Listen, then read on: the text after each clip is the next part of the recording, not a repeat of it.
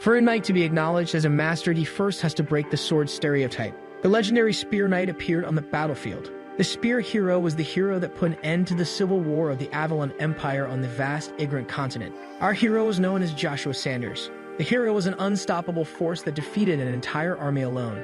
A man holding a magic sphere called the Great Joshua Helpless. Suddenly, the hero started to cough blood. 5 men of high society were looking down on him in his last moments. Confused, the weakened hero asked them why they betrayed him, as the one in the black robe explained that he should know since he's an expert in mana. The mysterious man in black explained that it's all due to the very similar magic power and holy power colliding inside the hero's body. As Joshua fell to the ground screaming in pain, the men in black explained that this collision would have already killed any normal man. But the angry man didn't ask to know how he is dying, but why he is being betrayed. Sir Sanders started to boil with anger, since he never thought, not even once, to sit on the throne. All Joshua desired was to erase his name as the son of a concubine and show the spear's greatness. The hero just wanted to serve the master, who he considered as his only friend. After the end of the Civil War, the spear planned to become Emperor Caesar von Britain and his empire's shield and stand with them until his death. But Joshua still can't understand the reason behind this betrayal. The old man with the orb explained that there are creatures whose sole existence represents a danger. Evergrant, the master of the Tower of Magic, explained that the Emperor could now safely rule the world as he pleases with the end of the Civil War. The old man then affirmed that the heartbroken spear hero was the only fear left for the Emperor. Martial artists take decades to cover a simple dagger with sword aura despite dedicating their life to mana research, explained Evergrant. While the hero can easily cover his giant spear and sword aura, Evergrant asked the dying man how much blood is on his hands and his weapon. With a dark look in his eyes, the master of the Tower of Magic affirms that the great hero even surpassed the level beyond mana. The spearman's pain was getting worse with each passing minute. Joshua thinks that the magic orb on the old man's head was the same one in the Ammon historical site. The armored man stepped forward, declaring that Joshua's spear made him feel unwell since he was also scared of him. He confessed that he became paranoid at the thought of getting killed by the spear. A black energy started to come out of the spearman. Everett thanked Joshua for everything he did for them. If it weren't for the hero, traders would be long dead. The master of the Magic Tower thanked Sir Sanders one last time. With greed and jealousy in his eyes and relief hate in his smile, the old man bid farewell to his so-called friend. Joshua was on his knees, unable to lift his face off the ground due to the immense pain. With a disgusted look on his face, the Emperor stated that he was unable to witness his best friend's final breath. Just like that, Caesar and his companions walked away from the noble dying hero. Boiling with anger, Sir Sanders used his last breath to call out the name of the traitor. As the men calmly walked away, the Great One swore that this betrayal won't end here. Suddenly, a giant magic circle appeared under Joshua's feet. The spear hero recognized it as an explosion magic circle that will go off in about 5 minutes. But the legendary spear knight was getting desperate as his title became meaningless. Joshua was devastated to die miserably in the forest like a nameless knight after being betrayed by his oldest friend. The knight started to curse as his end approached. Suddenly, the legendary spear started to glow. Joshua started to call out the name Lucia. Lucia was the name of his red spear, also known as the Grim Reaper of the battlefield. The dying hero struggled to reach his trusty weapon, since he always believed that power was hidden inside Lucia, and felt lucky this power just revealed itself. Joshua couldn't think straight as he screamed for his body to move. The spear was just a few inches away. Finally, the great hero was able to grab his legendary spear. But to his surprise, nothing seemed to be happening. Sir Sanders felt hopeless as he finally met his end. The magic explosion was finally detonated. Just like that, the hero was hit with an immense explosive blow. The explosive magic became as big as a mountain. Just like that, Joshua Sanders, Duke of the land of the Knights of the Avalon Empire, met a disgusting end that didn't fit his name as the undefeated Spear Knight. A young boy woke up screaming in a huge pile of hay. The young one seemed confused and wondered where the horse stable he woke up in was located. Joshua seemed confused since he should have met his end in the explosion and wondered why his hands seemed weird. Suddenly, the Duke figured it all out. He rushed to the water pit to check his appearance. The hero was speechless after seeing his younger body. Joshua was speechless after seeing his old child face in the water. But the hero realized he didn't actually get younger. This place was Sir Sanders' childhood home that he recognized from the blue roses and the stable. There was no doubt the Duke of Avalon was now in the past. Suddenly, the child started to laugh like a madman. With a hateful smile on his face, he declared that things will be different between him and Caesar since the great spear hero was blessed with another chance. Joshua started to think about his sweet revenge. But while lost in his thoughts, 3 men walked up to him and started to scold the reincarnated hero for not cleaning after the horses like he was asked to. The 3 mean-looking guys were Gort, Lloyd, and Lors, and they were the Agnes Duchy personal troops. One of the 3 guards ordered him to respond with a mean look on his face. but the other one told Lloyd that it's no use since Joshua was mute. Knowing that if he ever opened his mouth in front of the 3 guards, he would be beaten to a pulp, the future hero pretended to be mute whenever someone was around. Lloyd then stated that someone known as Lucia was nowhere to be found, but his friend quickly shushed him since the Duke often took care of that maid. The guard was terrified to even speak her name carelessly. Lucia was Joshua's mother and the exclusive maid of the current Duke. The hero was the bastard son of the maid and her aggressor, Agnes Duchy. Aware of the blood flowing in his veins, the soldiers decided to bully the mute little boy, which would give them a feeling of pleasure. But the worst were the 3 strong men.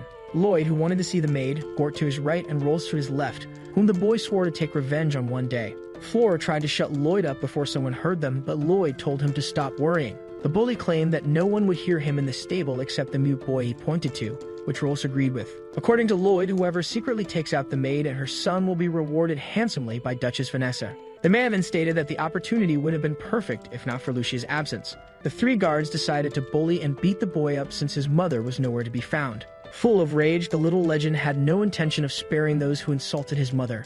Joshua then started to concentrate his magic in his fist. The boy wondered if his trick would work. The mana technique he and Lucia discovered in the ruins was different from the one he initially used, as it quickly reached its peak due to its amazing impact that would change the world. Unlike the normal way, this technique didn't require mana accumulation in the hole under the abdomen. This technique relied on the infinite mana of the surroundings instead of the limited amount in the user's body. It required Joshua to use his entire body for absorbing the surrounding mana.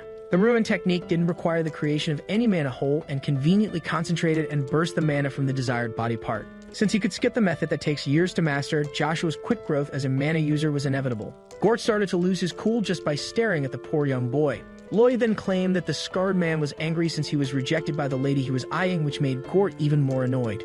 As he started to wave the rod in his hand, Gort claimed that he would go all out on the boy today. Sanders was just standing with his eyes closed. The soldiers started to mock him and assumed that he fainted out of fear while standing. Joshua only needed a small amount of mana, and even if it took him 10 years to learn how to concentrate such an amount, it was easy for him to do so. Suddenly, the determined knight opened his eyes with determination dwelling in them. This look startled the man named Gort. Angry at what happened, the guard insulted the little man. An angry Gort decided to beat the kid up with his stick for startling him. Sir Sanders' attack was ready. Just like that, the kid implanted his fistful of mana in the gut of the bully. Gord was vanquished on the ground, unable to get up due to the pain. The 2 other guards were confused by this unexpected outcome. Joshua felt uneasy as he could feel something sticky and disturbing in his mana. The turbulence was located under the man's abdomen, which was weird considering it was never there before his trip to the ruins. Suddenly, one of the guards drew out his sword. After witnessing his comrade getting disrespected, the menacing Lloyd, with his weapon in hand, asked the young one if he had a death wish. It was no easy task to defeat Lloyd armed with a long sword with this child's body, but winning this fight had its benefits. If the kid could knock out the soldier, the careful Rolls wouldn't dare to come after him.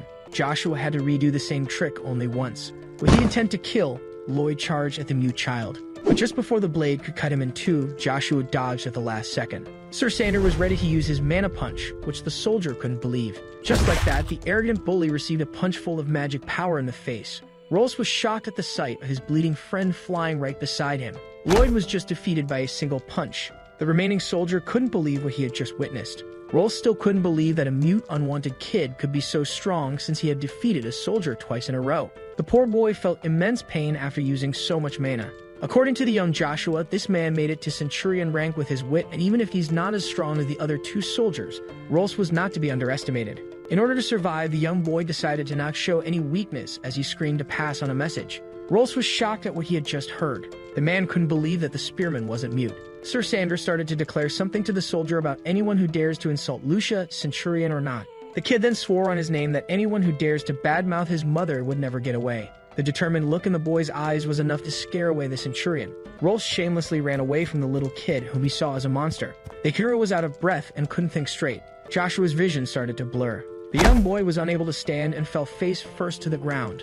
Just like that, the young hero was exhausted and started to lose his consciousness. Meanwhile, at the mansion, everybody was talking about the hero of the stables. 3 men were discussing the rumors of how the stables kid beat up 3 centurions and pretended to be mute all this time. But one of the men found the rumor fishy since young Sir Sanders was 5 years younger than Master Babel. The second man started to make fun of the first since it was impossible for an abandoned mute kid to beat 3 centurions on his own, so it must be exaggerated.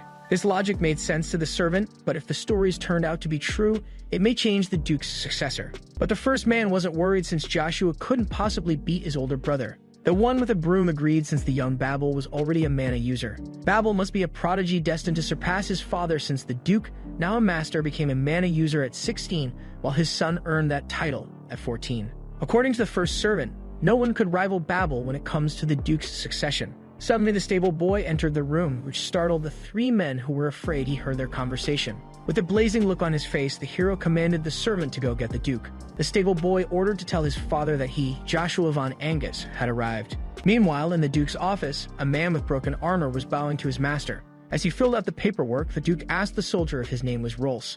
After the scared soldier confirmed his name, the man in the chair asked him for his affiliation. Rolls belonged to the 29th Battalion. The Duke asked Chiffin, the man standing next to him, if this battalion was under Griezmann, which he confirmed. With a hand gesture from his master, Rolls was asked to bring him the damaged armor next to him. A massive fist-sized hole could be seen in the damaged armor. The Duke wanted to make sure that it was the son of Lucia who damaged this armor. Chiffin warned Rolls that he would be severely punished for lying to the master. The scared one affirmed that he only spoke the truth. Intrigued, Duke Angus asked Chiffin for his opinion, so the man stated that it was impossible to believe. The noble agreed this feat was hard to believe, so he asked for the boy's age. The legendary Spear Knight is currently 9 years old. According to the Duke, the little one could have only destroyed this orc leather armor by using mana. Chiffin boldly and politely denied his master's assumption since it was simply impossible. Even if the young stable boy was a genius like none before, no one in the whole continent was ever able to use mana at such a young age. And since no knight below B rank is able to cover his hands in mana, it was simply impossible for a 9-year-old to accomplish such a feat.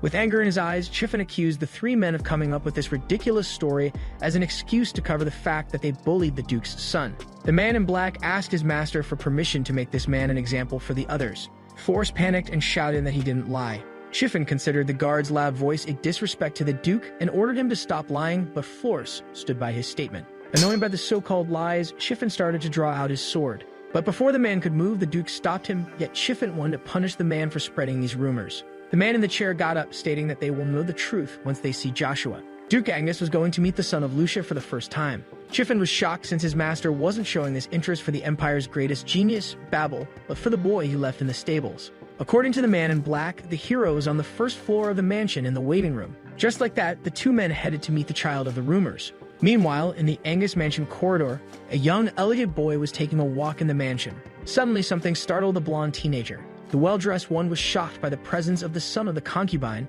and asked him for the reason he was here. Joshua was filled with anger. The boy felt enraged just by looking at the portrait of Marcus van Britten, the current emperor of Babylon. This portrait reminded him of Caesar, the man he swore to take revenge on. The blonde teenager lost his temper since the stable boy was ignoring him. Joshua noticed a punch coming his way. In a split second, the stable boy blocked the noble's attack. The teenager was overwhelmed by the pressure of the 9-year-old. Intrigued, he began to wonder if the rumors were actually true. The young mana user charged his attack, determined to put on a fight. Suddenly, the Duke entered, stopped the fight between his two sons, and asked them what they were doing. The blonde kid quickly bowed on one knee to greet his father. Duke Angus demanded to know what was happening here, so the young noble lied and tried to make the fight look like a friendly greeting. The father had a hard time believing this half-baked lie. He turned to his mute son, who confirmed what his brother said by nodding. Chiffin felt alarmed by the boy's rudeness since he responded to the Grand Duke with a simple head gesture. The captain reached for his sword as he commanded the stable boy to properly greet the master and be more polite towards him. As he stopped the man in black, the noble noticed hate in his son's eyes. Joshua had a hard time controlling his boiling rage after seeing the portrait that reminded him of the traitor. The boy was in a tough situation since the Duke never forgives anyone who offends him, even his own blood. Joshua was intrigued since his father asked him to come closer.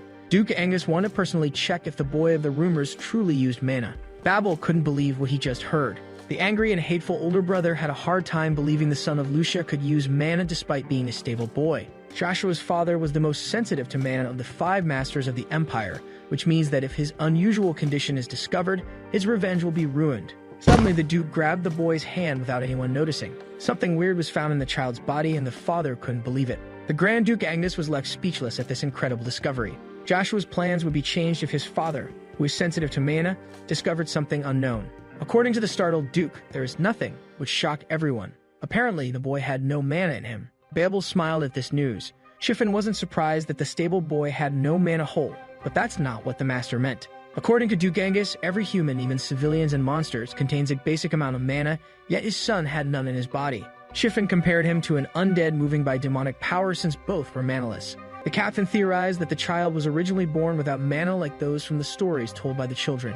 While the Duke had his suspicions, Joshua wondered where the sticky bad energy in his mana hole disappeared. But the master seemed to have some plans in mind for his son. With a greedy smile, the Duke stated that he will keep tabs on the boy Wonder. Suddenly, Chiffin interrupted him and claimed that the rumors of the three men must be false since the child was born without mana and the liars should be punished. Duke Agnes claimed that the Centurions were part of the Duke's power and punishing them for an unclear rumor would be a waste, so the captain apologized. The master then declared that the stable boy will live in the castle, since there was plenty of space. Babel got angry and tried to oppose this ridiculous decision. Suddenly, the father interrupted the son to assert dominance. The scared one had no choice but to agree with his father. Duke Agnes then turned to Chiffin and asked him to teach the kid basic knight lessons and teach him the Crimson Knight mana method if he shows some potential. The captain considered this idea dumb since the young master couldn't use magic, but the Duke insisted since the handicap might not be natural. Duke Agnes will be waiting for his son's return from Akkadi next year. Joshua's father had high expectations for him now.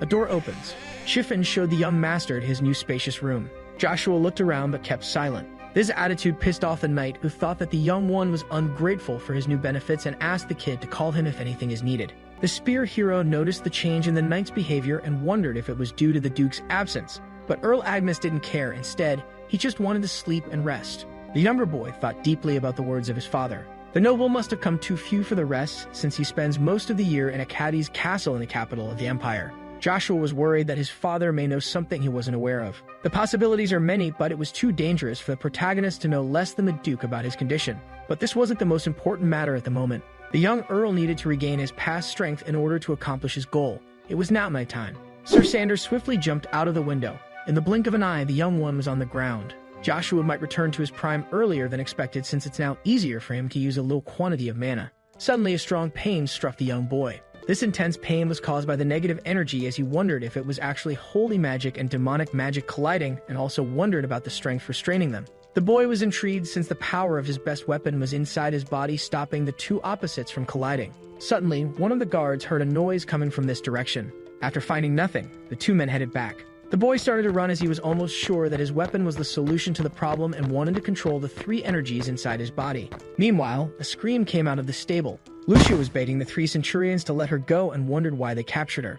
Gort claimed that it was because Joshua ruined their reputation as he drew his sword. Suddenly, the maid bit Lloyd's arm. Filled with anger, the soldier insulted the hero's mother and pushed her to the ground. The impact on her head was so strong she barely stayed conscious. Lloyd grabbed the woman by her hair, stating that he didn't intend to harm her, while Gort asked him to hold her still so he could impale her with his blade. But the careful Rolls stopped the man with the sword since he was scared of the Earl's reaction. Gort got his friend's arm off him and started to shout that they came here to take revenge on the kid in question, yet Rolls believed that this was wrong. The brutal one screamed that they were protected by the wife of the Duke, who swore to take responsibility before accusing Rolls of being a coward. The soldier froze in place, not knowing what to do. Lloyd then called Rolls a scaredy cat, which pissed him off and pushed him to participate in the crime till the end. Suddenly, a loud voice ordered the men to stop. Lloyd and Gort were overjoyed by this presence and started to provoke him, while the scared Rolls begged them to stop. The new bloodthirsty son of Lucia, who was ready to defend his mother, wasn't the same stable boy anymore. A beaten-up maid recognized the voice of her child. Rolls quickly grasped the situation and nervously claimed that they should retreat before getting killed, but the other two wouldn't listen to him. The boy with fire in his eyes seemed to have noticed something. Out of nowhere, the boy commanded someone to stop hiding, which intrigued the soldiers. As Lloyd drew his sword, he claimed that he would surely kill the spear hero, while Gort asked him to let him take a swing at the child. But Sir Sanders didn't care and continued to order someone to stop hiding. Lloyd didn't believe him and assumed it was just a trick to save himself. Suddenly, the hidden presence on the roof responded to the Earl and asked him how he was able to detect it. The presence came out of the shadow and turned out to be a young blonde knight named Cain with a crest on his chest, who kept asking the same question. The cross on his chest indicated that the man belonged to the Order of the Crimson Knights, one of the three orders under Duke Agnes, so Joshua wondered if their captain Chiffin had plans. Scared for their lives, the Centurions greeted the superior knight who ignored them. Cain took a good look at the child in front of him and wondered if he was really the son of Lucia. The angry Joshua decided to ask a question to the knight. With an overwhelming presence, the hero informed the Crimson Knight that an Agnes lady was attacked by a soldier. Cain could feel the child's overwhelming dark aura. With an undeniable presence, the little kid asked the knight for the fitting punishment for such a crime. The knight felt unable to refuse the order given by the child and wondered why. It was like the young warrior was obligated to draw his sword. Sir Knight Cain responded to the hero's question and turned to the three men, weapon in hand, resolved to punish the aggressors. The first in sight was Lloyd. In a flash, the bully was slashed by the knight's blade and Gort was next. The brutal one stood firm, and as his blade was a few inches away from Kane's neck. In the last second, the centurion's attack was countered at the handle of the sword. Powerless, Gort begged for the knight's mercy. 2 centurions were down and only Force, who begged for forgiveness, was left standing. But just as the knight was about to slash the scaredy cat, the earl stopped him at the last moment. The blade was stopped a hair away from the man's throat. Force desperately begged for forgiveness at the edge of the blade, but Kane ordered him to stop talking so he wouldn't die immediately. Joshua intervened once again, asking Kane to stand down, while the knight affirmed that he was only doing his duty. The angry Kane was part of the 3rd generation of knights who were popular in the duchy, even if he belonged to the weakest order. Although Kane must be the youngest in the Crimson Knights, since he was tasked with observing a child, he must be one of the best C-rank considering how he easily dominated 3 centurions. Before the knight could act, the hero asked him about the identity of the one he serves. With confidence, Kane replied, "Duke Agnes." The son of the Duke rhetorically asked for his identity. Kane couldn't help but notice the resemblance in presence and blazing look between father and son. Joshua ordered the knight to put his sword away. Kane executed the command immediately. Relieved, Rolls fell on his knees, face first to the ground, and thanked the one he used to bully from the bottom of his heart for sparing them and pledged his loyalty to the young master. Furious, the earl refused the centurion's services, swearing to kill anyone who ever lays a hand on him or his mother, yet Rolls will be spared to spread the rumor and tell the tale. While the coward cried of relief, Sir Sander claimed that he will kill anybody who ever commits this crime again. The furious Joshua stated that the man should get out of the stable if his master's command was understood. Rolls ran for his life as a sign of submission to the noble's will. Lucia started to return to her senses. The child noticed his mother waking up. Kane stated that the noble is different from before, but Joshua claimed that he doesn't know what he is talking about. But the knight was sure that the young master wasn't the same as before. Joshua asked Kane if he remembers him as a stable boy or the illegitimate spawn of the Duke who was unable to speak. The Crimson Knight kept silent for a moment. With confidence, he addressed the son of the Duke. Kane explained that all the soldiers who live in the Agnes Duchy serve the Duke in his house, yet Joshua didn't understand the point. The Crimson Knight continued by saying that as soon as a soldier turns 23 years old, he will have to choose one person of the house as his master, a decision that he will make next year. Kane saluted the Earl and declared that he trusts his heart, claiming that he will pledge his sword to him. Joshua, who came from the future, knew that the best master to serve would be the golden child Babel and not him, and called the young knight eccentric. Suddenly, the mother called her son. With tears in her eyes, Lucia was glad to see her child safe and sound. The young hero rushed to hug his dear mother. With tears of gratitude in his eyes, Sir Sander swore to protect his mother from now on. The smiling maid was relieved it all ended well. Joshua was thankful for the chance to erase his past regrets by reliving his youth. The legendary hero was determined to make a difference this time, not as the son of Agnes from the stables, but as the greatest spear to ever exist on the continent. Meanwhile, in the corridor of the Agnes mansion, the noble asked the Crimson Knight captain if Count Rebecca had arrived, which he confirmed, stating that he guided him to his room. Chiffon then added that the Count had a companion with him, which piqued the Duke's curiosity. So the knight informed him that the second guest was Miss Iceland. The noble sighed, knowing that Count Rebecca wanted to finish what was started. Count Fonsel Jin Rebecca was the sudden unpleasant guest of the Duke, but couldn't be ignored due to his impact on the Empire despite having a lower status than his host. The other visitor was the Count's daughter, Iceland Jim Rebecca. His companion was a genius of magic who became Class 2 at 9 and who was carefully watched like Babel, and both of them were blessed with mana unlike those born with a deficiency. The young girl was one of the few blessed people and the greatest blessing for a magician, being able to communicate with mana without learning how to. For the Count to come with his prodigy, he would be bothering the Duke today. Chiffon stated that the blonde noble is only 3 years away from his coming-of-age ceremony. Yet the Duke pointed out the problem. Chiffon understood that he was talking about Babel's promised Lady Chero. Duke Agnes couldn't discard this little girl. The family of Lady Chero Pointy became part of the 5 duchies that have a great influence on the Empire by using their financial resources alone. Chiffon stated that the Pointy duchy was more important, and even if the Duke agreed, he found that it would be a waste of talent. The Duke was greedy for talents and military power. Chiffon respected his greedy master who only valued skills. Suddenly, the Duke stopped mid-walk as he remembered something important. Chiffon felt intrigued before the noble asked about his illegitimate son. Perplexed, the knight didn't understand the point of his master. Duke Agnes decided to give the hand of the magic prodigy to his youngest son. Chiffon was shocked at the Duke's declaration since the little girl was blessed with mana. It was unbelievable that someone like Joshua with a mana deficiency would be promised the hand of the magic genius. Meanwhile, the young hero was about to enter the mystic runes in order to regain his previous strength. Joshua was climbing the old cliff at the north of the duchy's garden. The child thought of how he used to climb this cliff to be closer to his dead mother before discovering the runes in his past life as he arrived at the peak. Joshua started to search for the tunnel he discovered by accident in his previous life. The tunnel the boy just found will lead him to his beloved Lucia. Earl Agnes then bit the tip of his thumb. As his blood dripped on the floor, a magic circle appeared. Out of the circle, a magic spatial portal came out. The boy confidently entered the portal. Joshua came out in a different location. The hero was now in front of the ruins that changed his fate. Intrigued by the place, the boy started to look around him. According to Joshua, the place seemed different and weird since the temple wasn't this damaged in the first life. Lucia was found bound by chains in the middle of the temple at the altar. This time the spear was absent and a metal rod was all there was. The boy grabbed the mysterious metal stick. Suddenly a light started to come out from the magic item. The light was so strong that it almost blinded the future hero. Finally the light was gone. Joshua, who was opening his eyes, became confused at what happened. The boy was suddenly startled. Earl Agnes was now in an unknown place colored in white and white only. Someone called the confused noble. It was the metal stick, which the startled Agnes asked to present itself. The boy realized it was the metal stick found in the temple, yet the weapon affirmed it was no rod. Joshua was shocked to learn that the talking stick was none other than his spear Lucia, the divine artifact of the demonic god.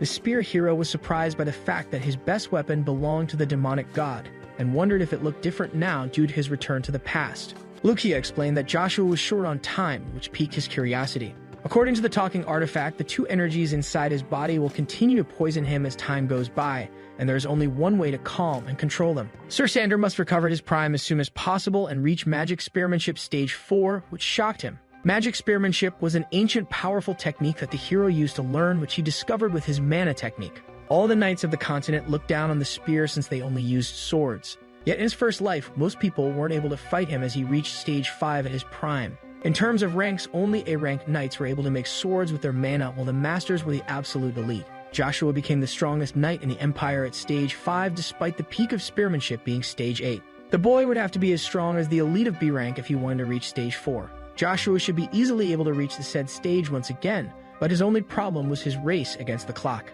The hero was annoyed since it would be impossible to train his mana with this childish body of his, but the spear reassured him that he would be able to freely use a limited amount of mana as long as he had her by his side. Joshua had a hard time believing the incredible news. Lucia then asked the Earl to train regularly as it is necessary to reach his prime and the spear's full strength. According to the divine artifact, only when spear and spearman reach their peak can the boy realize his dream, which confused him even more. But just as he was getting closer to his oldest partner, the rod emitted the blinding light once again. The next moment, the 9-year-old found Lucia in his hand. Sir Sander had returned to the temple's altar. Perplexed, the young one looked at his weapon with confusion. As he swung his weapon, the Earl remembered it stating that he would be able to use a limited amount of mana as long as it was by his side. Joshua closed his eyes and concentrated on his mana cultivation technique, unique in the whole continent. As he absorbed the surrounding mana, the hero thought that it didn't matter if he could absorb a little amount of mana in the air or not, since this was Stage 1 of the magic spearmanship. The Earl suddenly opened his blue eyes. Joshua had successfully advanced to Stage 1 of magic spearmanship. The boy took the stance to test the efficiency of his power. He was about to concentrate his mana in a single point to start the first form of Stage 1. The next step of the first form was to charge forward to create a piercing explosive strike. The strike was so strong that it blew up the faraway wall. With a smile on his face, Sir Sander thought that the fight between him and the traitor had finally started as he aimed to ruin his once best friend's life. Meanwhile, in the reception room of the Agnes mansion, Duke Agnes's guests were enjoying dinner while waiting for their host. The butler then claimed the guests' attention. The servant announced the arrival of his master, the head of the house. Duke Agnes noticed that there were more visitors than anticipated. Chervil de Font politely greeted the noble, who asked her for the reason behind this unexpected visit. Cox apologized to the Duke and explained that the lady insisted on visiting him, but the Duke claimed that it was no big deal since he rarely saw her despite living in the same city. Count Cox Ronvagen was an important vassal of the Fauna family since he checked all the funds of the family. The Duke decided to seize the opportunity and try to persuade the Count to work under him as a token of apology. With a loud voice and a commoner stance, the young Cheryl affirmed that the Duke was a shameless extremist who tried to take such a great asset as Cox from her family. Duke Agnes laughed at the true behavior of the young girl since her unusually good manners felt alien to him. Cheryl mentioned how her promise became a C-rank knight and jokingly proposed to become a genius as well, which alarmed Cox. The Count apologized for the lady's childish behavior, but the Duke didn't mind it since it was normal for her age as he turned to his other guests. Duke Agnes felt as if he lacked hospitality. The noble apologized to Count Rebreka and his daughter for accidentally ignoring them. The little Iceland politely greeted the Duke. With a loud voice, the jealous Cheryl asked for the reason behind the genius' presence, so Cox mumbled to try to stop her. The young Lady Fonte then brought up the rumor of the stable boy beating 3 centurions and asked if the rumors were true. Cox then tried to stop the little girl's disrespectful nonsense in the Duke's face. She started to pout, stating that she only asked out of pure curiosity, but the Pointy vassal claimed that it was impolite to speak of an unconfirmed rumor. Chiffon then confirmed that the rumors were false and added that the stable boy was born with a mana deficiency aside from having a weak constitution. Count Rebecca was shocked at the news of Joshua having the so-called mana curse. This conversation piqued the curiosity of the young prodigy of the Rebecca house. Duke Agnes took this opportunity to ask Fonsel to check on his son's condition, which intrigued the man with glasses. Count Rebecca was naturally more sensitive to mana than Sir Knight Agnes since he was a magician and one of the rare 5-class magicians of the Empire at that. Fonsel immediately agreed since this will win him the favor of Duke Agnes. Chiffon butted in and proposed that the Duke look into his second son's condition. The captain claimed that it would be better to confirm the rumor and the supposed curse of mana before heading to the capital of Avalon. Intrigued, the noble asked Chiffon how he intended to test the young one, to which he answered by asking to put the young one against the Crimson Knight. Duke Agnes felt weird summoning one of his best soldiers to face his young child. But Chiffon stated that if the rumors were true, only a warrior of a certain caliber, who he had in mind, could compete with the young master. The Crimson Knight captain assured the Duke that he would not regret attending this particular sparring session. The next day, the man in black's office, Chiffon asked Sir Kane about his fight with Rolls, Lloyd, and Gort mentioned in his report.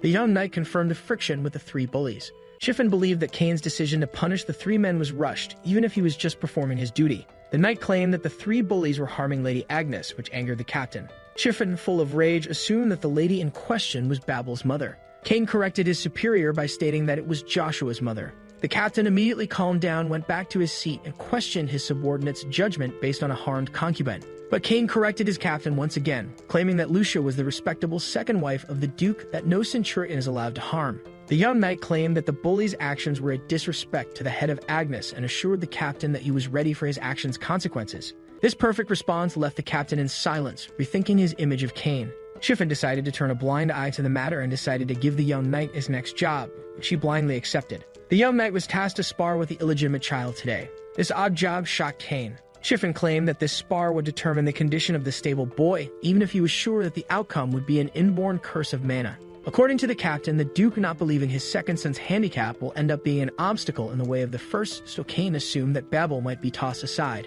With a fist slap on the desk, Chiffon burst out of anger and silenced the young knight's nonsense, since the young master was a unique genius in the whole continent. The knight captain compared Joshua to a pebble unable to rival Babel. But Kane disagreed, since the Earl he saw was more of a catastrophic meteorite than a mere small stone. Chiffon ordered his subordinate to secretly inject the Earl with mana to test his curse of mana. Kane was shocked that the captain would go this far, even if he sides with the first son, since anyone with a mana deficiency will die in days after being injected with mana. Chiffon then ordered him to head to the sparring field, where Duke Agnes and Count Rebecca will catch up to him, so he obeyed without further questions. The knight was now in the small sparring field. Kane wasn't willing to harm Joshua, even if it was the order of the Crimson Knight's captain. The Earl, who remembered the name of his opponent, arrived at the scene. Joshua wanted to confirm that the young knight would be his sparring partner. Kane stated that he would spar with the young boy at the order of his father in order to evaluate him. Joshua was getting excited since the Duke started to acknowledge his potential. But the Earl was triggered by Kane, who tried to reassure him by claiming that he would go easy on him.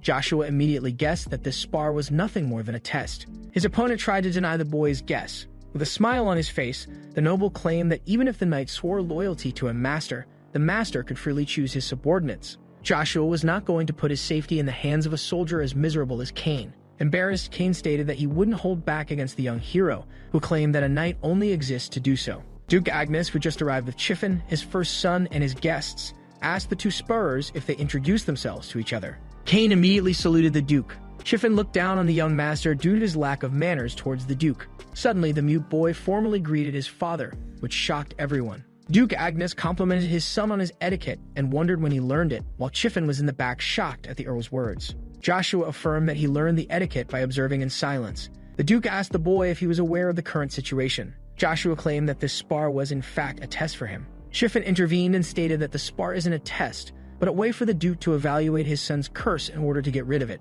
Joshua immediately figured out that the captain of the Crimson Knights was rooting for his older brother, which explains this setup to assassinate him. Kane claimed that he was waiting for the Duke's order to start the spar when he asked his second son if he was prepared. But the Duke corrected the young knight, stating that Joshua's opponent was someone else. The hero's sparring partner was none other than his older brother, who claimed that he would do his best for his half-brother. With a hateful, devilish smile, Babel expressed his brotherly love for Joshua. The legendary spear hero wasn't happy to have his hateful older brother as a sparring partner. Duke Agnes explained that both earls would use wooden swords for sparring. Babel immediately picked up his sparring sword. The teenager arrogantly claimed that he would restrain his own strength. Joshua deduced that the captain and his half-brother were making a scene before assassinating him. Determined to give them a proper show, the stable boy picked a wooden broom. With a stomp of his feet, the spearman broke the broom at the level of the brush.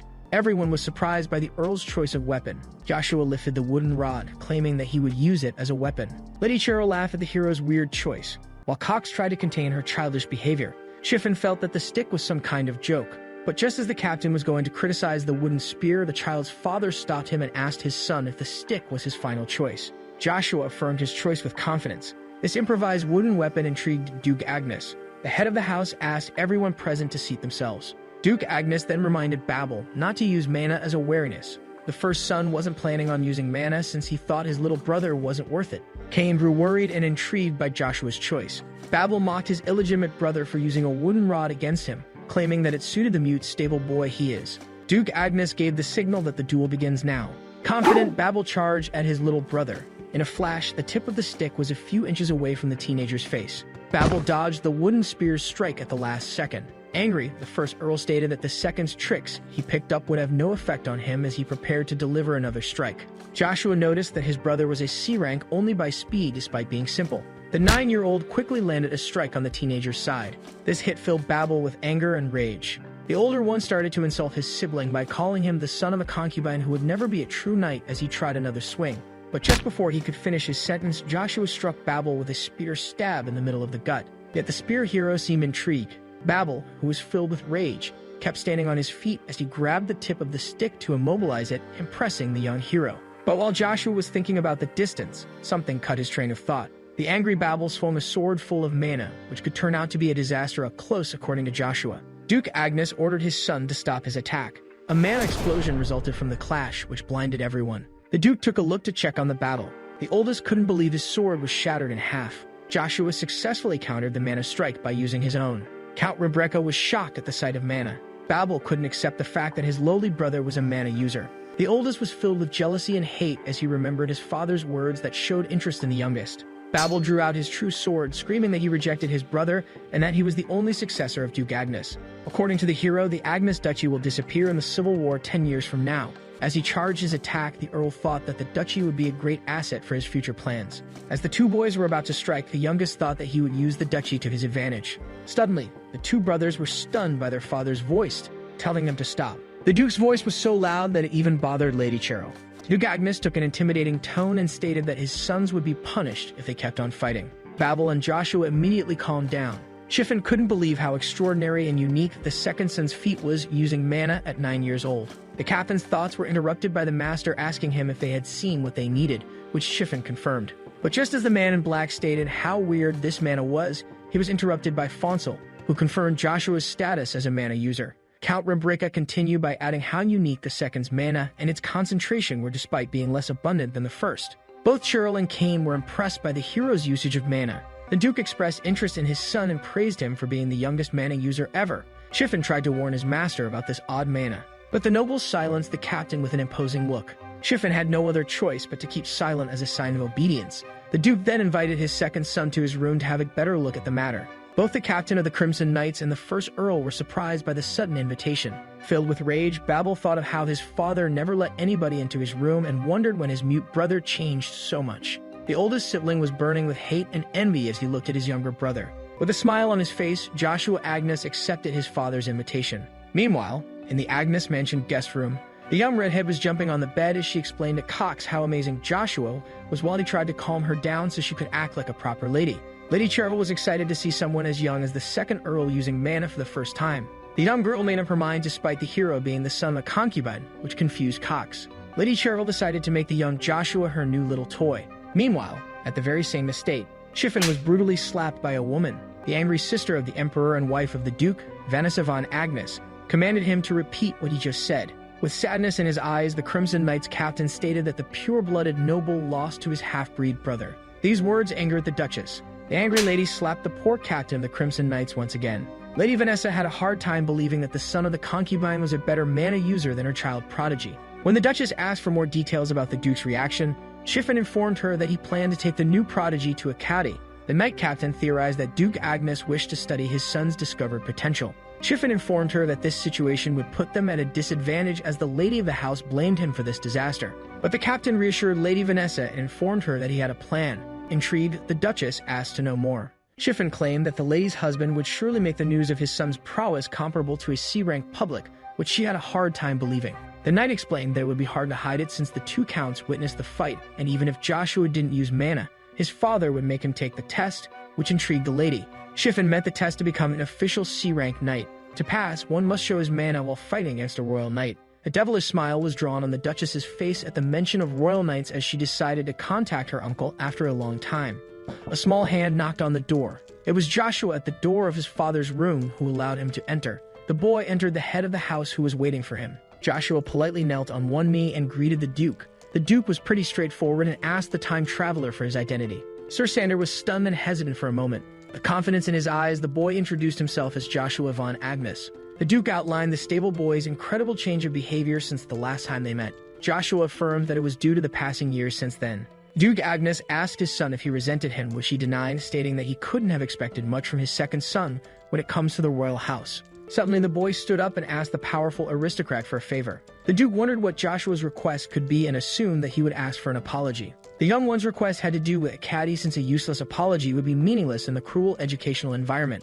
Duke Agnes asked his son for the reason he was so sure he would be taken to the capital of Avalon. Joshua explained that the first of two reasons would be to get him away from the mansion since he rivaled Babel's ascension to dukehood in order to prevent discord. The father was impressed by his son's cleverness outside of battle and wished that he had taken him in sooner. The spear hero then explained that the second reason is the noble's greed for his talent and his desire to keep the boy under his wing in case he surpassed him. Joshua continued by adding that this possible scenario would let the duchy reach new heights to the point where the royal house won't be taken into consideration. Duke Agnes claimed that his second son speaks as if he has the ability to overpower the emperor and his family. Joshua affirmed that he would not disappoint his father. Duke Agnes was impressed by the 9-year-old's boldness in front of his imposing self and asked him if there was a way to achieve both goals at once. The son assumed that his father's solution would be to send him to the a.k.a. Academy. The capital's academy was a place where the noble children would study from when they're 10 years old to 15 and even have the opportunity to graduate early by skill, just like the first son.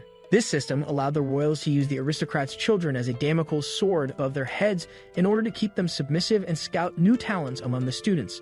Duke Agnes confirmed to his son that he would attend the academy and would occasionally teach him swordsmanship if the conditions were right. Learning to wield a sword from the swordsmen of the 5 masters of the empire would be a good opportunity for the spearman, so he claimed that he wouldn't mind it. This blank reaction intrigued the Duke as his son confirmed his status as the master of swords. Joshua pointed at his spear, stating that he aimed to become a spearman. This choice angered the Duke, who grew suspicious after his son chose to use a wooden stick instead of a sword earlier in the sparring session. The master released his mana and asked the young boy if he really chose something as ridiculous as a spear. The mana pressure was so intense that the hero himself had a hard time staying on his feet. Sir Sander defended himself with his own mana as he thought that his pride in his spear was comparable to his father's pride in the sword. With a loud voice, the boy affirmed that his spear would destroy any obstacle in his way, even if it turned out to be the Duke himself and the other members of the 9 Stars. After hearing such a bold claim, the father asked his son to show him the value of spearmanship. As both manas calmed down, the young one understood the intentions of the aristocrat. Duke Agnes decided to put his son to the test. Joshua was overwhelmed by the massive opportunity offered by one of the 9 Stars. The boy accepted to do the test under one condition, which piqued the noble's curiosity. The spear hero accepted to take the test only if the master answered his demand when he passed it. Duke Agnes accepted to let the stable boy use the spear and grant his wish if he successfully passed the trial. Yet if Joshua were to ever fail, he would have to blindly obey his father. The boy accepted, assuming that his father's will would be for him to pick up the sword and enroll in the academy if he failed. That he wouldn't, since he had no intention of holding back. A mage is enchanting a crystal ball with his magic words. The mage informed the Duchess that he finished preparing the spell as she lifted up her hood. Lady Vanessa greeted her uncle and asked him how he had been, to which he responded via crystal ball by saying that he was well in the castle and asked her about life in the dukedom. With a mischievous smile, the Duchess informed the man of a problem in the duchy and required a favor from him. The Earl got out of his father's room. The Duke's door suddenly closed as the kid stood there for a moment. Joshua stated that he was still shaking after his meeting with an amazing master like his father. Suddenly, Babel came up to the cadet and wanted to talk to him. Joshua turned his back on him and declared that there was nothing to be spoken between both of them, but the oldest insisted. With fiery eyes, different from his normal ones, filled with the thirst for victory, fear of losing, and passion for battle, Babel challenged his half-brother to another duel. With a smile on his face, Joshua asked his brother if he was sure. At the Kaltika Palace, the grand imperial castle of the Avalon Empire, a hysterical laugh was heard in the palace. The man on the throne asked if the rumors were legitimate. Marcus von Britten, the emperor of the Avalon Empire, spoke of Joshua, the other prodigy kid in the Agnes Duchy with the potential to become a star. As the knight confirmed the rumor, the man on the throne expressed his curiosity towards his sister, who hid the second son. But the one on his knee corrected the emperor, stating that Lady Vanessa isn't the mother of Joshua. Von Britten immediately guessed that the boy was illegitimate, so the soldier informed him that he is the son of a maid who works for Agnes Duchy. The man got up from his throne, claiming that it's interesting. Emperor Marcus expressed his jealousy towards the duke, who already had Babel, a crucial asset of the empire, and now has two prodigies. The knight claimed that the sons of his majesty also possess power that will one day change the world, yet the father denied it. Marcus was sure that only a handful of people could become emperors, yet they lacked Babel power. Even if they had potential, the emperor thought low of the princes since he had high standards due to the fact that he was a master. Maybe because of this, the emperor became obsessed with talents to the point of going too far for them. Marcus von Britten assumed that Duke Agnes believed his second-born should be around the level of the first since he revealed him to the world. The soldier informed his master about the rumor of Joshua beating Babel, so the stunned man asked if the boy was actually older than his nephew. The knight denied it, stating that the boy is 9 years old. Emperor Marcus was shocked at the news of a young child beating the continent's best. Von Britten laughed at the matter and assumed that everyone would want to see the prodigy, and the soldier confirmed it before mentioning the duke requesting a dispatch of the imperial knights. According to the knight, Joshua was on the level of a C rank. Marcus expressed his curiosity at how lucky Avalon is to have a 9-year-old C rank. The soldier wondered if the master would personally move to scale the boy since the emperor's influence on the empire exceeded comprehension. But just as the soldier asked if the emperor was going himself, the master denied it since traitors are waiting for the smallest opportunity even if he would have liked to. Since the emperor must keep an eye on the high potentials, he ordered to send one of his sons in his place. Meanwhile, back at the Agnes mansion, as the two earls clashed together, Joshua thought of how one is responsible for eating what's in front of him. Babel blocked the second son's mana punch with his sword, which knocked him back. The overwhelmed first son's hand was starting to bleed because of the blow. Babel had a hard time believing the power Joshua acquired by pouring mana into his fists. Joshua read his brother's thoughts in his face. As he walked him down, the youngest claimed that he would show the stunned oldest the power of the martial arts he underestimates. Babel swung a sword full of mana at the one he told not to completely ignore him. But before the sword could split the boy's head, he filled his fists with mana once again. In the next moment, Joshua used Mana Explosion to send his older brother flying. As he rebounded endlessly on the floor, Babel realized that the stable boy punched him with a burst of concentrated mana. The beaten-up Babel had a hard time admitting that he was far weaker than the young Joshua. The second son walked up to the annoyed first and asked him if he was annoyed by his weakness. Joshua, with a cold look, asked his brother to remember the frustration he feels when being beaten by someone he always underestimated and use it to become stronger. The second Earl confessed the first his wish to tear him apart for badmouthing him and his mother. But since Joshua saw hunger and obsession for power in his brother's eyes for a long time, he decided to spare him this time and warn him about his behavior. With a devilish, imposing expression, the second claimed that if the blonde kid didn't better his attitude, the hero would make him unable to properly use his sword ever again. This demonic aura scared the older brother to his core. As he walked away from his half-brother, Joshua asked him to never forget the difference between both of their gazes. The powerless, defeated Babel cried over his weakness and insignificance in front of the hero. A new morning has risen on the Agnes mansion. Joshua woke up tired since he used too much mana without catching a break. Even if improved his mastery over mana, the Earl wondered if he could only use a small amount of mana based on the side effect of absorbing the divine artifact's main body. Suddenly, a knock on the door was heard, and the Earl wondered if it was Cain. Just as he opened the door, rather than the knight, he found an unexpected redhead. The young lady asked if the boy was Joshua von Agnes, which confused him. Lady Cheryl introduced herself as the daughter of Duke Pointy, and since she was 12 years old, she assumed that she could skip the formalities with the 9-year-old. As she tried to enter the room to speak with the Earl inside, she also tried to convince him to call her big sister. Suddenly, Joshua blocked the lady's way. He got closer and brutally told her to piss off. In the next moment, the girl was outside the room with the door slapped in her face. Cheryl was shocked at this unexpected reaction. As he headed back to bed, the boy wondered what all this was about. Suddenly, another knock on the door was heard, so the boy assumed that Lady Pointy was still there and decided to ignore her. The constant knocking left the future hero annoyed. A shocked Cain was startled by the young master brutally opening the door to kick out somebody. Confused, the Crimson Knight asked the spear hero if he should return later. Joshua apologized, letting Cain know that he confused him with someone else. The Earl asked his loyal knight if he fulfilled his demands, which he confirmed. Yet Cain was confused about the reason for these particular demands. But the young Earl explained that the knight would soon discover the reason, so he should just obey and trust his master for the moment. The centurions were gathered at the large sparring field of Duke Agnes. Two men walked up to Rolls and asked him about his inseparable friends Gort and Lloyd, and if the three of them lost to the second son. Since he ignored them, one of the men stated that he had been oddly silent recently, while the other theorized that he got the same disease as Joshua after bullying him so much. The first man informed the second one that it was a Crimson Knight who gathered them here, so the trading would be hard after the second asked for the reason behind the centurion gathering. Suddenly, someone caught the attention of the present soldiers. Sir Cain arrived at the sparring field, yet the centurions were shocked by the presence of the stable boy. Rolls was struck with terror and fear at the sight of the demon child and wondered why he was present.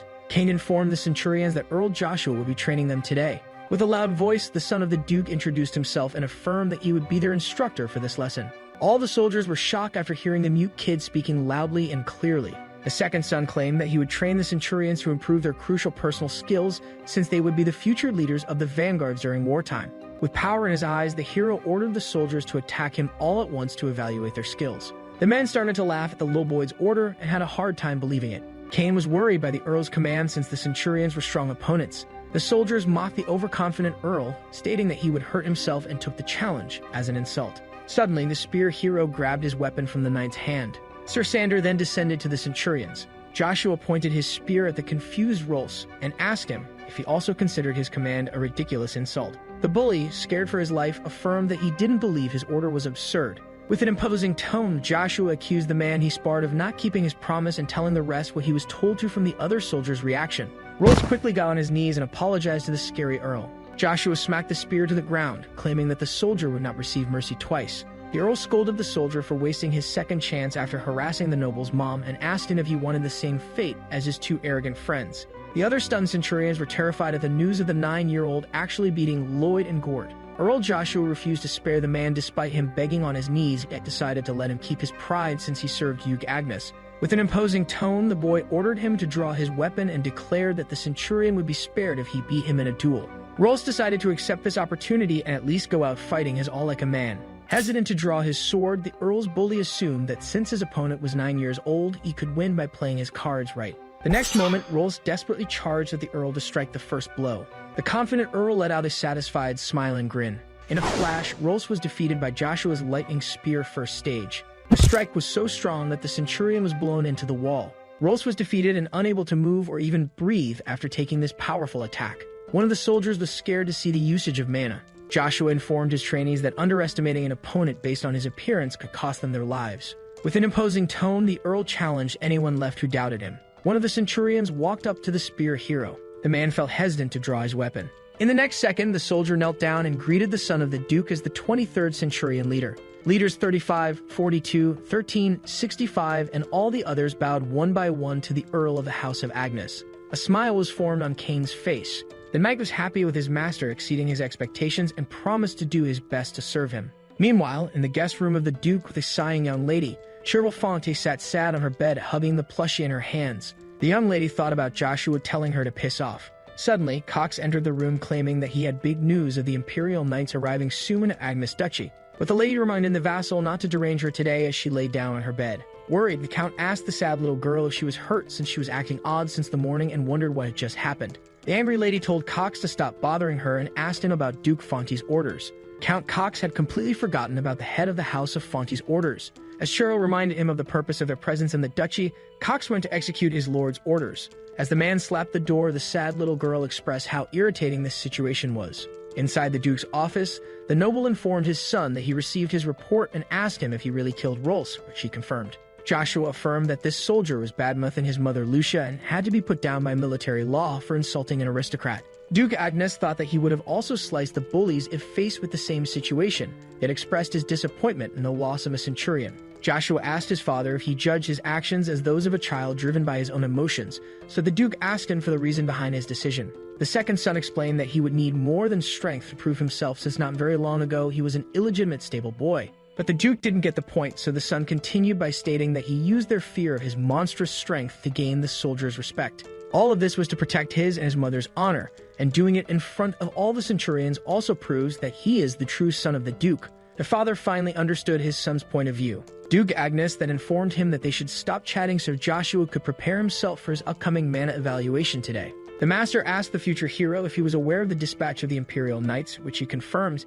stating that he would take his leave as soon as he finished preparing. A golden lion badge shone brightly under the blazing sun. Armstrong, the first leader of the Golden Mane Knights under the Duchy, was excited for the test and expressed how wonderful it is to have the two Earls of Agnes as underage C-rank knights. Yet the captain of the Crimson Knights complained that one of the two geniuses was the mere illegitimate son of a concubine. Chiffin became boiling with anger when Armstrong insinuated that he was irritated since his position would be at risk if the second Earl became the Duke instead of the first one. Yet the head of the House of Agnes arrived and started to scold them since they were fighting among each other when the Imperial Knights would soon arrive. Both knight captains politely saluted Duke Agnes while something seemed to have caught the leader of the Golden Mane Knights' attention. Armstrong eyed the young second son of Duke Agnes, thinking that he did look pretty fragile and weak. The Golden Mane Knight's train of thought was cut by the young prodigy stating that the Imperial Knights had arrived. The golden luxurious carriage arrived at the mansion with a great number of armored men on their horses escorting the carriage from the back and the front. The captain of the Crimson Knights was impressed and wondered who the Empire sent for him to be escorted by a whole battalion.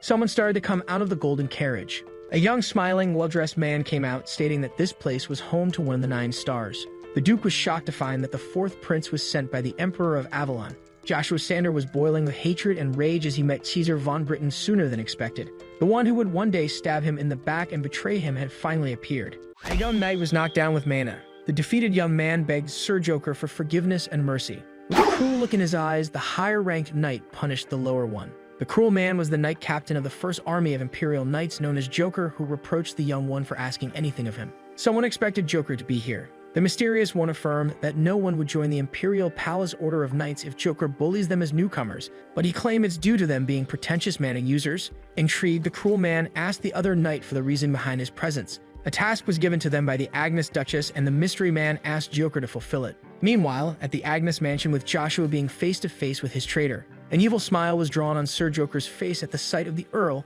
he'd have to make unable to fight ever again. Prince Keezer guessed that the boy in front of him was the spoken prodigy. The legendary spear hero looked at the future emperor with anger and vengeful eyes. The man next to the prince asked the Earl to pay his respect to the royal in front of him. With a hateful smile, Joshua claimed that only the emperor alone can be respected by all the knights of the empire as the son of Avalon. The young noble continued that the 4th prince didn't prove himself to be worthy of his respect. Suddenly, the order of the Imperial Knights stood between the royal and the noble, facing the hero as the red-haired man called him a crazy kid. The Vice Knight of the 9th Order of Imperial Knights, Valmon Don Braun, drew out his sword, claiming that the boy was an illegitimate child and a past stables boy that lost it by falling into dung. Armstrong drew his sword at the Imperial Knight Vice Captain in response. Valmon claimed that the Knight Captain was defending an illegitimate child and not Duke Agnes. Armstrong affirmed that the second son was also part of the noble House of Agnes. Suddenly, the Duke used his imposing mana to stop the friction between the two knights and asked them if they had a death wish for fighting in front of the young Keezer. The Imperial Vice Captain was astonished by the mana pressure of Duke Aidan Pawn Agnes, part of the 9 stars. Sir Aidan Agnes blamed the insulting words of his child for the discord and ordered him to apologize to the young Keezer. But the 4th prince stated that the young noble was actually right, which shocked the man beside him.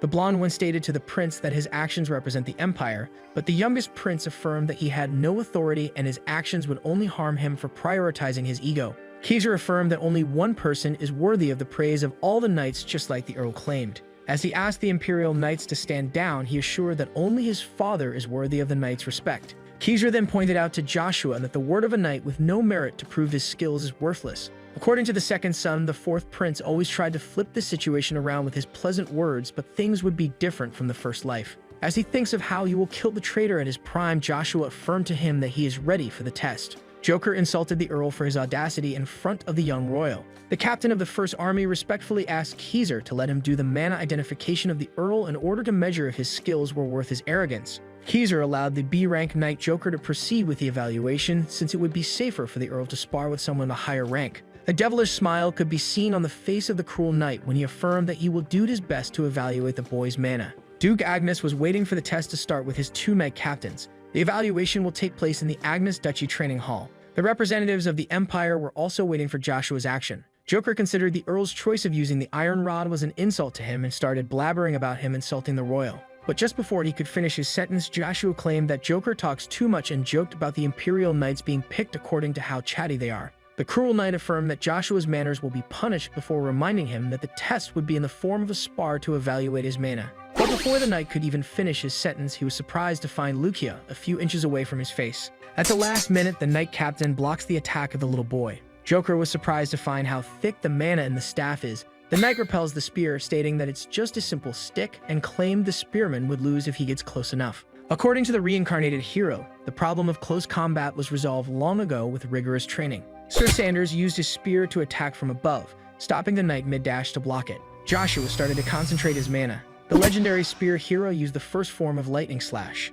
Joker used his mana sword to block the attack. The youngest prince was amazed by the second son fighting on equal grounds with a B-rank knight, but the redhead reminded him that Joker was limiting his power to C-rank. But Valmon was more impressed by the Earl's strange spearmanship than his mana and wondered where he learned such techniques. Joker was struggling to keep up and started to think that he would lose, which would result in the Duchess executing him. The knight captain had no other choice but to take a risk. Joshua claims that the B rank is far stronger than his older brother, and that his mana control is slowly getting harder, which would result in a colliding of the holy power inside his body. The Earl was alarmed when his evaluator used a mana sword to counterattack his lightning slash. Now only Duke Agnes could stop Joker's plan. But the cruel knight had nothing to fear since the noble was far away as he slashes the Earl with his mana. The young boy started to cough up blood after receiving such a strong hit. Armstrong felt alarmed when the evaluator's power rose above B rank, stating that the second son was in danger. But the father of the boy ordered the knight captain to stand by and observe. Joker asked the boy if he blocked his attack by concentrating mana in one spot and claimed that it won't help him again.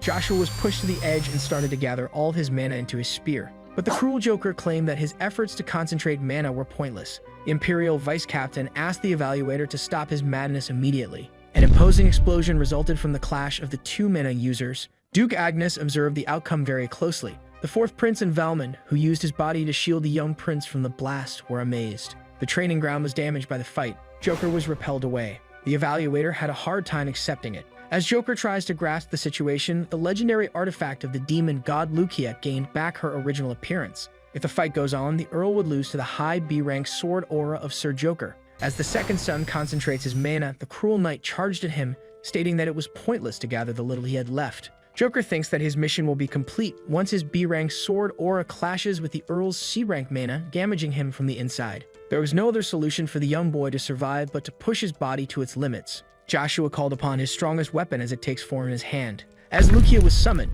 an explosion resulting from the mana collision filled the training ground. The floor was damaged due to the collision. The young boy was trembling with the demonic god's artifact in his hand. Chiffon was shocked to see a magical weapon being held by the young master. The fourth prince kept an amazed smile. Keezer asked Sir Valmon if they saw enough, but the vice captain didn't get the points, so the prince explained that the young noble was a wonder despite lacking combat knowledge. Sir Valmon finally got the point of the youngest royal. The exhausted Earl asked his evaluator how it was, which confused him. Sir Sanders affirmed that he parried Sir Joker's blow. Joker started to get angry and swore to end it all. The fight was ended by the Imperial Vice Captain, who thanked the cruel knight and with that ended the mana evaluation. Sir Valmon was impressed by the 9-year-old boy blocking a B rank in the middle of a C rank evaluation. The Vice Captain affirmed that he falsely assumed the greatest genius of the Empire was weaker at their first encounter. Sir Valmon raised his voice and announced what the fourth prince decrees for the second son. Joshua didn't want to prove himself as a C-rank knight, but decided to since he was too tired to argue. The young noble stood firm without trembling in front of the Imperial side.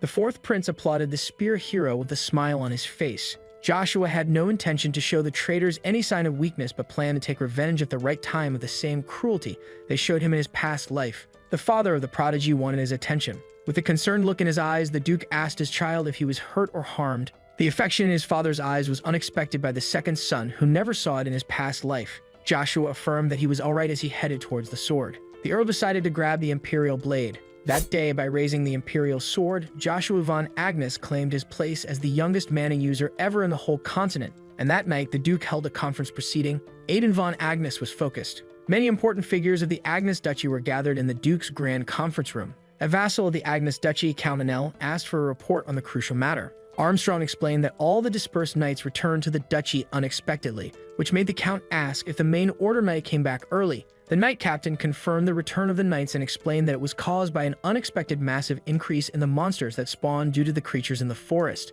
But the knight's main reason to retreat to the base was the presence of a black ogre in the monster mob. It is known as the Monster's Haven, the strongest in the forest that can easily shred bodies and could only be matched with at least a 4th-class magician or a B rank with sword aura. The members of the council started to panic because of the black ogre and started to fear the creature reaching the private lands and even wondered if they could dominate it. But Duke Agnes reassured them by taking the matter into his own hands, which surprised the men. The noble asked the knight captain to bring up the next issue.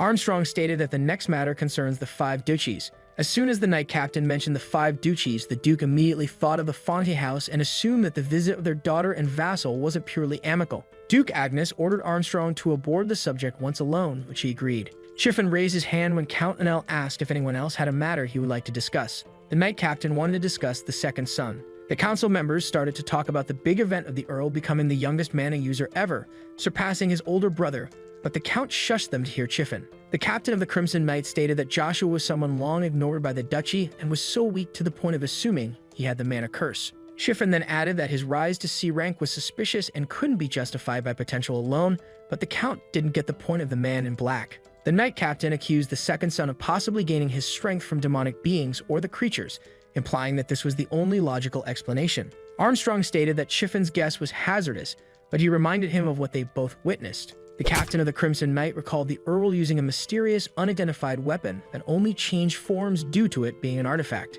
Chiffon continued by saying that the artifact wielded by the boy was a mere spear unable to contain such mana, and that the energy that parried Joker was definitely demonic. The nobles started to mumble about the Earl possibly relying on demons for power despite it being forsaken, and how the Emperor would dislike the matter, which could endanger the duchy. Duke Agnes listened as the Count proposed checking the matter first, which the others agreed on. Chiffon quickly suggested casting the second outside the duchy as far as possible. Suddenly, the one spoken of entered the room. All members of the council remained silent as the Earl passed by them. The second son affirmed to the captain of the Crimson Knight that he should duel him himself in order to check the authenticity of his power. This comment triggered Chiffon. Joshua stated that by truly dueling him, the knight captain could determine if his power came from a forbidden creature. Chiffon was in a hard state since dueling the Duke's son would only make him subject to the father's wrath. If the power of the Earl is truly his, then the captain of the Crimson Knights would be in a difficult situation. Joshua decided to provoke the man by calling him a coward despite being one of the 4 chief pillars that commands the duchy.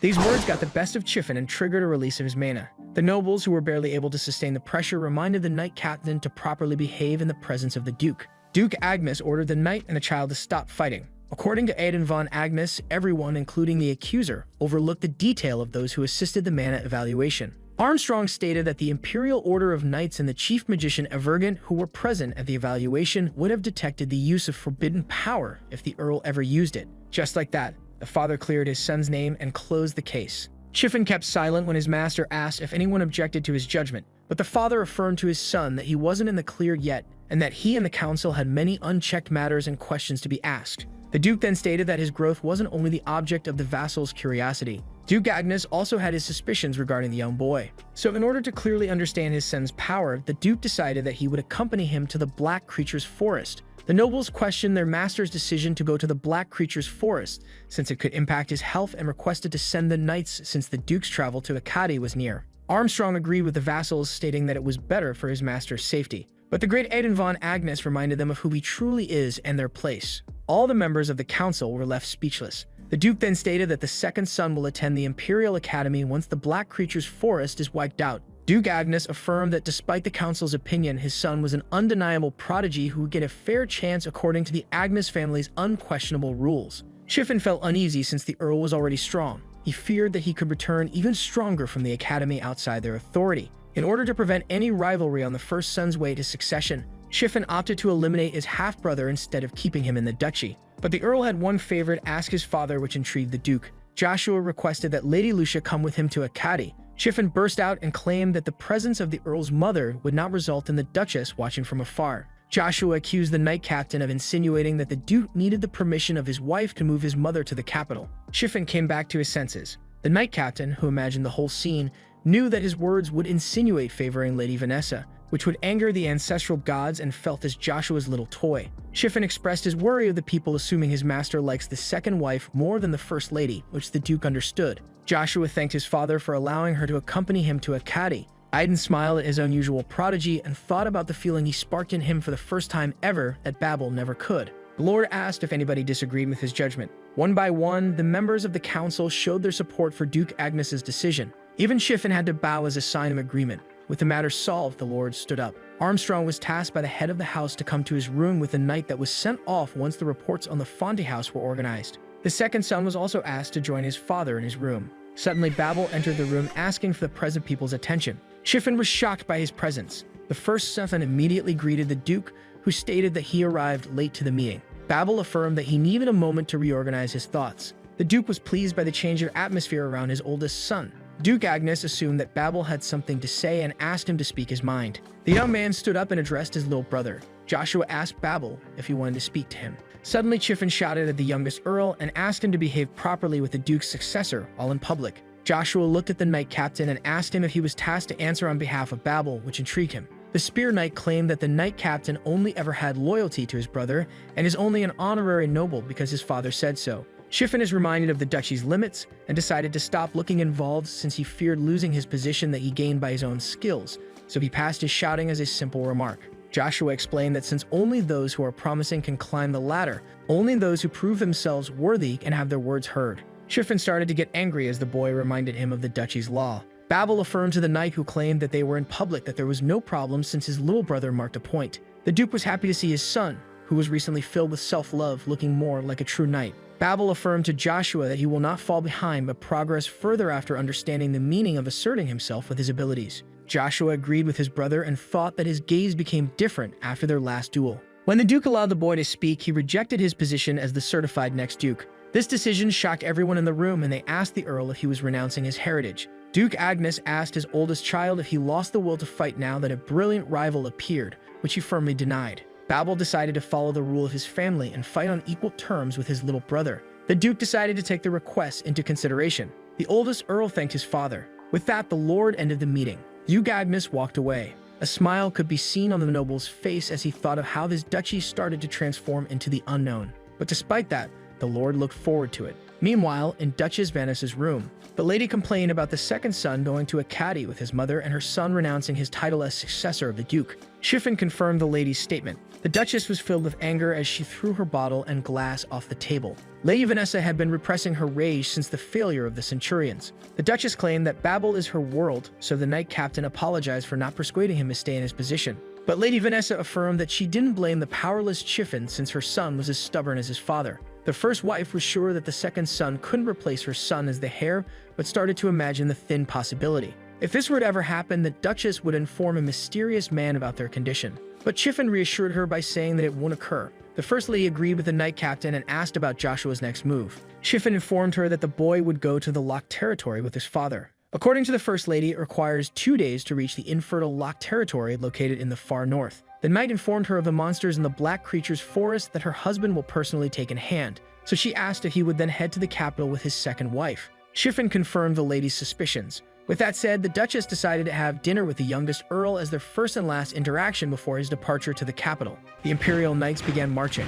One of the Crimson Knights stated that their armored visitors who came for the test of the second son were leaving today. But another one of the Crimson Knights ordered him to get back to work since they were also leaving today, which snapped the man back to reality. Everyone was agitated and getting prepared to depart at once. Earl Joshua was looking at something in his hand. The spear hero looked at the dawn ring on his finger. Duke Agnes informed his son that they will head to the capital after clearing the forest, but he should ditch his true name before that, which intrigued the young boy. The father decided to give his second Earl a present in order to assist him. According to the noble, this dawn ring was given to him by the owner of the magic tower after helping him out once. A dawn ring would equip its wearer with armor once injected with mana, and since it belonged to the owner of the magic tower, it could only mean that he crafted it himself. The Duke instructed the boy to inject the dawn ring with mana in order to learn how to harness it. With a smile on his face, the Earl asked if the ring wasn't supposed to go to the Duke's successor. But the Duke claimed that Joshua would only borrow the ring so it won't gather dust in the warehouse to clear all misunderstandings, but the Duke wasn't done there. When Joshua asked if his father had another motive, the Duke explained that he will be equipped with magic armor upon injecting the ring with mana. Each magic armor would have an insignia designating each house. This ring aims to dupe the parasites around the Earl, since his father would hate it when he is being stolen from. The second son should pretend to be from the house of an unknown viscount that he should make up. Joshua believed that he was offered the dawn ring and asked to make a fake identity in order to not taint his house, and thought that the ring could skip him the bother of those of high status. Suddenly, the boy was snapped back to reality by his father. Aiden von Agnes asked his son if he hated him. Joshua was unsure of his feelings towards his father. 10 years from now, the Duke was destined to die an unexpected, pointless death in the war between empires. If Joshua had a reason to despise his father, it would be the neglect of him and his mother, which led to her death, but since he rarely saw the Duke in his first life, he slowly stopped blaming him. The second son wondered if the same time that Heel's injuries would form a bond between him and his father. The fourth prince stated that Joshua just heard good news. But Keyser corrected himself and called the C-rank Sir Joshua, who demanded to know what the prince wanted. The Imperial's son, who just heard about the Earl moving to the capital after clearing the Black Creature's forest, asked the boy to pay him a visit sometime, which could be beneficial to him. These words left the young spearman wondering. The Imperial House had the right to nominate any loyal knight to the Order of Imperial Knights without taking the annual entrance exam or the 10-year-long compulsory service after passing. Keyser claimed that Joshua could use the Imperial Knights as much as he pleases and leave whenever he pleases to. The fourth prince let out an innocent smile, stating that he was greedy and wanted the Earl by his side and offered him opportunities like this one. Sir Sander was disgusted by the traitor's hypocrisy and pretentious self, thinking of how he would kill him with his spear right away if it weren't for the two men standing behind him. But in order to retrieve one of his past weapons, which is stuck in the annually opened secret Imperial warehouse, Joshua must become a battalion commander of the Imperial Knights.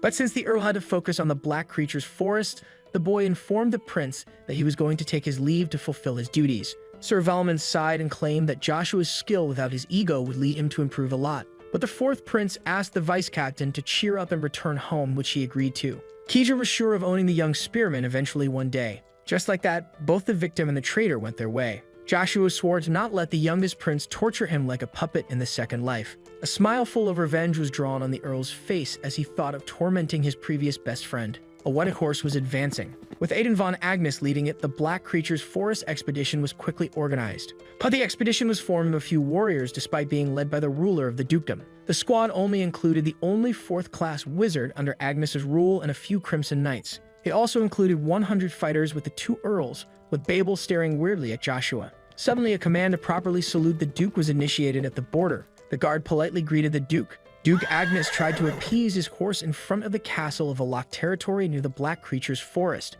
Duke Agnes greeted Robin. The former senior knight of the Clover Knights of the Duke, who loyally served the house of Agnes, Robin politely saluted the noble. Duke Agnes claimed that he felt pity for the retired knight for his labor in the infertile land, but Robin affirmed that he was honored to simply serve the Duke while living with his family. The Duke perceived kindness in that statement. Suddenly, the doors of the castle opened, revealing a man and a young girl welcoming the Duke. The lord of the locked territory, Viscount Vigo, who was related to the Duchess, claimed that he was overjoyed by the sight of the Duke, while his daughter Ina politely greeted the visitor. After seeing this, the Duke regretted not directly going to the forest. Robin had to apologize to the rude Viscount since he should be the first informed of Aiden von Agnes's arrival, claiming that the old man lost his intelligence after retiring. The retired knight gave Vigo a cold stare, accompanied by silence as he shouted at him to change his mindset and match his skills with his advanced age. Duke Agnes came in and claimed that the Viscount is adapting to the locked territory, seeing how beefy he gets every time. The Viscount took it as a compliment and praised the Duke for his own overweight. This reaction made Joshua wonder if the noble had no shame or just failed to grasp the insult from his father.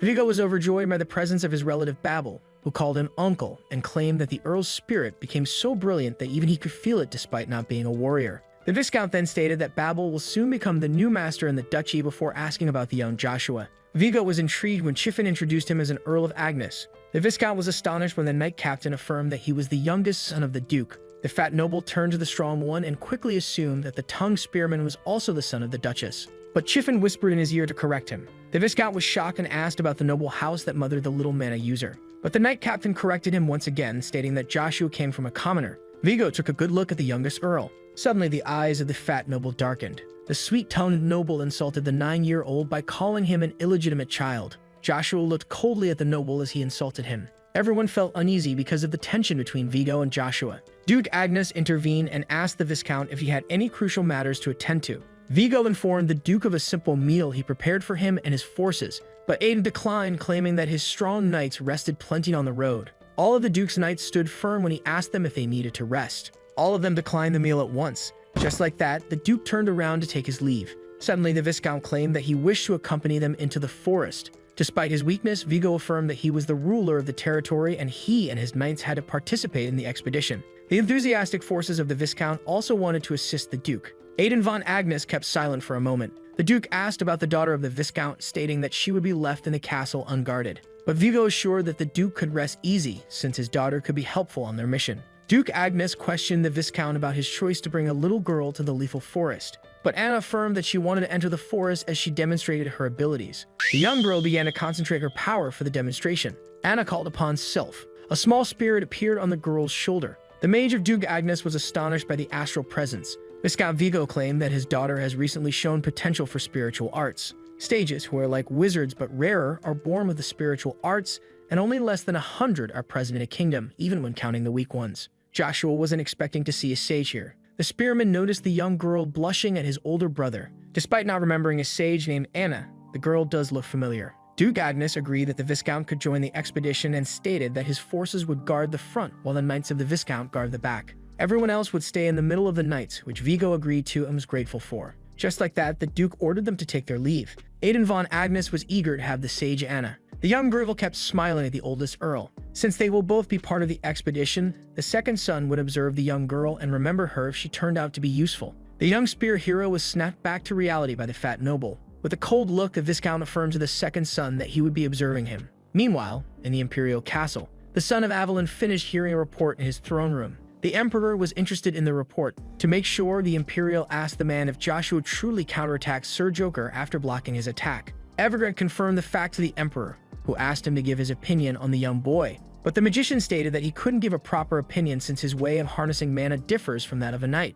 The Emperor asked his court magician about the potential of the young Agnes and to give his impression of him. The magician decided to explain the terms of the knights, which the Emperor agreed to. Evergrande decided to broach the subject of a hypothetical fight between him and Sir Valmond. With a fierce look in his eyes, the magician affirmed that the vice-captain could never defeat him. The Emperor agreed with the wizard that Valmond, who was one of the most promising in the Empire and became a battalion commander in his youth, could not defeat him. But the wizard affirmed that the Earl was a different case from the young knight, so the Emperor imagined his court magician losing to the 9-year-old. Evergrande denied, stating that he could defeat the young Earl now, but the situation might change in less than a decade. This statement put a smile on the son of Avalon's face. The Emperor wanted to ask one last question to the magician. Evergrande was asked by his master who would win if they fought each other head-to-head. The magician tried to think of an appropriate answer. Evergrande was left speechless. This reaction amused the eccentric Emperor. The Emperor found the situation so entertaining that he regretted sending the prince to meet the Earl and wanted to meet him himself. The royal snapped his fingers. A man appeared from black mist and asked if it was his master who summoned him.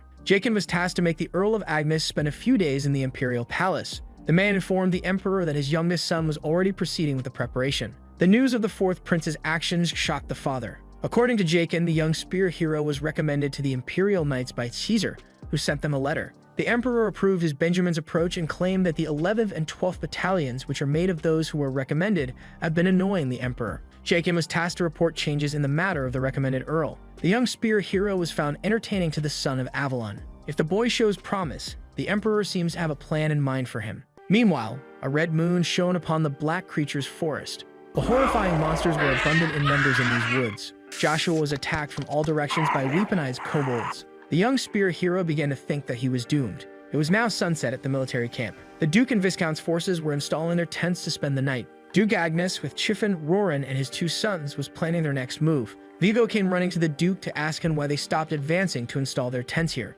The retired knight thinks that his master can't grasp the situation alone since he only cares about himself. Duke Agnes scolded the Viscount for his lack of attention on the working process of the forest. Vigo was left clueless, so the Duke clarified that he was referring to the scheduled hours of the monsters coming out. The many monsters come out of the forest quickly at night, especially with a red moon that triggers them. But the real problem was their attacks getting more frequent, scaring the citizens. There is no need for them to enter the forest at night with limited vision when the monsters themselves would come to them. Vigo praised the Duke for his sharpness, stating that this plan didn't cross his mind.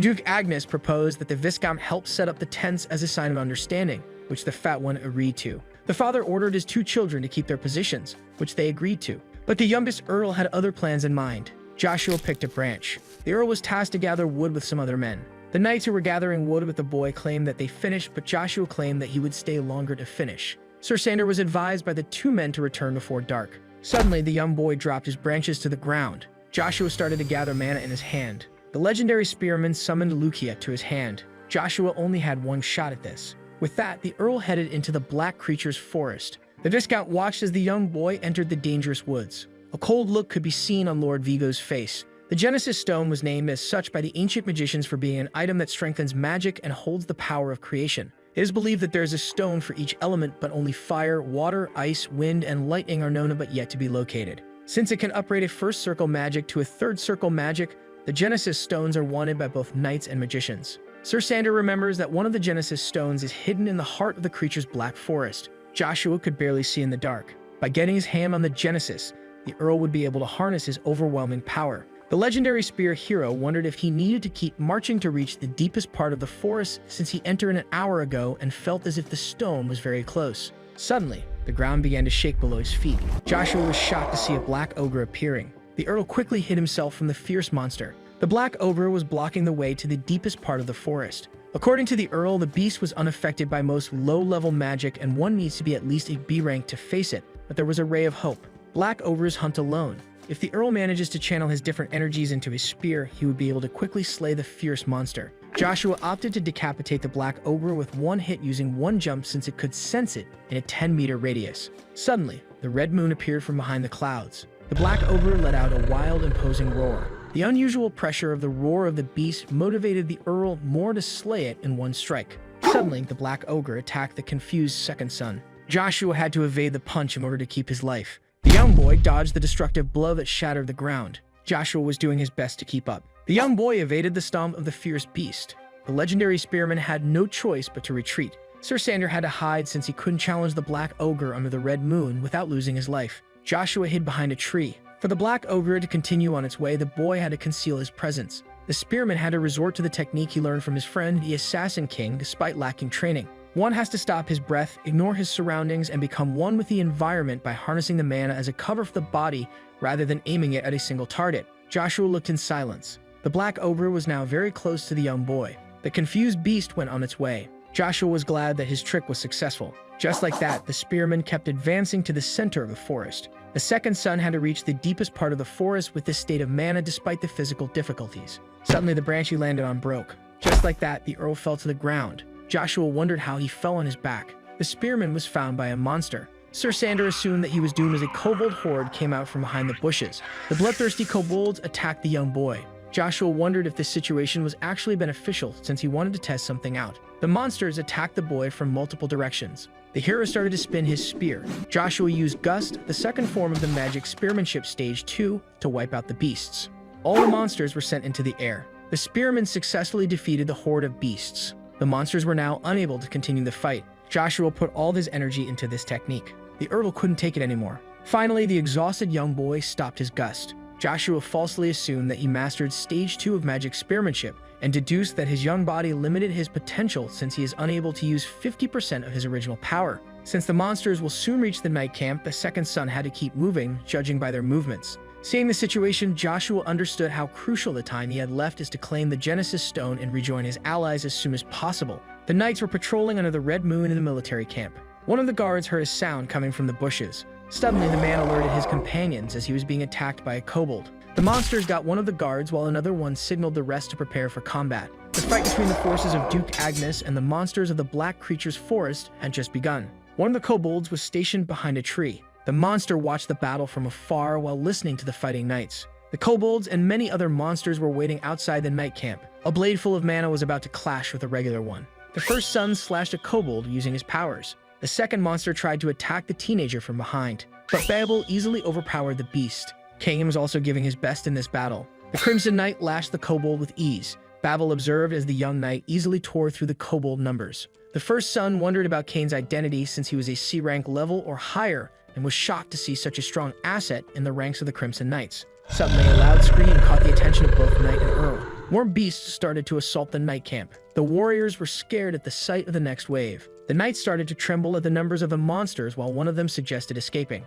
But Chiffin claimed that he would punish any of his subordinates who left the battlefield and ordered them to form a wall. The captain of the Crimson Knights commanded his forces to prepare for combat. After hearing this, the warriors were ready for the confrontation. The beasts charged at the humans. Just like that, both sides clashed together. The earl was slashing through the hordes of beasts. Cain was also doing his best. Chiffin decided to attack with a blade full of mana. Many of the enemy forces were defeated by the strike of the Knight Captain that shattered the ground. Something caught the man in black's attention.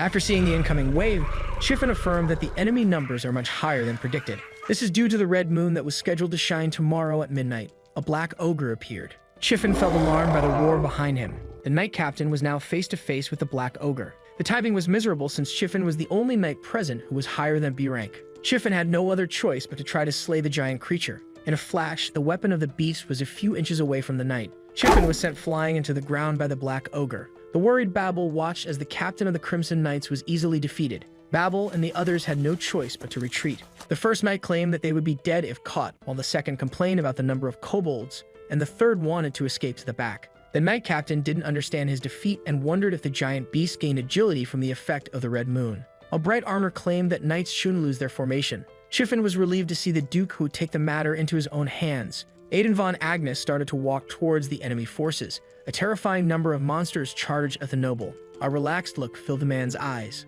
The Duke easily slashed the first monster. The master was now getting serious. With one swing of his blade, his attackers were all sent into the air. The second swing was even stronger than the first. Only a damaged ground remained from the defeated monsters. The shocked kobolds were terrified by the power they just witnessed. Chiffin was amazed by how his master disintegrated hundreds of monsters with ease. That immense power belonged to Duke Agnes of the 9 Stars of the continent. Someone was walking in the smoke. The young Earl defeated many kobolds. The boy arrived at the edge of a hole. Joshua had found Bronto. Lightning started to come out of the massive hole in front of the hero. The Genesis Stone was finally located. Duke Agnes wiped out most of the battlefield. The noble kept a strong and relaxed composure even in battle. The immense power of his father left Babel trembling in shock. Vigo affirmed to the Earl that this was the power of his father, a power that he would one day match since he was his son. According to the Viscount, it is only natural for the young, inexperienced Babel to be shocked by such a display of mana in this fierce battle. Vigo then remembered something important. The Viscount came up to the knight captain, angrily asking about a certain kid, which confused the man in black. Vigo was referring to the son of the second wife. Chiffin stated that the second son was nowhere to be seen, so the fat noble speculated that he escaped fearing for his life and blamed it on his lowly birth. The soldiers started to discuss the runaway child, stating that he was not like his older brother and a waste of Agnes of blood. But the Duke got angry at them for losing concentration when their fights hadn't ended yet. The knights were barely able to withstand the pressure of their angry lord. Babel infused mana into his blade. The first son charged headfirst to claim glory for his house. The knights also decided to launch an attack. All were motivated to join the assault with the first Earl. Seeing this, the enemy forces had no choice but to run for their lives. This sight pleased one of the Crimson Knights, who claimed that the monsters would perish before reaching the forest. Suddenly, the running enemy forces were knocked into the air. The knights were also shocked. A large number of black ogres arrived at the scene, which startled the forces of the Duke. The giant beasts let out a huge, terrifying roar. At the sight of the black ogres, the knights had no choice but to run away. The other monsters became motivated by the presence of the beasts and restarted their attack. The knights had to fight the kobolds once again. Monsters and warriors were both defeated by a single attack of the black ogre, yet the knights insisted on fighting. Chiffin realized that the many black ogres made their task even harder. Suddenly, a familiar aura got the attention of the knight captain. Joshua was now positioned in the air, ready to strike from above. The monster's head was hit by the Earl's thunderbolt. The lightning attack of the young boy slew the terrible beast. Vigo and Chiffin couldn't believe their eyes.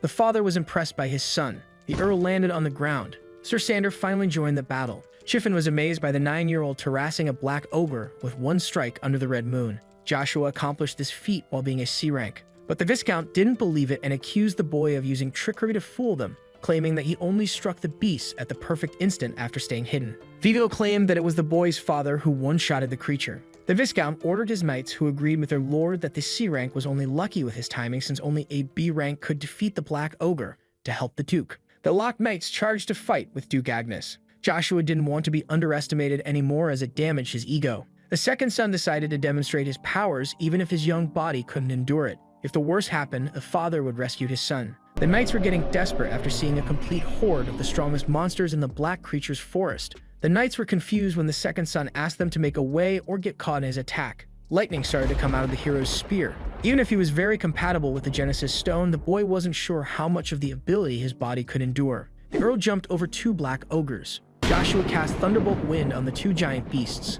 Lightning filled the sky. Both of the colossal creatures were blown away by the blast. Just like that, the young boy defeated 2 black ogres. Joshua was exhausted after casting Thunderbolt Wind. Vigo fell to his knees in disbelief. The locked knights were amazed by the C rank slaying the beasts, who could only be rivaled by a B rank sword aura or higher in one attack, and wondered about his elemental mana. The man started to wonder if the young boy was a magic swordsman. Duke Agnes was astonished by his youngest still on his feet and assumed that he didn't want to show vulnerability to the others. The magician came to his master to express how remarkable his child was, so he asked Armin to express his opinion on the child, but was unable to explain in knight-rank terms. Wizard Armin defined him as a monster that would impact the continent, seeing how he used the rare gift of the gods, the double casting of 2 spells that needs a 3rd-class master or above. But before the magician could finish his sentence, the Duke suddenly dashed in a given direction. Joshua had used all of his power. The little boy's body couldn't take it anymore. As the young boy started to lose consciousness, a black ogre was ready to smash the Earl. The fist of the beast was casting a shadow of the crumbling knight,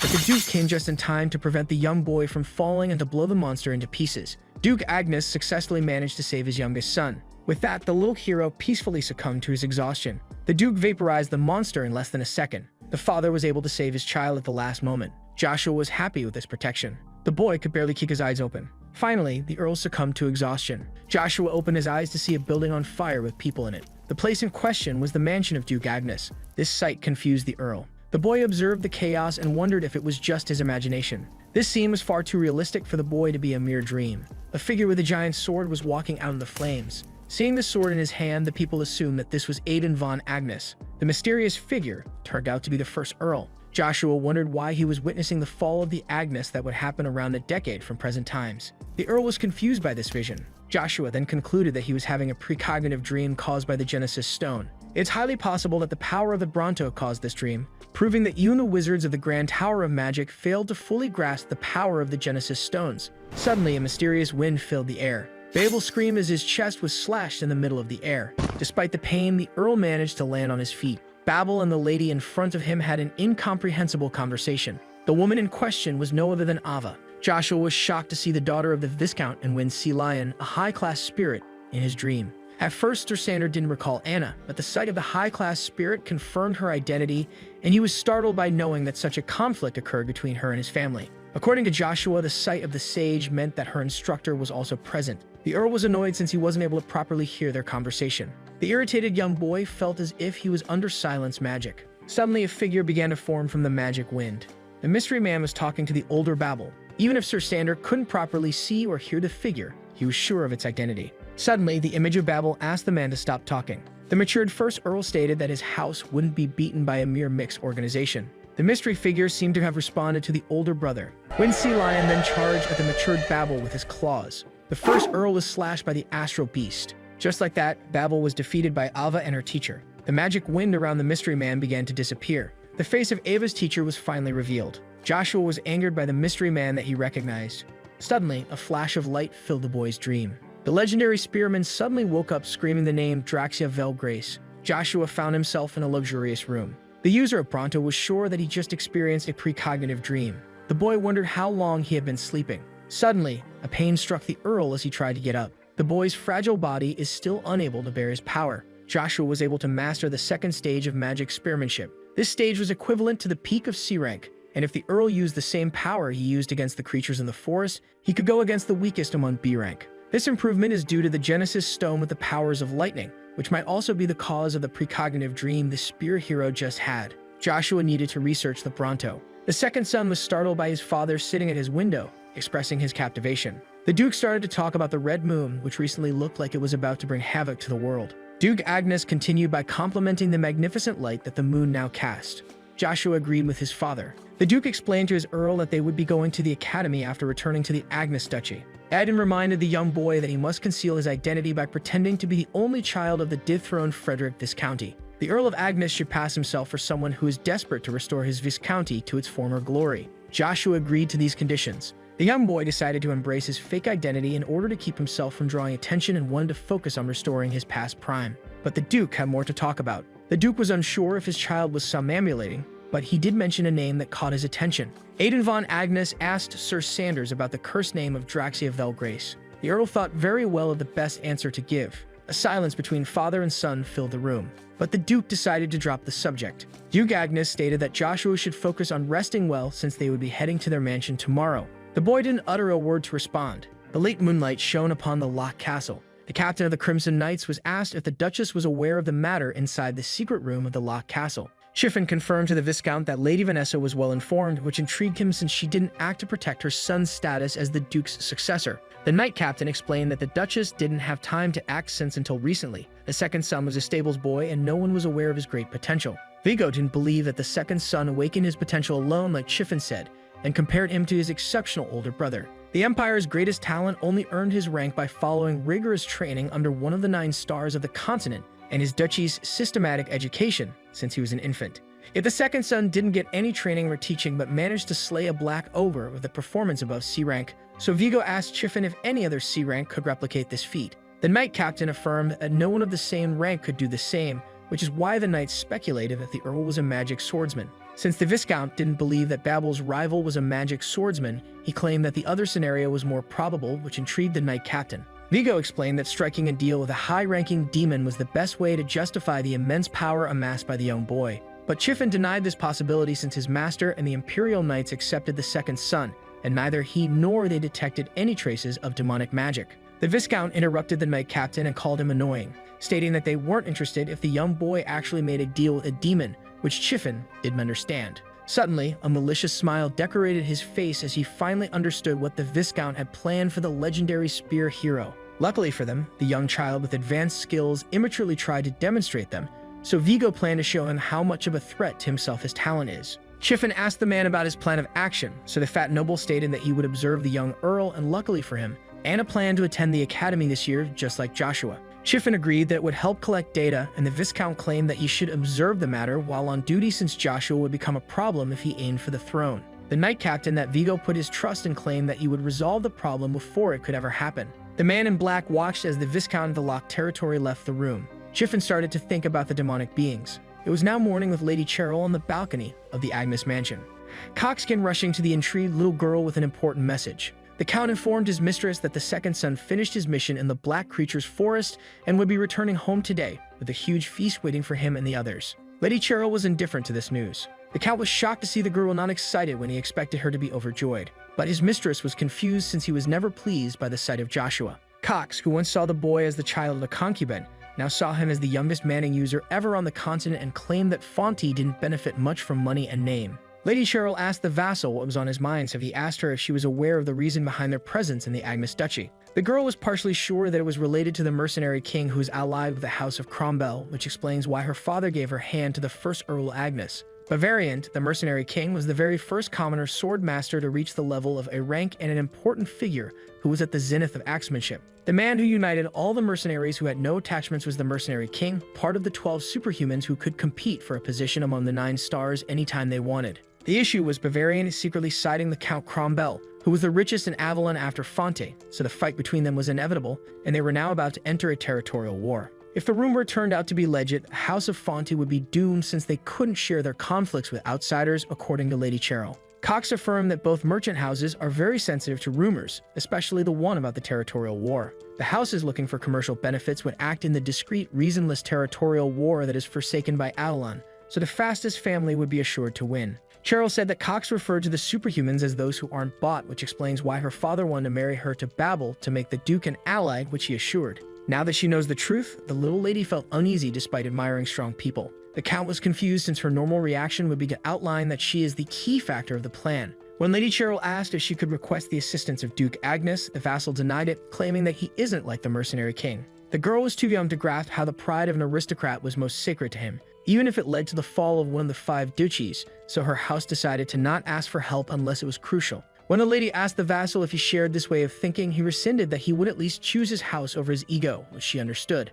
Cox confessed that he didn't want to see the little girls sacrificed for the sake of their dukedom, and knew that despite acting indifferent, her heart didn't belong to the first Earl. But as the vassal, he couldn't ignore their problems but wished for the lady to have an honest interaction with Joshua since she behaved differently around him compared to his older brother. These words touched the heart of the young lady. Cox apologized since he just wanted Joshua on their side and asked Cheryl to ignore it, but she requested a meal with him at the perfect time since they would reunite before she left. The Count was overjoyed and happily agreed to his mistress's request. With that, Cox took his leave, affirming that he would soon return with joyful news, so the lady thanked him for his efforts. Lady Cheryl sighed after the man left. The young noble wondered if everything would turn out fine. That night, many fireworks filled the night sky of the Agnes Duchy. The Crimson Knights finally came back from the Locklands, and on that occasion, the first feast in a long time was prepared at the Agnes Mansion. Joshua walked past a bunch of knights praising his feats. Cain asked his lord, who was the center of attention, if he was allowed to ditch the festivities. The boy emphasized the word lord, claiming that one would make a great deal of it upon hearing this. But the knight affirmed that after the Black Creature's forest incident, he was serious about making the second son his master. The spearman reminded the knight that he had the right to reject his pledge. But Cain affirmed that his future lord would be wise enough to keep a subordinate who would one day become a master. Joshua affirmed that the young knight was bolder than expected, which he took as a compliment. The second son dismissed his subordinate since he wished to go rest in his room. Cain wished the boy a good rest and affirmed that he was being honest. The knight claimed that Joshua had a lot to teach him apart from his phenomenal skills, claiming that it would be an honor to call him his lord. Joshua stated that he would consider the offer. With that, Cain excused himself and asked the boy to call him if he was needed. In his past life, multiple individuals wanted to become Sir Sandor's subordinates, but he politely rejected all of them. Since he swore to become the traitor's sword in his past life, he declined every subordinate for fear that his friend would start to grow wary of him. The spearman rejected everyone for Caesar's sake, and the pain of betrayal is still engraved in his memories. Joshua remembered his father asking him about Draxia Velgrace, who participated in his assassination along with his oldest friend Heezer. The Earl was suddenly snapped back to reality by someone calling upon him. The old man asked if he should call a medic for the young master if he felt sick, but he declined and asked the man to continue on his way. Joshua was informed by the old man of a meal prepared for him where everyone was waiting for his arrival, but he informed the man that he previously declined so that he could rest in his room. The old man affirmed that this dinner, where Lady Lucia would be present, was prepared by Lady Vanessa and wasn't part of the feast. Upon hearing this, a fierce look filled the second son's eyes. The young boy suddenly opened the door. Chiffon, alongside the boy's mother and stepmother, were waiting for his arrival. Lady Lucia was overjoyed by the presence of her son. The legendary spear hero was also happy to see his mother. Lady Vanessa told her husband's son to enter and stated that it would be their first time seeing each other. Chiffon claimed that the Earl should behave properly in front of Lady Vanessa, but something seemed to have caught his attention. Joshua's eyes were filled with fierce hate and anger. The captain of the Crimson Knights felt alarmed after receiving such a gaze. Lucia stated that her child should properly salute the Duchess. Joshua introduced himself as part of House Agnes. Lady Vanessa wasn't happy with her husband's child using the proper family name. The Duchess decided to keep her cool since it was their last interaction and claimed that she was anxious since she and the Earl weren't properly introduced even though he would leave for Acadie soon. Lucia grew confused, so Lady Vanessa stated that she wasn't updated on the latest news. Chiffon informed the mother that her child, who recently became a C-rank knight, would be going with his father to the capital to attend its academy. Lady Lucia was overjoyed by her little knight. The Duchess claimed that this dinner was to honor the boy's prowess and apologized for neglecting him and his mother for so long, hoping to forget any discord between them. But Lady Lucia assured her that she didn't bear any hatred towards the Duchess. Lady Vanessa pretended to be relieved and ordered the meal to be served. Many servants entered the room, each holding a different plate of food. Joshua examined the food from a distance. Just like that, the young boy guessed the plan of the Duchess. The Earl was required to seat himself when the butlers finally finished setting the table. Lady Lucia stated that her child should behave well towards the Duchess, who stated that this meal prepared in their honor was making them feel uneasy. But Joshua's mother denied it, which relieved the Duchess, who feared that she was despised by the woman. Lady Vanessa claimed that she wished to form a bond with Lucia and her son. Joshua's mother thanked Babel's mother for the great meal in front of them. After that, the lady wished both of them a good appetite. Lucia happily started to cut off a piece of her steak. The woman was about to ingest the food of the Duchess. An evil smile was put on Lady Vanessa's face as she saw Lady Lucia about to taste the food. Suddenly, Joshua got up to ask the Duchess for forgiveness. Joshua apologized to his supposed aunt for not properly saluting her earlier despite her showing great affection to him and his mother. The Duchess claimed that there was no need for the apology and wished for the Earl to keep enjoying his dinner. Joshua stated that he could only accept such kindness once, even if the Duchess prepared the dinner in their honor, which confused his mother. The Earl affirmed to Lady Lucia that Lady Vanessa was showing too much affection to the point where most of the plates were on their side of the table. The hero's mother finally understood the point of her young child. As he thought of how he came across death countless times, Sir Sandor claimed that he would like all of them to enjoy the delicacies together one last time before he heads to the capital. Death by poison was a fate that Joshua faced many times, so he could tell that their meal was poisoned and was certain of the use of ponderosa, a crafty poisonous pine hard to trace. The young boy claimed that they should all be enjoying their first dinner together. But the Duchess used her diet as an excuse and claimed that she just wanted to take care of him and his mother. The boy stated that his aunt didn't need to follow a strict diet since she was already an icon of beauty, so she thanked him for the compliment. Lady Vanessa suspected that the boy who concealed his abilities for a long time knew about the poisonous pine and would one day become the center of attention. Seeing how she was hesitant, the boy asked if the meal was poisoned as a supposed joke. This triggered Chiffon, who started to yell at the second son for making such an insolent pleasantry in front of Lady Vanessa. With hate in his eyes, the Earl affirmed that only the Knight Captain showed insolence towards him, the son of the Duke. Chiffon thought of the bloodthirsty gaze the Earl gave him ever since he entered the room and was astonished to see a C-rank harnessing such a thirst for blood. The young boy addressed his father's wife, and based on the reaction of the Knight Captain, he asked her if his meal and his mother's were truly poisoned. Lady Vanessa was upset by the boy discovering her plan. Chiffon drew his weapon, claiming that he had to act against the boy despite being the son of the Duke,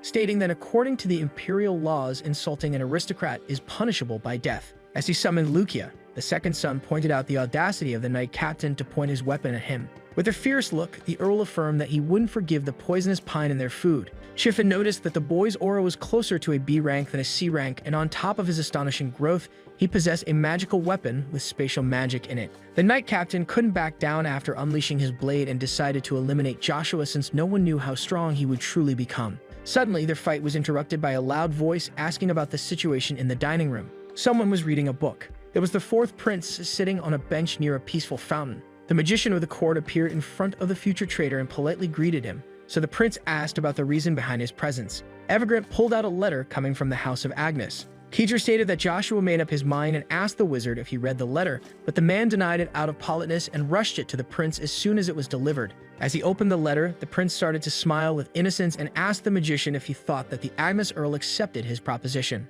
Evergrant was sure that Joshua accepted since all the knights in Avalon aimed to become one of the royal knights, and it would be stupidity to decline. The fourth prince started to read the response of the second son. Keezer suddenly began to giggle. The court magician was surprised to see the youngest prince suddenly laughing like a maniac. The future traitor started to tear up the paper out of anger. Keezer was astonished by the Earl's response. Finally, the prince revealed his true colors. Chiffon was greatly afraid of the young Earl's growth and decided to eliminate him now before he became a menace. Suddenly, the fight was interrupted by the Duke barging into the room. The noble, with his immense presence, demanded to know the meaning of this fight. The captain of the Crimson Knights was embarrassed and lacked the words to explain. His first wife explained that she invited her husband's second son and his mother to dine with her before they left the duchy, insisting on the word capital where he would go with them. Upon hearing this, the Duke kept quiet and thought for a short moment. He then looked at Licia and her son. Duke Agnes then looked at the poisonous plate meant for them. He then asked his subordinate if he intended to keep his sword up in his presence. Chiffon immediately sheathed his sword. Joshua also teleported his spear away. The Duke then advised his son to go get some sleep as their day would start early tomorrow, so Joshua took his mother with him. And with that, the Spear Knight and Lady Licia exited the tense room. Lady Vanessa expressed how displeased she was with her husband's sudden show of affection towards his second son. The Duke asked the Duchess if she hated him, which she confirmed. So he asked her why and wondered if it had to do with his youngest prodigy. Lady Vanessa suddenly snapped and was disgusted by Joshua being mentioned in front of her and accused her husband of neglecting her, as the duchy always came first in his life. She stated that she didn't want to argue any further since she had royal blood and was forced to marry someone she didn't love. But Lady Vanessa assured the Duke that he would hear from her if Babel was harmed since she loved him more than anything, just like her husband loved his duchy. Yet he interrupted the Duchess when she called him disrespectful despite being the most powerful aristocrat in Avalon. The noble accused her of being the disrespectful one for committing such an atrocious act with a smirk on his face. Chiffon and his mistress began to panic. With a menacing glare, the man affirmed that he was aware of the assassination attempt, which shocked both of them. Chiffon was now certain that his master knew about their scheme all along. Joshua entered his room thinking that his father must be sad. His worried mother was confused since her son didn't warn her about Lady Vanessa, and when confronted about it, the boy lacked the words. Joshua was still making Lady Licia worry even after his rebirth. Suddenly, Cain knocked on the door. The Earl was shocked when the knight asked him about his dinner with the Duchess. Cain stated that it was the butler who informed him of his young master's meal with his father's wife, which shocked Joshua since the butler was also implicated in his assassination attempt, realizing how big Lady Vanessa's influence was inside the duchy. Cain claimed that it was a good choice to send the Earl to Acadie, where he could sharpen his skills safely at the academy and where the knight could learn more from the second son. He also claimed that he had a request for the Spear Knight. Sir Cain then got on one knee, stating that he meant every word he spoke earlier and asked the young Earl for the right to work for him. Hearing this, Joshua asked him if he knew about his goals since he needed to make sure, even if he needed powerful subordinates to help him reach his purpose. Walking Joshua's path meant dealing with lots of deaths and being criticized by everyone, so Cain had to think carefully. With that said, Joshua asked the knight if he still wanted to be his subordinate. Cain claimed that a true knight would follow his master until the end, no matter how dark and bloody his way is. And with that, he offered his sword to Earl Joshua, being certain to use his one chance to beg the youngest Agnes to make him his first subordinate. This made the young boy smile sincerely, so he gladly took the sword from Cain's hand to make him his knight. The next day, Duke Agnes and his child exited the duchy under the swords with honor. The worried father asked his youngest if he would be fine, which he confirmed. Even if Joshua must look like a fallen noble, having one knight would make things difficult for him. But he reminded his father of his past as a stable boy, reassuring him that Cain was indeed enough. The father was then convinced and asked his son to follow him. But just before Armstrong could send them off, Duke Agnes and his son were stopped by Lady Cheryl. The daughter of Pointy apologized for her sudden interruption but stated that it would be improper of her not to properly send them off to the capital. Lady Cheryl didn't show up when Count Fonsel and his daughter left the duchy, so the Duke assumed that she felt unwell. She politely apologized for making him worry. The Duke was shocked by such a ladylike display from the boyish Cheryl and expressed how much he liked the old her since he didn't have a daughter himself. But Cox was shocked when the lady proposed to return to her old ways. The Duke laughed after seeing the true Lady Pointy and asked her if she would like to come to the capital with them where her father is, but she declined as she promised to visit Cox's family. But the Count stated that she didn't have to, but Lady Cheryl was determined to since she promised Anna, the Pointy's business partner. She then lifted her skirt and took a few steps forward. Lady Cheryl wanted to talk to Earl Joshua in private. The annoying spear knight wondered what the little brat wanted to talk about, but she actually had a gift for him. The little girl offered him her family token and asked him to visit the Pointy house once in the capital. Seeing this, Count Cox panicked, knowing well what this gift meant. But Joshua was confused, so the red-haired girl explained that he should consider it an invitation to the Pointy Duchy. He then heard some knights babbling about how Lady Cheryl was giving her family token to the past stable boy, so one of them speculated that she liked him. They also discussed how she was supposedly in love with Babel, but nothing serious, and considered her token a love declaration that no knight could refuse. Joshua was in a tough spot in front of those knights who highly valued a lady, which would destroy his reputation and make it hard to stay hidden while trying to recover his prime. But then the Earl noticed Lady Pointy crying, fearing that he might humiliate her, while she tried to make up for her rudeness. Joshua decided to accept the gift and snatch the token from the red-haired girl's hand. He wanted to go immediately as the road ahead was long. The Duke asked Lady Cheryl if he was also invited to her house, which she cheerfully confirmed, so he decided to bring a drink from the Heart Kingdom for her alcohol-enthusiastic father. After that, Duke Agnes bid Lady Pointy and her vassal Count Cox farewell. Armstrong could now properly send them off. And with that, Joshua began his journey to a.k.a. where he would attend the academy and finally remaster his skills. The Duke thought that his second son wasn't aware of what it meant to take the token of an aristocrat. Meanwhile, in the great royal palace of the Avalon Empire, the Emperor was informed that Duke Agnes and the Spear Knight would set foot in a.k.a. 3 days from now. The man also informed His Majesty that Caesar's recommendation letter for the young prodigy to enter the Imperial Knights was rejected by Joshua, which left the Emperor shocked since the young boy rejected to enter the ranks of the continent's strongest order of knights. Since Joshua, the second half-blooded noble son of the Duke, rejected elevating his status by accepting the offer, the royals speculated that he is trying to become Duke Agnes all on his own. But the man denied it based on Joshua's letter. In it, he wrote that he didn't need the help of Caesar, and would only follow the orders of his son of Avalon as requested by the law. The Emperor burst into laughter upon hearing this, thinking that Joshua was trying to defeat them on his own. The crazy man was excited to see Joshua trying to beat the Imperial Knights, the pride of Avalon. 4 days passed since then, and our heroes have arrived at the capital's Agnes Duchy employee residence that the Duke prepared for them to stay. The modest Lady Licia was impressed and asked if she and her son would really reside in such an amazing residence. Cain stated that this place remained the same from his younger years in the capital when he visited it with Duke Agnes. Joshua was shocked since the knight had to be close with the Duke to visit such a place since he was only a warrior with great skill. He assumed that he never heard of the talented Cain in his first life because he fell with the Agnes Duchy or failed to succeed and decided to make him a great knight as a reward for his loyalty. The Crimson Knight then laughed it off, stating that he only visited once when the Duke tested his skills since this place was well hidden, unlike the rest of the well-observed Agnes residences. Joshua thought of how he could sharpen his skills in such a concealed place while he and his mother rushed to see the inside. But the residence wasn't completely secure as it was isolated from the other houses, and all the other residents would be maids under his mother without counting Cain. Joshua had to take other measures since he would sometimes be absent to guard his mother and Cain alone would be unable to assure her safety. So he informed his knight that he would be going out. Cain warned him that he might get lost since he wasn't familiar with the capital, but his master reassured him and left Lady Licia in his hands. So he agreed since he speculated that the young man would just look around the city. After that, in the downtown area of capital a.k.a., in front of a tavern called a Wineglass from White Rolf, the second son of the Duke thought that this place would still look the same a decade from now. and wondered what the people inside would think of a child entering the tavern. Suddenly, a man appeared behind Joshua, assuming that he was lost, and offered to take him home. But the mystery man was shocked when he heard the young boy saying that he was looking for a red coin buried at the bottom of Lake Rolf, and with that, he asked the Earl to come with him. The Spear Knight was now certain that he had come to the right place to seek intel, as he craved an informant that could give him information on his past. An informant needed to discreetly gather intel by manipulating others, which fitted the normal-looking mystery man that no one would suspect. He and the Earl were now inside the bar with only one person sitting at the tables. The man asked Ryan to register the young boy in his place. Joshua speculated that Ryan wondered about him being inside the bar,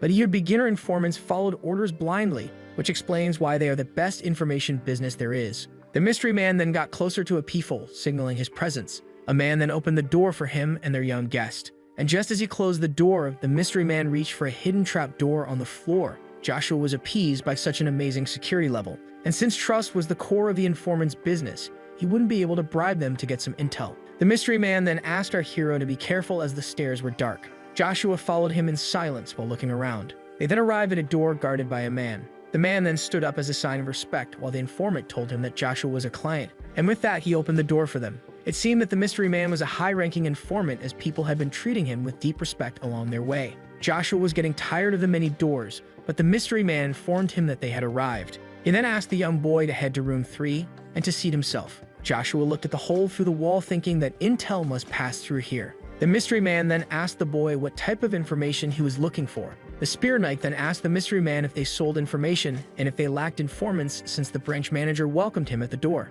This shocked the informant, who asked the little boy, who seemed knowledgeable about their organization, why he assumed that he was the branch manager. So Joshua explained that the basis of an information business was security, which required informants not knowing each other's identities to keep the organization safe. The main branch was also responsible for the other branches, so the average informant wasn't aware of the existence of a branch manager. But the legendary Spear Knight just made a lucky guess based on how everyone treated the mystery man with respect until now, and how he reacted when he assumed his position. The branch manager was now sure that the rumors about the young boy were true after meeting him in person, which left him confused. The informant was aware that this young man in front of him was Joshua von Agnes, son of Duke Agnes. Joshua wasn't expecting to be known by the mystery man, but he affirmed that he wouldn't dare call himself an informant if he didn't know about him, the most spoken of person in the Empire. The branch manager was easily able to unmask Joshua despite his father's efforts to hide him, meaning that his skills are a double-edged sword, since he could easily sell his information. But the branch manager of the lunar moon Zero assured his client that only he and a few others knew who he truly was, and asked him for the reason he came to their door. Normally, Joshua would only be able to obtain rank 3 intel since he was in room 3, but Zero decided to make an exception this time and provide him with first-rank information, which confused the Earl since the informant was doing a stranger such a favor. But the branch manager asked him to see it as an investment for the future. But the Spear Knight wasn't convinced, thinking that Zero would ask for something just as precious as the intel he asked for. He then shocked the informant by mentioning the rank 0 information, and before the man could ask, the child shushed him by stating that their organization doesn't seek intel from its clients. Zero then apologized for his rudeness and went straight to business with the genius child, who wanted to know more about Count Orbis' family heirloom's location. Since most of the Orbis belongings were lost in the black market, the branch manager began to visualize the whole operation, but Joshua wanted a precise date and time. So Zero affirmed that they only needed a week and asked if there was anything else he wished to know. Joshua was unsure if his identity would be revealed immediately, and if someone ever discovered that he looks into others' privacy, he would be in a tough situation. But if he could successfully distract the others, Joshua would be able to achieve both goals at once. The Agnes Earl then repeated what he said to Zero at the bar's door, but added that the moon door would open to the one who finds the token. The branch manager was shocked, since only a handful of people inside their organization knew about the secret token, and yet a mere child was aware of it. Our hero then proposed to find this said item in 3 years as another form of investment for Zero. Finding the token was pointless, since the moon door successor was decided last year, but the man was left shocked when a child proposed to find a token that remained lost for years. But before he agreed to the deal, the branch manager wanted to know the conditions, so Joshua explained that he shouldn't reveal any intel concerning him or the information he seeks. The other term was to give him everything about Babel's future killer, Draxia Velgrace. The branch manager was once again shocked at the mention of the battle god, but the legendary Spear Knight considered his terms acceptable for the precious token. 2 months have now passed since then, and the Earl spent his days trying to retrieve his primal power. He also spared no effort to move his dear mother to another Agnes residency, a safer location more secure than this isolated mansion, yet Lady Licia wanted to stay with her son. But in the end, the woman decided to move after seeing Joshua's insistence. Both mother and son were happy for each other. Only 1 week remained before our protagonist enrolls at the academy, and he and Cain were enjoying a nice meal inside a restaurant called Food from the Imperial Palace's chef. Yet Joshua seemed lost in his thoughts. Cain noticed it and asked his lord what was on his mind. The Earl was preoccupied since the intel he requested should have been acquired a week after demanding it, yet 2 months had passed, endangering his plans once in the academy. Suddenly, he was snapped back to reality by someone coming to his table. Zero was finally here, and Joshua demanded an explanation for the 2 months' delay. But before he could explain, the informant turned his attention to Cain. The knight was giving him a menacing stare. So his young master calmed him down, informing him that Zero was an acquaintance. The branch manager was able to gather the desired information, but the process took 2 months instead of a week because it was passed down by many people. The Agnes Earl asked about the price of the services since Zero was able to pin down the heirloom's last location. But the branch manager decided to not charge him as a favor since it was a small request, and the requested item wasn't something special for his organization. Yet when he tried to know if it had special properties, Joshua immediately shut him down, so Zero aborted the other request, stating that it was still in progress, but he would be kept notified. The branch manager decided to charge this request next time since he and the other informants get paid when the intel is requested. Seeing this, Joshua speculated that Zero would ask for something big once the time comes, and with that, the informant left the scene. After that, the second son decided to take a look at the retrieved information. The great Orbis magician family, one of Avalon's best, was a great ally of Rubrica, since long ago its head became the first battle mage by beating a knight who was about to be a master. This incident didn't impress the Empire but the Magic Kingdom Terra to the point where its king came to recruit them, which led to their fall at the hands of Avalon's royal family, which made Joshua think that this family started to intentionally kill its nobles. While reading the paper, the words Baron Accent intrigued the Spear Knight. Cain assumed that his young master was talking about Baron Accent Probillum, also known as the Night Merchant. According to Cain, the Baron was the fat noble's stepbrother and had a great influence on the black market to the point where all the merchandise passed by him first. This relation between the fierce Baron and Count Vigo intrigued the second son. But Joshua and Cain were suddenly interrupted by a familiar figure approaching them. It was none other than Count Rebecca and his daughter. It was now nighttime. An aristocrat's residence gets closer to the imperial palace based on their rank. Yet there exists a stylish and luxurious residence at the far ends of the capital, with its owner possessing incredible wealth despite his lowly rank among the nobles. This rich owner was none other than Baron Probillum, the one with great influence over the underworld. The nervous count kept a forced smile as he was visited by Earl Varon Shenvillas. The young boy was here because the Baron failed to honor their deal in time. Upon hearing this, the count started to panic. He explained that elves are rare and hard to find, which justifies him being late. But the little boy didn't want to hear it as he contacted the Baron to avoid such excuses. So the Earl granted him 1 more week after he started to beg for forgiveness. The Baron was relieved and promised the Earl to deliver the elves on time, but the young boy would take measures in case of failure. He threatened to ruin his luxurious life, which scared the Baron. But the man's look immediately became full of hate as soon as his employer exited the room. He then started to complain about the little brat when his butler came to him with water and asked him to rest. The worried underling wasn't sure that his master would find one of those rare elves in such a short period of time. But the Baron had no other choice but to do the impossible since that little boy could ruin him with a single gesture. He was the only heir to the villa's marquisate, one of the most trusted individuals by the current imperial family, and also possessed great influence on the military power. This boy was Varon Shenvillas, the one who could squash the Baron with ease. Shortly after, in the evil Earl's carriage, his underling asked him if the Baron could truly fulfill his request within 7 days, but he affirmed that it was practically impossible, which confused the knight since his young master was aware of how absurd his demand was. So the young boy explained that he didn't extend the deadline out of kindness and asked his servant if he knew what is the most important when a leader manages those who work for him. The most suitable approach would be a reward and punishment system, and according to Varon, a spoiled underling would only work when threatened. A leader should rely on punishment since it tames rich and poor alike. And when the Baron fails to procure the elves, the Earl would crush him and then, when terrified, show him mercy, making him a loyal servant. The servant praised his master's cleverness, who wanted to grab a bite on their way, and so the man commanded the driver to take them to a nice restaurant. The carriage has now arrived. Meanwhile, inside the royal palace, chef's cook, Cain formally greeted Fonsel, who was happy to see them both. The polite count apologized if he disturbed Joshua and Cain's meal. The legendary Spear Knight remembers this good-hearted man as one of a kind among nobility. Count Rebecca was a kind soul with a fragile body and a gentle presence who treated everyone politely and equally and hardly ever complained. These admirable qualities made him the laughingstock of the other nobles. Yet Count Rebecca was the most admired noble by the commoners and always acted for the sake of his family, like his daughter who recognized Joshua by his hair color. But the Earl didn't remember the genius mage being a talkative person. Her voice suddenly got weaker as she addressed the second son of the Duke. But the conversation was suddenly interrupted by Varon Shenvillas barging into the restaurant. Suddenly, the boy turned his gaze to the young Lady Rebecca. He started eyeing her from feet to head, and then complimented her beauty. Varon then leaned closer and asked her about her noble family, but the shy girl kept silent. Suddenly, the knight's servant introduced his young master as Varon Shenvillas and demanded she mind her manners in his presence. Cain recognized the boy's father as one of the most influential figures among the 12 families and wondered why the villa's earl would enter a restaurant like this one. Count Fonsel then stood between them and apologized on behalf of his daughter and claimed that it was an honor to meet the only son of House Villas. The gentleman introduced himself as Count Fonsel Jin Rebecca.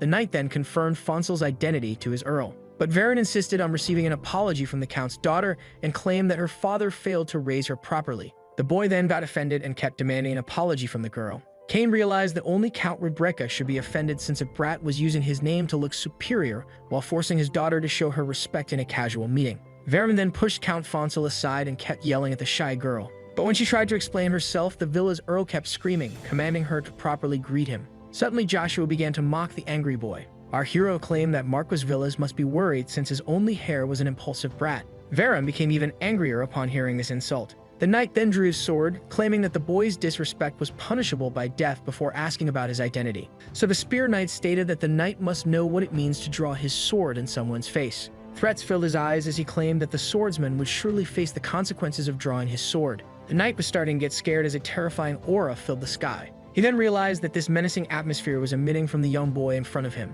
The knight was paralyzed with fear when his master asked him to punish the big mouth in front of them. After that, Joshua van Agnes introduced himself under the new identity of Asher van Frederick. The villa's earl tried to remember if he had heard the name before, but Asher assured him that there was no need to try and recall his name, as he would soon remember it well. Meanwhile, the moon shined brightly above the locked castle. The count was left unconscious as his daughter met up with a mysterious figure. Anna greeted Jewing, who arrived earlier than expected. The masked man explained that he got here as fast as he could after being called so suddenly and wondered about the reason his presence was required. The count's daughter explained that an unexpected powerhouse appeared in the house of Agnes, so Jewing assumed that she was talking about the first son. But Anna was talking about the Duke's second son, Joshua, who bested his older brother with ease. The masked man was shocked and overwhelmed by learning about Joshua's existence and reproached Anna for not reporting him earlier with the communication area. But the girl asked him to take it easy, as the House of Agnes would try to raise its status by spreading the rumor, giving them some power in this time of peace. Jewing agreed with her since all countries were eager to go to war that he wasn't sure if they could call the present times peaceful. Most countries stored as much power as they could, yet when the commoner would be happy with his country getting stronger, its ruler only thought of war as he needed to exercise his power. According to Anna, no country would enter or start the fight if it was sure to lose, so they could only rely on information, making intel a precious resource to prevent war. Jewing finally understood the little girl's point and stated that the existence of Joshua would put them at a disadvantage since one miscalculated step would let all their preparation go to waste. But she claimed to have a plan involving her entering Akkadi's academy, which confused the masked man who grew worried about the Agnes Duchy. But Annabelle Grace reassured him, swearing on her name that everything would be alright. The count's daughter was determined to make the prodigy her ally. Back in the restaurant, Varon assumed that Asher van Frederick was a countryside noble since he never heard of such a house. Yet the spear knight didn't want to answer. Varon was enraged by the boy's boldness and decided to punish him for it. And so the villa's earl commanded Asher to beg for his life so he might spare it. But Joshua didn't take the brat seriously. Enraged, Varon asked his knight Muka to take down the insolent boy and restore his honor. Muka, who decided to end it in one hit, had no choice but to obey, and although frightened by the boy's murderous aura, he saw nothing but a child and found it a waste to let him die this young.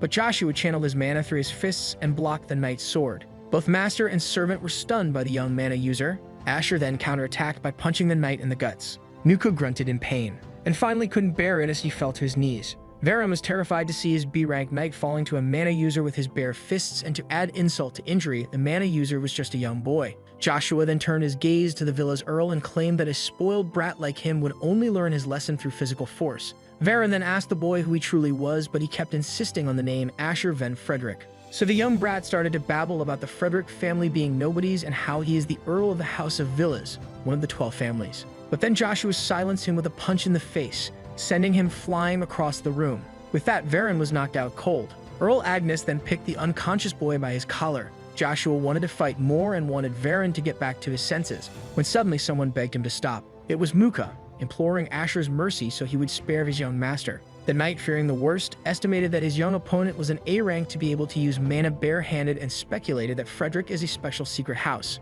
But Joshua reminded him again of the consequences of a knight drawing his sword. A bloodthirsty aura began to appear as Joshua affirmed that he does not spare those who wronged him, which made Muka panic. Seeing this, the knight bowed his head and begged once again for his young master's life. He even offered a limb and allowed the boy to make him unable to fight again in order to save Varen, since a knight that failed to shield his lord is nothing more than a shameful one. The second son stood silent in front of this knightly display of selflessness. Sir Sanders then recalled those who sacrificed their lives for him in his past life, but Asher insisted on not showing complete mercy to the prideful brat, and Sir snatched something from his neck, which confused Muka. The boy claimed that he is staying in a and asked the knight to tell his master to come and retrieve his family ring before he sells it on the black market. Cain was impressed by his young master's actions, but Joshua asked him to not pick up his bad habits. Both walked away as they continued to argue while Count Fonsel was left impressed. Iceland seemed to have something to say. She then politely excused herself with a nod before leaving her father to catch the Earl. Count Rebecca then turned his gaze to the defeated Muka and his knockdown master. The polite man offered to take the knight to the nearest doctor. A statue stood in the light. Two men were praying in front of the statue, but their prayers were interrupted by a sudden scream. It was none other than Varen after finding out that the one known as Asher had disfigured him. The angry Earl commanded Muka to bring him the boy, but the powerless one denied. So he started to kick and insult his loyal servant. Varen claimed that he would punish Muka for his incompetence once they returned home. He then ordered the knight to go back to their house and gather everything he could about the House of Fredericks, since he decided to slaughter Asher's family in front of him. But Muka denied it since there was no apparent reason to commit such an act. Yet Varen assumed that his actions would be justified since Asher insulted him, the only son of Marcus Villas. According to the knight, no one would believe that they were assaulted by a mere child, and the honor of their house would be at stake if someone did. But Varen didn't want to hear it and insisted on purging the House of Frederick. So Muka had to raise his voice to make the boy silent. He explained that a noble's honor is just as important as their name, which makes it more important than the noble's life. Both master and servant would be punished if Marcus Villas ever heard about their mischievous deeds. But Varen wanted to go with his natural procedure and covered his tracks before the news of his crimes reached his father. Then he accused his knight of fearing Count Fonsel Rebecca, but according to him, there is proof of this incident. Varen Shen Villas was shocked to learn that his family token was stolen by that young boy, that he didn't believe him and reached for the ring in order to show it to Muka.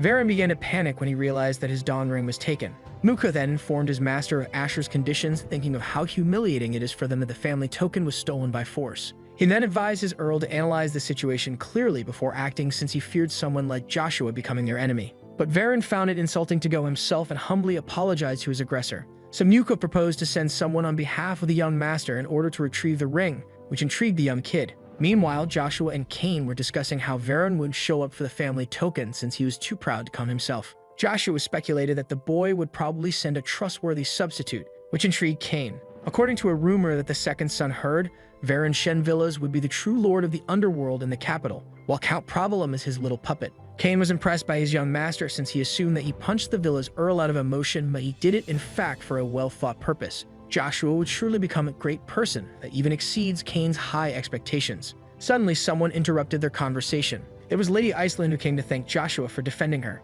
But the Earl affirmed that she shouldn't thank him since he didn't do it for her. Yet she insisted on thanking him since the other Earl's anger might have affected his house if he didn't intervene. Joshua found that the little Lady Iceland is far different from the cold-blooded killer that she would become one day and spread the name of the continent. In his previous life, she was known as the Archmage Iceland, a cold name that used to fit her well as an adult and not as a child. Lady Rebecca then affirmed that she and her father would surely assist the Earl if he ever got in trouble. But Joshua stated that she didn't need to thank him, and that she should grant him a favor in the future as a sign of gratitude, which made her quite happy. And with that, Lady Rebecca gladly accepted. The second son then turned his gaze to the outside as a grin appeared on his face. He watched as a flash of light was formed at the top of the building. There was a person quickly jumping from one roof to another. That person was none other than Zero, who was annoyed by Joshua Sanders spotting him. Zero, who was proud of his stealth, had to change his plans since the information he got on the boy, who he assumed discovered their organization by mistake from a certain someone, was true. But if a spear knight was really aware of them, the branch manager wondered what would his master's next move be. The Baron was now in front of the said restaurant. He stood there in silence, preparing for his meeting.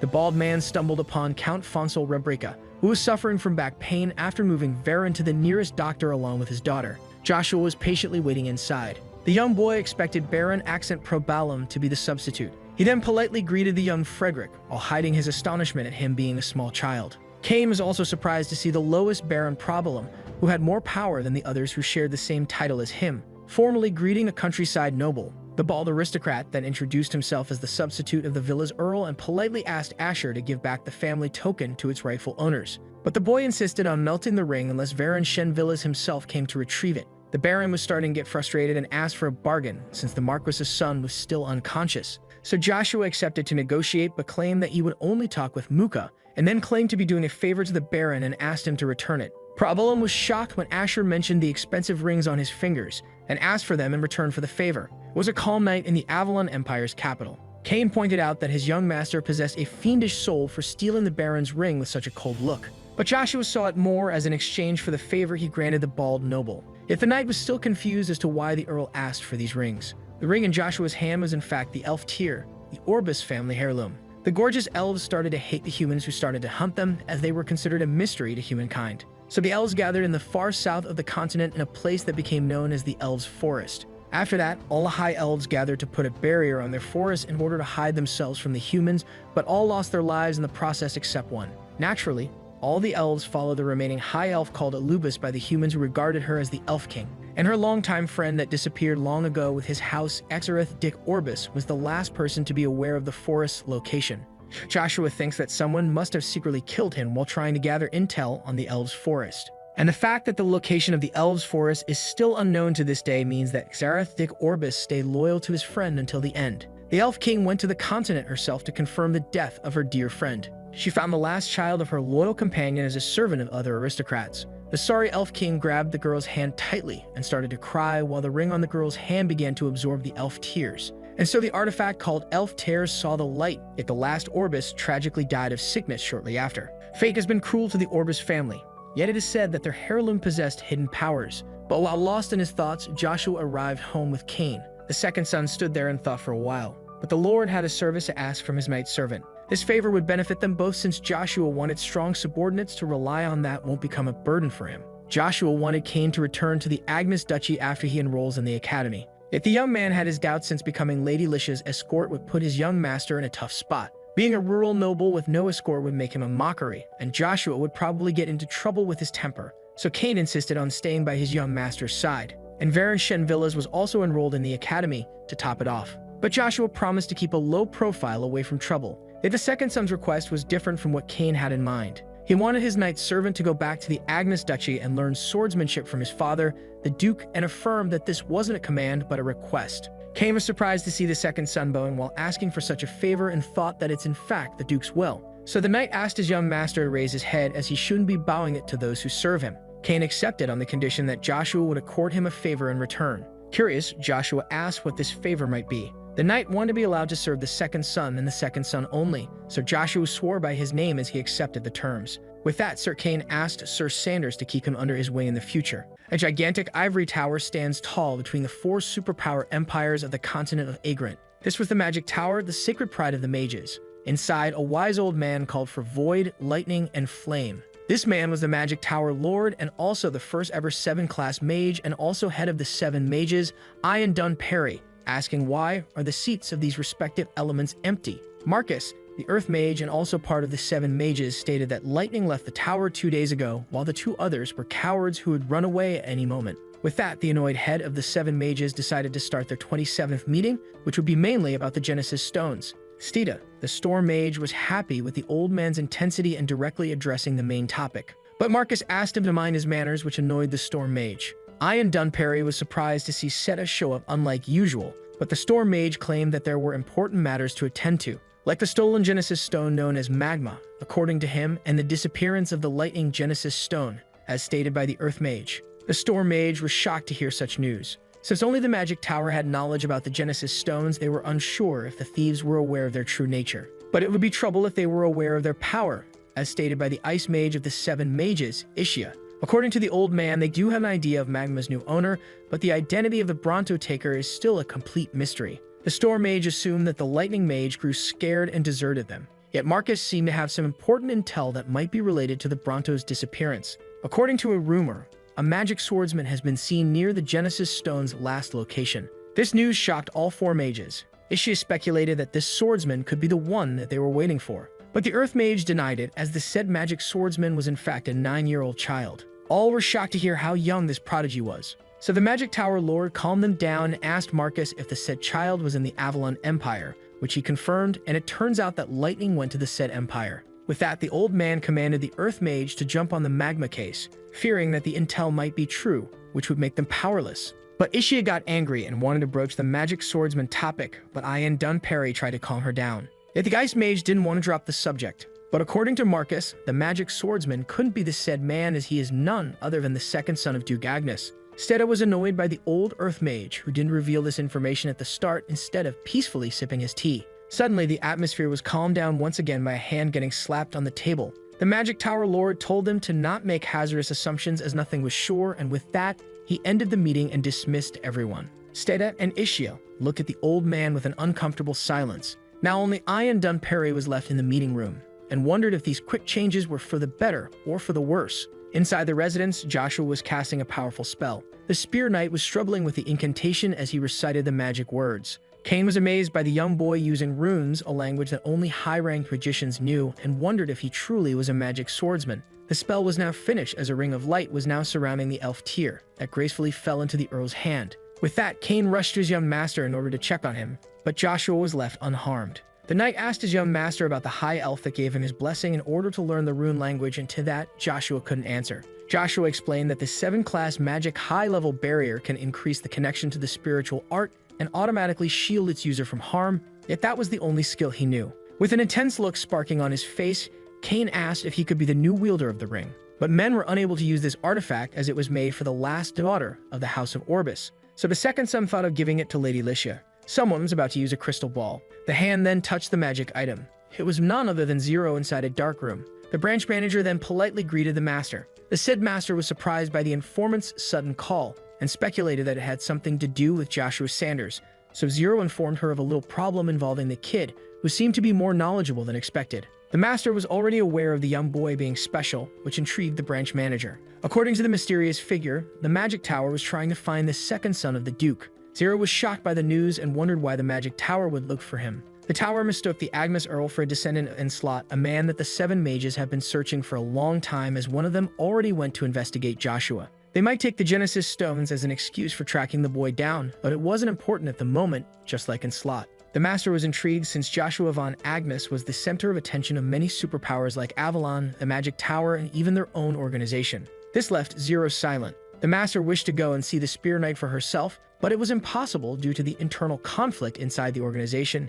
Yet all might change if the boy retrieved the red coin. Zero was determined to bring the token back to the organization, so the master agreed to leave the formidable task to him. With that, the transmission was finished. The informant was more determined than ever. Meanwhile, elsewhere inside the forest, a mysterious figure was standing in the middle of lightning in front of a man attached to a dead tree. The captured man was none other than Viscount Vigo, but the wizard told him to stop mumbling and observe him carefully. A horde of black ogres were menacingly charging at the 2 men as the magician began to recite his spell. An incredible amount of mana filled the air as lightning began to fly everywhere. And with that, the spell known as Lightning Rain was activated. All the primitive beasts were struck simultaneously by lightning, defeating them all with incredible ease. The fat noble was left speechless by such terrifying power. And with that, the horde of black ogres was wiped out. The wizard then went to the Viscount and asked him to compare his power with the second son, but the Viscount couldn't talk. So the lightning mage unsealed the fat noble's mouth and demanded to know the power difference between him and Joshua. But Viscount Vigo immediately started screaming about him being an ability of the Avalon Empire and how its wrath would be suffered by the wizard.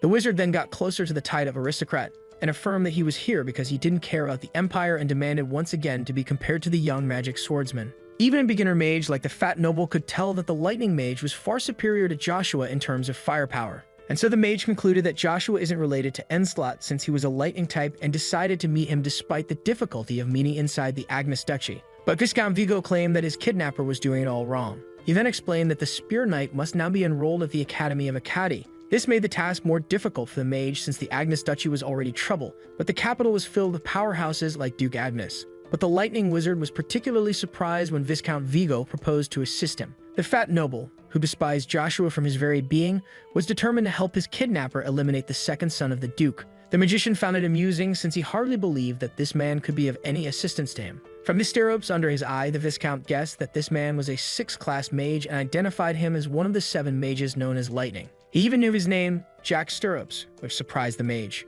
Viscount Vigo decided to use his connections in Avalon to assist Jack if he accepted to join forces with him, since Intel was power in the Empire. Yet the Lightning Mage refused to ally himself with an unknown aristocrat despite being short on time. With a diabolical look on his face, Jack Sterops claimed that it would be troublesome if his identity was revealed to the public. Viscount Vigo realized that he was going to be eliminated as thunder roared above his head. But just as the fat noble tried to convince the man that killing him would have consequences, a giant bolt of lightning descended from the sky and struck him. With that, the Lightning Mage walked away knowing that no one would care about the Viscount's death. A few years passed as Joshua and over 1,000 noble children enrolled into the academy the same year. Students were divided into 6 grades, and one can only access the next year after passing a test and graduate by passing the graduation test. And if everything went smoothly, Sir Sanders hoped to reach magic spearmanship stage 5 like in his previous life while in his school years. Joshua searched for his room as the other students were getting help from their servants. He thinks that they all brought assisting hands in order to not look like commoners to the rest. Asher finally found his room. The boy was impressed by the spacious bedroom that was meant for only 3 students. Joshua hoped that his roommates were different from the villa's earl as he wished for peace and quiet. Suddenly, the boy's attention was caught by a sudden arrival. It was another freshman carrying many bags who then asked for help with his heavy baggage. The boy's belongings were finally put away. He was then relieved and thanked the Spear Knight for his assistance. The cheerful young boy then introduced himself as Agareth Kun Douglas. Joshua was happy to have a student like him as his roommate, unlike the other children who only cared about flexing their power. Our hero introduced himself as Asher Van Frederick. Agareth never heard of Asher's house, but was happy to befriend him anyway, as they were both freshmen. Their conversation was then interrupted by a third person walking into the room. This person was named a.k.a. Agareth didn't seem happy with a.k.a. walking into the room, while Joshua was left speechless by the shock. The Spear Knight recognized the boy as the future unlucky genius Heavenly Brain a.k.a.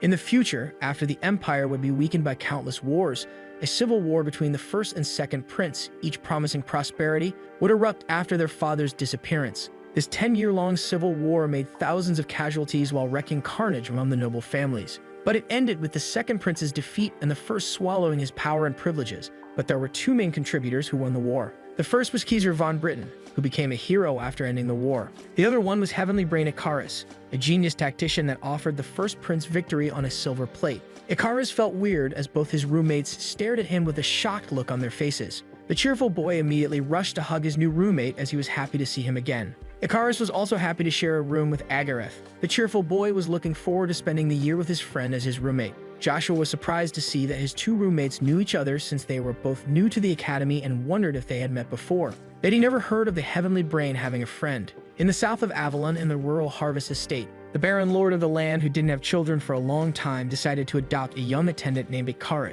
which made him the laughingstock of the rest of the aristocracy. The poor boy was always bullied at the academy and was always considered a commoner by other students, which made his existence lonely. But the only one who showed him humanity and treated him as a human being was none other than the oldest prince, Kaiser von Britain, who gave him many chances to grow more powerful. Joshua, with his miserable childhood, couldn't relate to the Heavenly Brain as he met his end because of the first prince that he trusted so much. Our hero introduced himself as Asher Van Frederick to the unlucky genius, who introduced himself as well. Sir Sanders thinks that this encounter with the unlucky genius was destiny and decided to make him an ally no matter what. The sun started to set on the Agnes Duchy residence. The new holder of the Elf Tear was happy to see the Spear Knight enter the academy, but Lady Licia was still disappointed as she wanted to attend the entrance ceremony herself. Yet Joshua believed that he would cause her trouble if she attended. The second son's mother understood the situation and thanked the knight for always being by her boy's side. But Cain assured her that the honor was his and decided to drop the formalities with the lady for a short moment in order to compliment her son. But suddenly, the conversation was interrupted by someone barging in. It was none other than the Duke himself. Aiden wanted to make sure that Licia felt comfortable in her new home, which she confirmed by thanking him for his generosity. As he walked away, he affirmed to his second wife that she could speak to him if anything bothers her. The servant that was accompanying the Duke also excused himself. And with that, the 2 men left the scene. Lady Licia and Cain watched as they walked away. The servant wanted to talk to the master. He apologized for his arrogance and asked the Duke about moving Lady Licia to the capital with him, risking to trigger his first wife's wrath. Yet Aiden von Agnes stated that the man should be aware of Joshua's incredible potential. Yet they couldn't ignore the talent of the first son, so the servant proposed that the Duke pick his successor once and for all. The Duke was aware that the man was worried about the Agnes bloodline, but couldn't ignore the fact that Babel was his legitimate son. The Agnes house would fall into chaos if Joshua officially earned its name. Yet the Duke was about to give his opinion on the relation between bloodline and legitimacy, but quickly dropped the subject. He wanted to observe his 2 sons for a bit longer, but his face was saddened as he thought about the matter.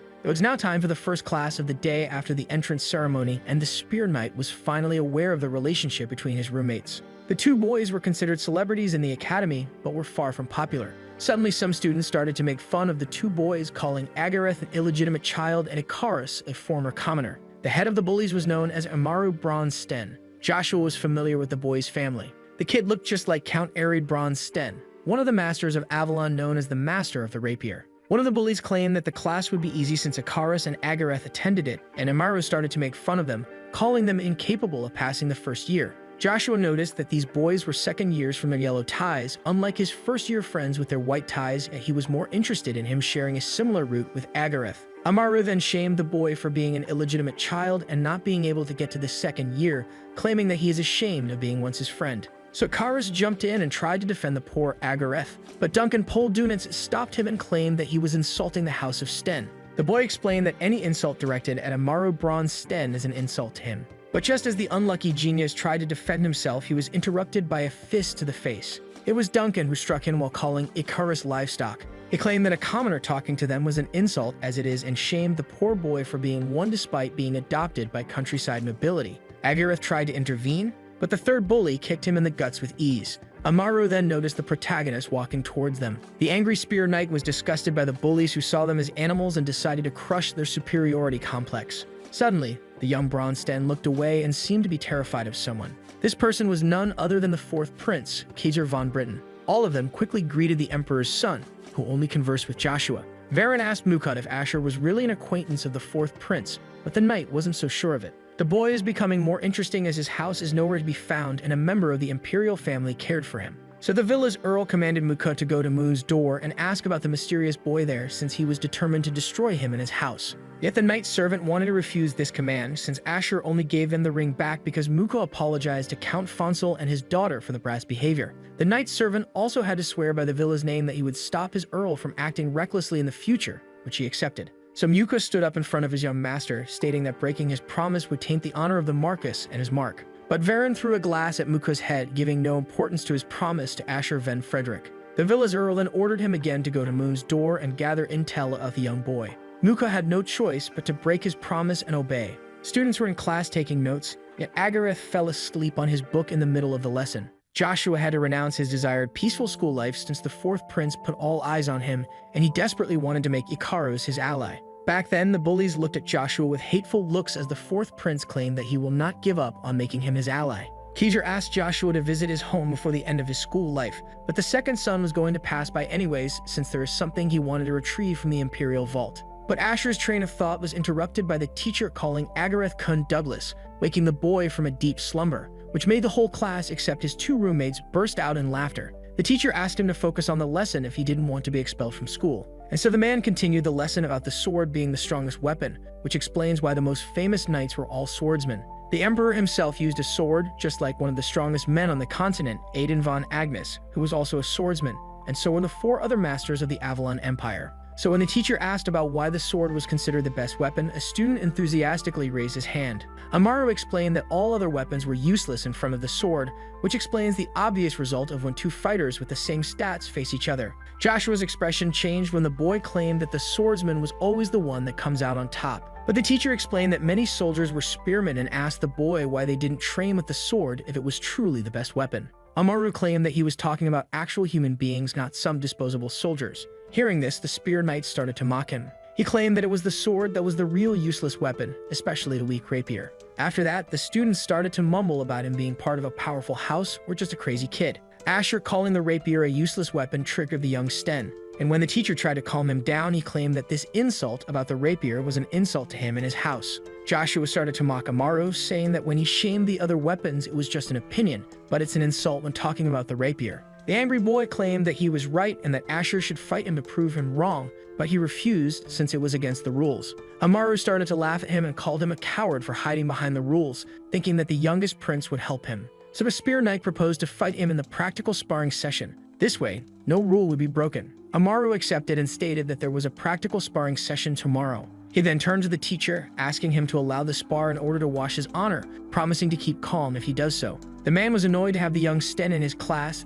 thinking that it would be a difficult year for him. Realizing that he had no more control over the situation, the teacher allowed the spar, but only if they agreed to use wooden weapons. Amuro was happy to hear this, since a wooden sword was the best tool to break someone's bones, determined to crush Asher no matter how close to the prince he was. Naturally, Sir Sanders was looking forward to making that child swallow his words. After getting back to their room, a.k.a. and a.k.a. started to scold the carefree Asher for insulting the rapier in front of the young Sten. They explained that Amuro wasn't the type to take insults lightly, and that he would surely try to harm him. Joshua misjudged a.k.a., thinking that he was just a simpleton.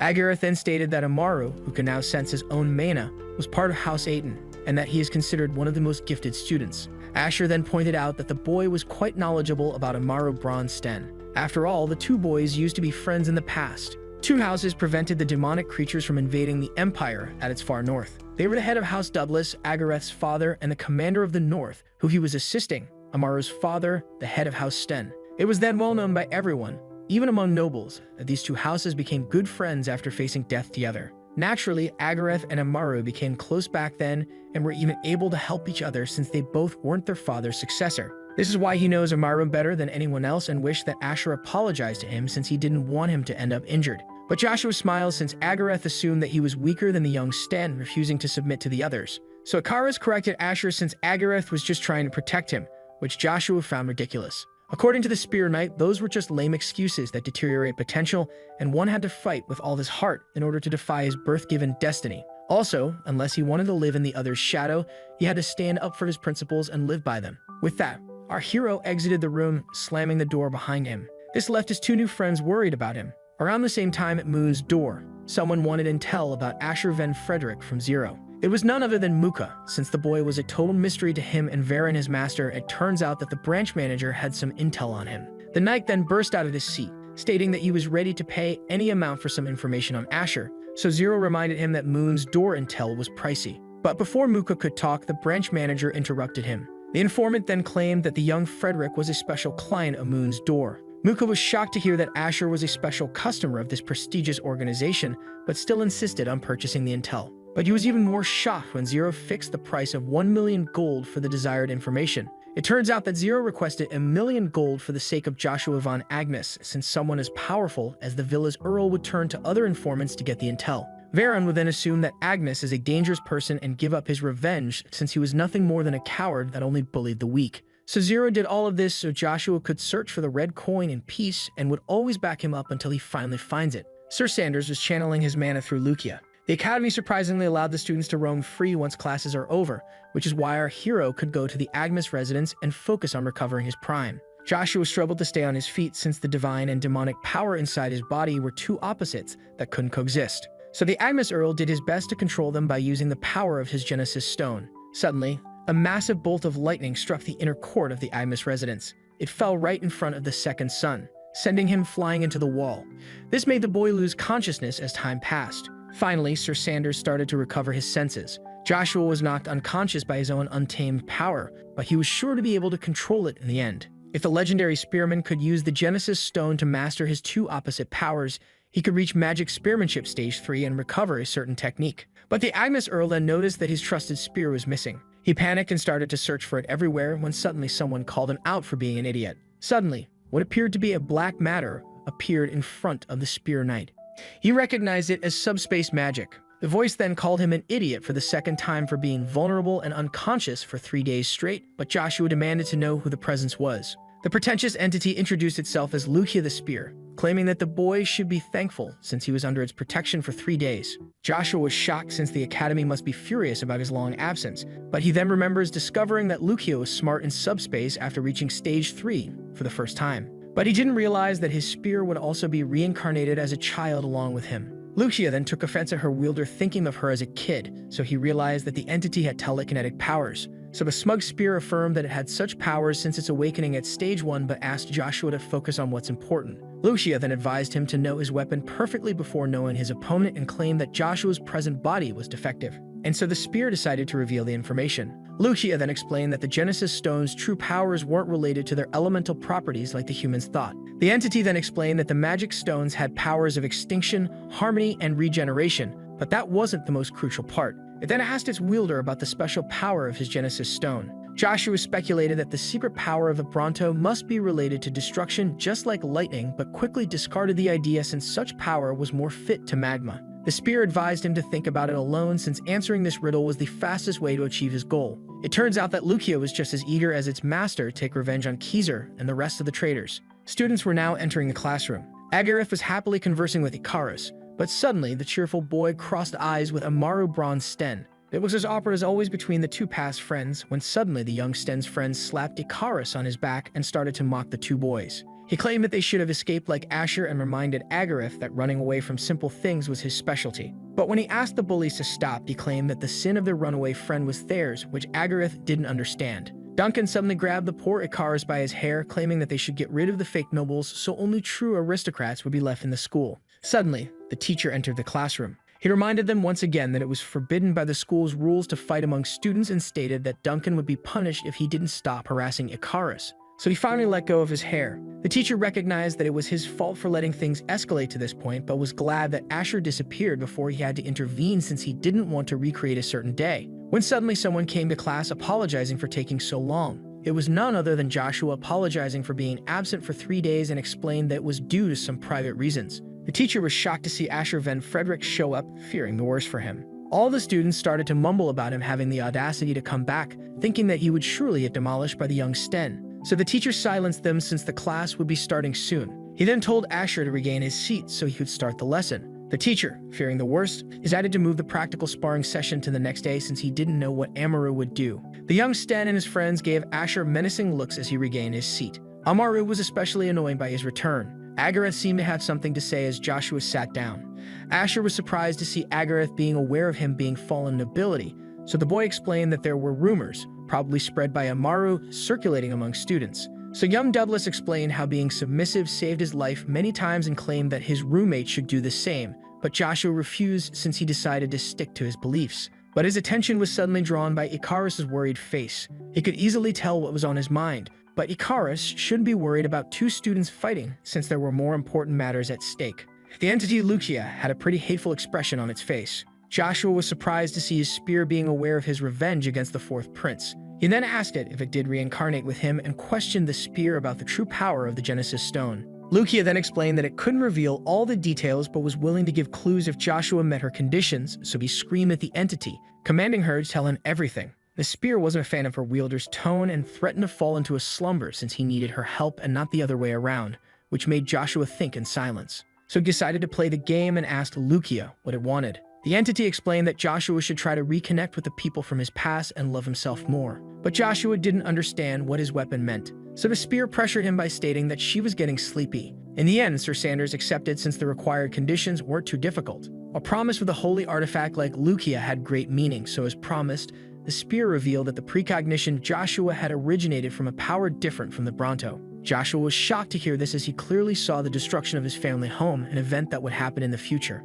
Lukia explained that his precognition, which comes from his holy power, works when he relentlessly thinks about someone like the person he wanted to take revenge on. Sir Sanders was shocked to hear that this was the doing of holy power. High priests usually get revelations from gods whose power is far greater than human understanding when danger is near, and Joshua's precognitive dreams work similarly. But Joshua should try to master the demonic and divine powers dwelling inside him. Once mastered, no human would be able to stand in his way. Lukia insisted on the importance of the primordial stone, stating that Bronto's special power wasn't its terrifying destruction, but its evolution, leaving the young man to reflect on these few words. Just then, Amaru burst out in anger at the teacher, accusing him of ignoring the trivial matter. And when the man demanded an explanation, the young one revealed that despite it being a friendly spar on the surface, this was an important duel for his family honor. Amaru then threatened to take matters into his own hands if the teacher forbade their duel. The man was well aware that he was under the family's mercy despite having a superficial relationship of master and pupil with their children, putting him in a tough situation. Amaru then addressed Asher Van Frederick, stating that he would take the chance of his mysterious return to prove once and for all how useless the spear truly is. The young man was left to boil in anger as the protagonist affirmed that he was also determined to proceed with the duel in order to prove how truly weak his family's symbolic weapon is. All were rushing. The students rushed to spectate the said duel while mocking the Spear Knight for returning to lose to Amaru. Shortly after, in the academy's small drill hall, the students kept laughing at the protagonist for using a spear, speculating that his simple mind wanted the long-range advantage. Icarus affirmed to the hero that he still had the chance to ask for forgiveness, making Joshua point out how determined he was. The heavenly genius was certain that Asher van Frederick had no chance against Amaru, and even if he did defeat him, he would have to take on his rapier-loving family as a consequence. Yet the young man, who was at ease, explained how he would simply have to defeat the entire bloodline, leaving the young man worried for his friend. Seeing how the heavenly genius underestimated his abilities, the young man proposed to make a bet, which left a.k.a. intrigued. The bet, which was whether he could or could not beat Amaru and his family, would have the loser grant the winner one wish as a reward. a.k.a. began to scream at the young man as he only aimed to prevent this duel and expressed how intrigued he was to see Asher make a bet so lightly without knowing the risk of loss. The young man was left shocked when the protagonist affirmed that he didn't plan on tasting defeat. Amaru's eyes were full of rage and anger. The teacher asked a heavenly genius to let it be, as the duel was now inevitable. And so before regaining his place, the boy affirmed to his friend that he could not transform the school alone. This made Joshua realize that a.k.a. had met with a devastating incident in his past life. With that, the crowd was filled with excitement as the teacher announced the beginning of the duel between an unknown nobody and the son of a well-known family. Many students began to cheer for Amaru, who immediately took his calm fighting stance. But the young Earl immediately lost his cool as he witnessed his adversary having his eyes closed, which turned the protagonist into a mockery for the crowd. Despite having reached the third stage of magic spear art, Sir Sanders decided to defeat his opponent using his fighting skills alone. Joshua had always aimed for the pinnacle of spearmanship yet never reached it, having forgotten how crucial the basics truly were. As Amaru charged headfirst, aiming to thrust him out, our hero began to think about this, feeling that new heights were now within his reach. The little Earl, whose blade was governed by anger, would not tolerate this insult. But just then, Joshua thanked him before moving at light speed, breaking the wooden blade. Our hero was able to disarm and hit his opponent in one clear strike. With that, the defeated young man quickly fell to the ground, leaving every student in the hall and even the teacher and a.k.a. utterly shocked. Just then, the girl expressed her annoyance at seeing Joshua von Agnes acting against her desires. The heavenly genius was shocked to hear her call Asher van Frederick by such a well-known family name. Meanwhile, our hero was pleased to have finally mastered the extreme swiftness that exceeded the limits of speed and the opponent's perceiving abilities. Joshua couldn't be happier as he finally obtained the thinking way of the 6th stage of spear art, which he could only dream of in his past prime. The sun began to set on the female trainee dorm of Avalon Academy. Anna expressed her frustration about the young man making a fuss at school. The little girl was shocked to see the one she calls father, making her speculate that problems had occurred in the kingdom. Yet the man, who to her surprise answered the crystal ball directly, affirmed that nothing of importance had happened. Leaving her intrigued, he explained how Viscount Bede, whom they used to mask their identities, had been murdered by Jack Steropes, the Thunderseat of the Seven Mages. This left Anna in a state of panic as she learned that a self-prideful group like them had lowered themselves to kill the Viscount, making her think that their plot had been revealed. So the man explained how the mages' movements targeted Joshua, who had obtained a crucial item that they had convoyed, making Anna propose stealing the item from the boy. Yet to him, stealing an exclusive item of the magic tower would be a waste, since they should focus on hiding their long-term plan before asking about the reason for calling Joshua. So Anna explained how he had drawn attention to himself from the very beginning after badmouthing the rapier in front of Agnes Shan and defeating him in the duel he had been provoked into. Earl Agnes' prowess amazed her father, making him speculate about the Duke's reaction as he suspected a change of hair in the Agnes Duchy. Yet Anna couldn't fathom how the Duke could favor his illegitimate youngest over his rightful eldest. So the man explained that despite Joshua's embarrassing origins, Duke Agnes would certainly favor his own flesh and blood over the child of another, leaving the little girl completely shocked. Meanwhile, the teacher was conversing with the protagonist, explaining how Lord Frederick had gone missing a long time ago, and how they weren't a powerful military family in the first place before asking the young man, who demonstrated a never-before-seen spearmanship talent, about his true identity. So the spear hero affirmed that his true name was Asher van Frederick. As he got up from his seat, the man decided to drop the case. The teacher explained how the children of royalty and high nobility sometimes entered the academy using fake names and affirmed that Asher's thoughts didn't matter to him. The man then explained how, despite Amaru having the Sten crest, he was still a small trainee, explaining how their duel could have been seen as a minor childish misunderstanding if the protagonist hadn't beaten the Sten's rapier in front of countless sons of nobles. Yet the prodigy affirmed that he was ready for the consequences. This way of thinking made the teacher recall another student who also shared this philosophy, named Simmies Kun Douglas. The family name made the young man understand it all. He explained how the power of the families created an unspoken hierarchy among the supposedly equal trainees, which made bearing the consequences not enough. The man then explained how the hierarchy had long been forged, with Amaru Sten being a natural part of it, which is why those of the elite would now try to bully those of lower status, including the protagonist. With that, the young man decided to ask if a teacher was truly someone who divided students and stood silent in the face of harm and blackmail in the heart of the academy, striking one of the man's chords. Joshua affirmed that he refused to have such individuals as his mentors, affirming that one would always try to prevent what scared him until he stopped. And when the teacher affirmed that there existed some things in this world that could not be altered, the student claimed it to be the coward's way of thinking, being too scared to act. This left the man in utter silence. The teacher then proposed recommending Asher to the Imperial Knights, where he would receive the compulsory education for graduating, as he would easily enter with his skills. Joshua began to think of how he had turned down Kaiser's imperial recommendation and how he wanted to focus on the primordial stone's power without being distracted. The teacher insisted on using his power to let the spear genius take the entry test, so Asher affirmed that he didn't want to waste time. Hearing this, the teacher got excited and affirmed that he would surely use his power to get him in, yet the student interrupted him, stating that he didn't want to run like a mere coward, putting the teacher to shame. With that, the protagonist politely excused himself, before walking away, making the teacher look at the sky and ask the late Douglas if he also considered him a coward. The next day, the young man had the academy's hierarchy on his mind. Despite his decision to leave the academy, our hero was determined to destroy its hierarchy before starting a new chapter in his life. Just then, a presence appeared behind him. This presence was none other than Amaru Sten demanding to converse with him. Yet Asher affirmed that he had no time to waste on him. But to his surprise, the arrogant young man presented him with an apology for hastily badmouthing the spear in front of him.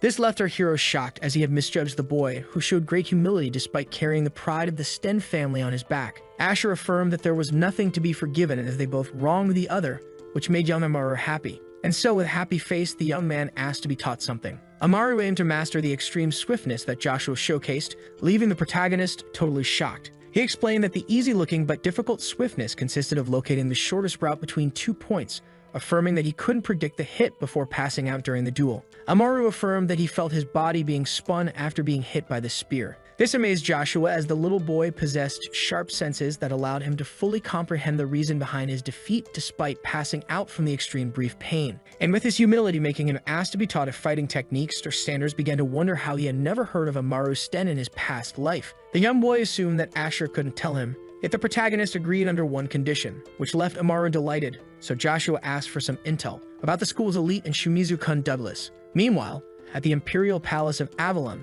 the servant informed his master that a letter had arrived from the Swallow Empire, making the Emperor speculate that it must be from Draxia. The servant informed the Emperor that the man planned on rushing the plots he had informed him about and asked the Emperor to adjust his promises in order to go along with his plans. The son of Avalon speculated that the Thren enemies were stronger than expected and decided not to send troops to keep his entanglement a secret, yet he would use 2 elite masters to please Draxia. Jaken affirmed that he would deliver his will as imperial orders before stating that there was one matter he must also attend to, intriguing the Emperor. According to the man, the Duke's son entered the academy under an alias and was rumored to have taken down the Sten Earl with 1 hit. This made the Emperor laugh his heart out, as this was an achievement that even the pride of Avalon Babel could not accomplish. And so he tasked the man to enroll the Spear Knight into the Imperial Knights at any cost, affirming that he was even ready to write him a personal recommendation letter. This shocked Jaken, as despite the harsh criteria for one to enter the Order of Imperial Knights, Avalon's most important man was ready to personally recommend the young genius,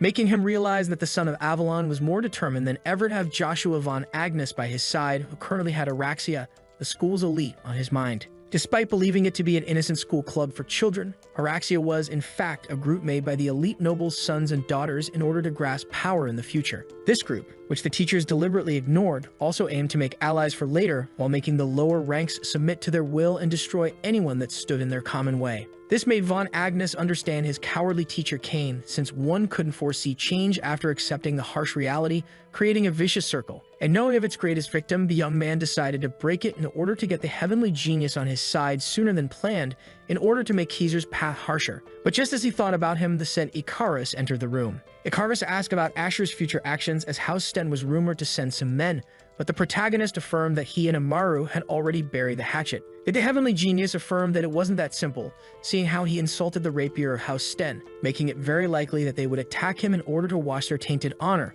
before affirming that Araxia would try to harass him first. Yet Joshua affirmed that both enemies were of no importance, seeing how both could be beaten simultaneously. The intrigued Icarus demanded an explanation, yet our hero affirmed it to be quite elementary, as he plotted to showcase enough strength to make anyone bend to his will. Despite the student's desire to oppose his roommate's plan, he began to realize that it wasn't completely unrealizable with his God-given potential. Asher then asked his roommate if he recalled the bet they made before the duel, which he confirmed. And so our hero grabbed Icarus by the shoulders as he was about to reveal his wish. Icarus was left with an all-red face as Joshua revealed that he wanted him by his side. The heavenly genius was left speechless as he was asked to only use his abilities in order to serve Asher and Asher alone. And so Icarus promised to think about it if the Spear Knight could truly reach his goal, before rushing to the exit and slamming the door behind him in a hurry. The clueless Joshua assumed that this made the bond between him and Icarus stronger than ever. The tired knight kept on fighting under the blazing sun. An injured Cain was left exhausted and struggling. His adversary asked if he truly believed he could shield his master with his dull skills.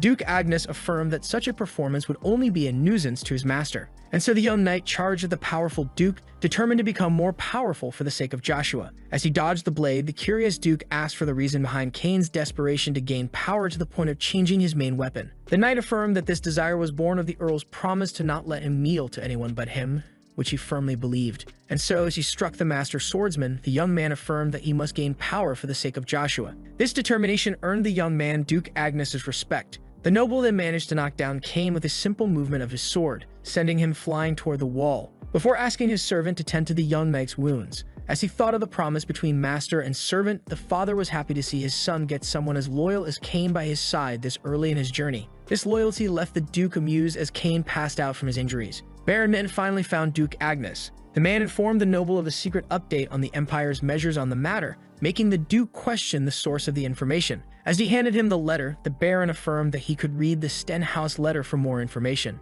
And so he opened the paper. As this trivial matter finally commenced, the Swallow Empire, which covered as much of the continent as Avalon, was a powerful empire renowned for its horsemanship due to its many vast plains. But the said empire was now facing a crisis, which was their independence from the Thran dukedom, which is why the knight begged the royal to act inside their capital's palace. His Highness listened in silence as his court discussed how pleasing other empires could turn the tide, while others thought that the duchy was more important than their opinion. The master-level Duke Altsma, general of the Swallow Empire, was ready to fight the great Duke Agnes of the Nine Stars and even God's Knight Chrysler Gen Sebastian under His Majesty's orders. Yet the old man reminded the noble that Count Lucifer, alongside a very special individual, was also part of the Nine Stars of Avalon. Elder Prime Minister Gander, the sage of the Empire, affirmed that they should take the other empires into consideration as they exceeded them in military strength. This triggered the Duke as the Prime Minister compared the two entities, making the old man realize that he didn't give him an ear. The Emperor silenced the two men, stating that he was well aware of his general's outstanding strength, but the man explained how they couldn't be sure of his victory against the Avalon Empire even if he surpassed them in strength, and affirmed that his loss wouldn't only bring harm to him. This man was none other than the wisest ruler of the Swallow Empire named Verona Velgrace, who affirmed that the Duke's death would be a national loss that would harm the entire empire. The general apologized for his recklessness.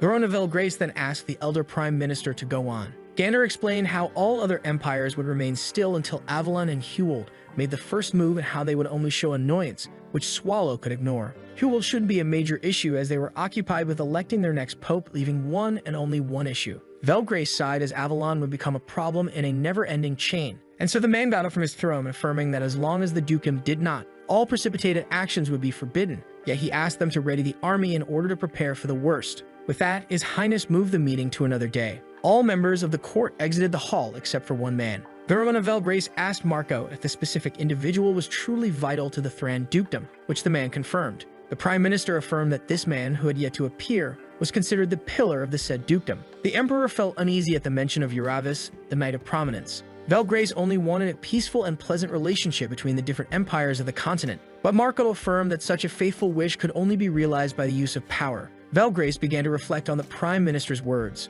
With that, the wise man was plunged into his own thoughts. At the same time, our hero found himself face to face with a serious Agareth. Joshua realized that his second roommate was here to accomplish the will of the first one, and so the young man affirmed to Asher that he shouldn't go up against the elite of the academy as he risked his safety and the safety of his family, begging him for his own sake, making the Spear Knight point out how terrified his friend was, leaving him startled. Agareth was even more shocked when Ven Frederick correctly pointed out how terrified he was to see his brother's tragedy occur again. The Spear Knight affirmed that there was no harm in escaping, yet always resorting to it would mean giving up, leading to a downer philosophy. And so he asked the young man if he truly wished to live the life of a coward, leaving him to reflect on his own actions. Agareth then burst out at his roommate, calling out his ignorance, as he explained how Varon Shen Villas of the 12 Houses, an unbreakable obstacle, was the head of the Academy's elite. After hearing this, Joshua thanked the young Douglas for the wonderful intel, before leaving the room, leaving Agareth utterly confused. The protagonist closed the room's door behind him, leaving Agareth intrigued about Asher's odd reaction. At the same time, a great number of students were gathered. All of the children were overwhelmed by an anxious feeling of unease. This place was no other than the Araxia Circle private room, with the sitting girl proposing to start the meeting with the majority being present. The young man asked Natasha about the reason behind her hurry. Natasha Moonbrore of the Marquis family of the 12 houses affirmed that he was too relaxed, pitying Count Cromwell for having no time to think of his son fighting the Pontiers due to him. Yet Gihog Don Cromwell, Marquis Earl of the 12 houses and enemy of House Pont, explained how he planned to enjoy life despite the house problems, unlike her angry self triggering her. Baron Shenvillas stopped them, affirming that this was no time for internal disputes. The head of Araxia, who was an influential figure in the Prince Imperial army, explained how they should find a way to handle Asher Van Frederick, making Natasha wonder about the young man's personality as Gihog mocked her for considering a new life partner. Yet the girl affirmed that she must first see his handsomeness, but the head of the table affirmed that they shouldn't be wasting time and should take the matter of Van Frederick very seriously, intriguing both of them. To their surprise, he revealed how the said student had beaten him before. This made Gihog point out how the boy was rumored to be connected to the youngest prince, making the daughter of the Marquis speculate that he had royal blood, before proposing to make him an ally for their own good, leaving Varen with murderous anger in his eyes. Just then, the girl realized her error as Gihog agreed with her, stating that they should focus on Asher and discard Amaru, whom they only respected for the family name he disgraced. Yet Varen then recalled how Amaru's older brother cherished him regardless of family importance, but this wasn't his main concern, as the cruel kid aimed to forever silence Asher Van Frederick, just like they did to Agareth's brother in order to finally obtain his vengeance. At the same time, our hero let out a disappointed sigh, speculating that his duel with Amaru led to him being summoned to the principal's office, making him realize how impossible a peaceful school life had become. And so he walked in. But to his surprise, the man inside wasn't the one he expected. The masked man, who recognized the boy as the son of Aiden von Agnes, introduced himself as a messenger of the Emperor. The young man opened the box, only to find a precious ring inside of it. Duke Agnes had decided to gift this dawn ring, which he was offered from the Magic Tower,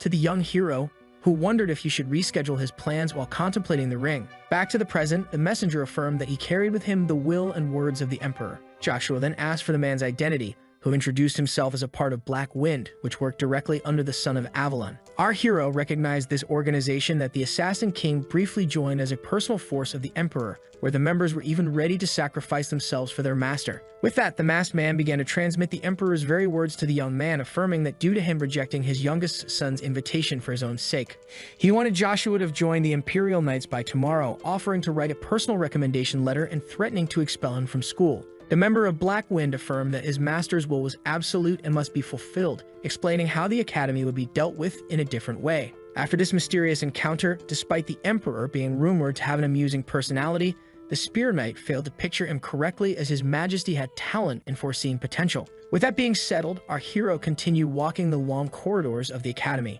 At the same time, a powerful fist was delivered to the gut of a young man, making him fall to his knees while grunting in pain. The poor Icarus was being violently bullied by the others. Agareth tried to stop the harasser, explaining how they had affirmed that they wouldn't meddle in their affairs any longer. So the bully decided to enlighten him on their situation, explaining how he and his roommate were now doomed as Araxia watched from up close. With that, the confused Douglas demanded an explanation, seeing how they had harmed no one. But Chihab affirmed that they weren't being punished for their own actions, which shocked the young man. But because of their friend Asher, just like last time when the culprit was the eldest Douglas. Yet Agareth affirmed that the protagonist must hardly see them as acquaintances, seeing how the academic year had just started. But the main man affirmed that their relationship was of no importance, seeing how their target had a history of interfering with the affairs of others. And when asked about it, Shenvillas decided to skip the details and take both boys hostage before calling out Asher, just like how they did with Shumizu Ku Douglas, making Agareth recall the unpleasant. The boy began to recall his dear half-brother, who told him to always ask for his aid if facing trouble. But he also recalled how Shumizu fell right in front of him, the colonel asking them to be thankful as he only expelled them from the academy for not acknowledging their own status, rather than taking down the entire Douglas house and asking Agareth to stop standing in his way after having crippled his older brother. But then he recalled the protagonist asking him if he wished to live the life of a coward, and so Agareth firmly grasped his fist, before charging at Varen Shenvillas. His course was cut short by the bully intercepting him with a punch to the face. The villain then affirmed that he would ruin both of the boys' houses if the hero tried to outsmart them. But just then, the attention of all was drawn to Icarus, pinning them, stating how shameless they were for taking the two of them hostage in order to be a child and yet still considering themselves an ability. Yet just as the bully began to reply, he was quickly interrupted by the head of Araxia, who calmly walked to the heavenly genius, before looking down on him and cracking a deranged smile. Suddenly, Varen Shenvillas exploded with rage and kicked the young man's face. The sociopath affirmed that this was just the way of the world, where the strongest eat the weakest in order to survive. All students couldn't bear to watch the atrocious beatdown as their boss explained how none of this would have occurred if they had known their places. The sociopath affirmed that nobles would naturally express their wrath upon those who tried to overthrow the present order. Seeing this, the restrained Agareth began to beg for his friend's life, while his restrainer began to wonder about Asher's reaction. But just then, the bully noticed something, as someone called out the head of Araxia's name. The figure affirmed that the boy's actions went against his promise. As he arrived, the angry protagonist affirmed that the brat shall be punished for it. Yet to Varen, what Asher did to him far exceeded his own actions, but to Joshua, harassing his friends was an unforgivable crime. The ordered friend left the young Douglas moved and shocked, and so Asher affirmed that they would be punished for their crimes. Yet the villain ordered him to freeze or else watch Icarus' family fall into oblivion while being framed for it, which would lead to his expulsion. And so our heroes stopped advancing, making the high noble mock him for being from a useless fallen family. At the same time, the impressed Natasha and the unimpressed Gehad began to judge the young man. The son of the Marcus began to mock the young man for wanting to punish them for their crimes, and called him out for being stupid as he tried to face the many present houses alone when even royalties and sons of the 5 dukes struggled against them.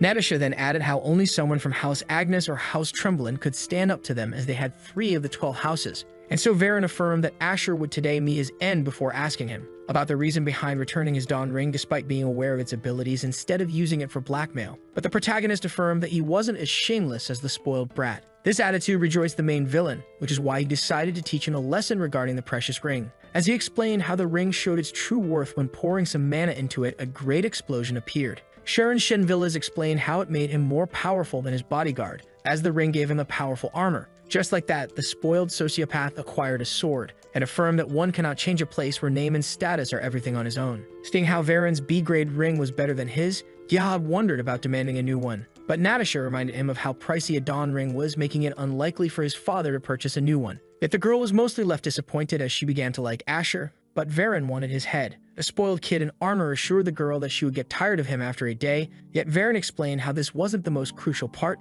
as he planted his sword near Icarus' neck, explaining how the protagonist made him recall Agareth's older brother who stood in his way, and how he punished him by taking his legs, claiming that he shall make Asher suffer the same fate. Yet the boy calmly approached the sociopath in armor, but as he put his blade on Icarus' neck, Varen threatened to demolish the houses of the young man's friends. Yet our hero recalled the villain's own words on how one could not change a place ruled by name and status on his own as he showed them his Dawn Ring to everyone's surprise, leaving the kid in armor confused as to how the fallen noble possessed such an artifact. And so an explosion similar to Varen's occurred as the protagonist was determined to showcase the very strength he was so fond of. And while Natasha was confused, Gehad realized how much mana their target had for emitting such a powerful light. The boy was then left utterly amazed by what was now in front of him. Our hero was now wearing an armor glowing with a powerful golden light. Varen was left trembling after seeing the fallen noble's outfit with its crest. To everyone's surprise, Asher Van Frederick was now wearing the symbol of the knight's tomb crest of the Agnes Duchy.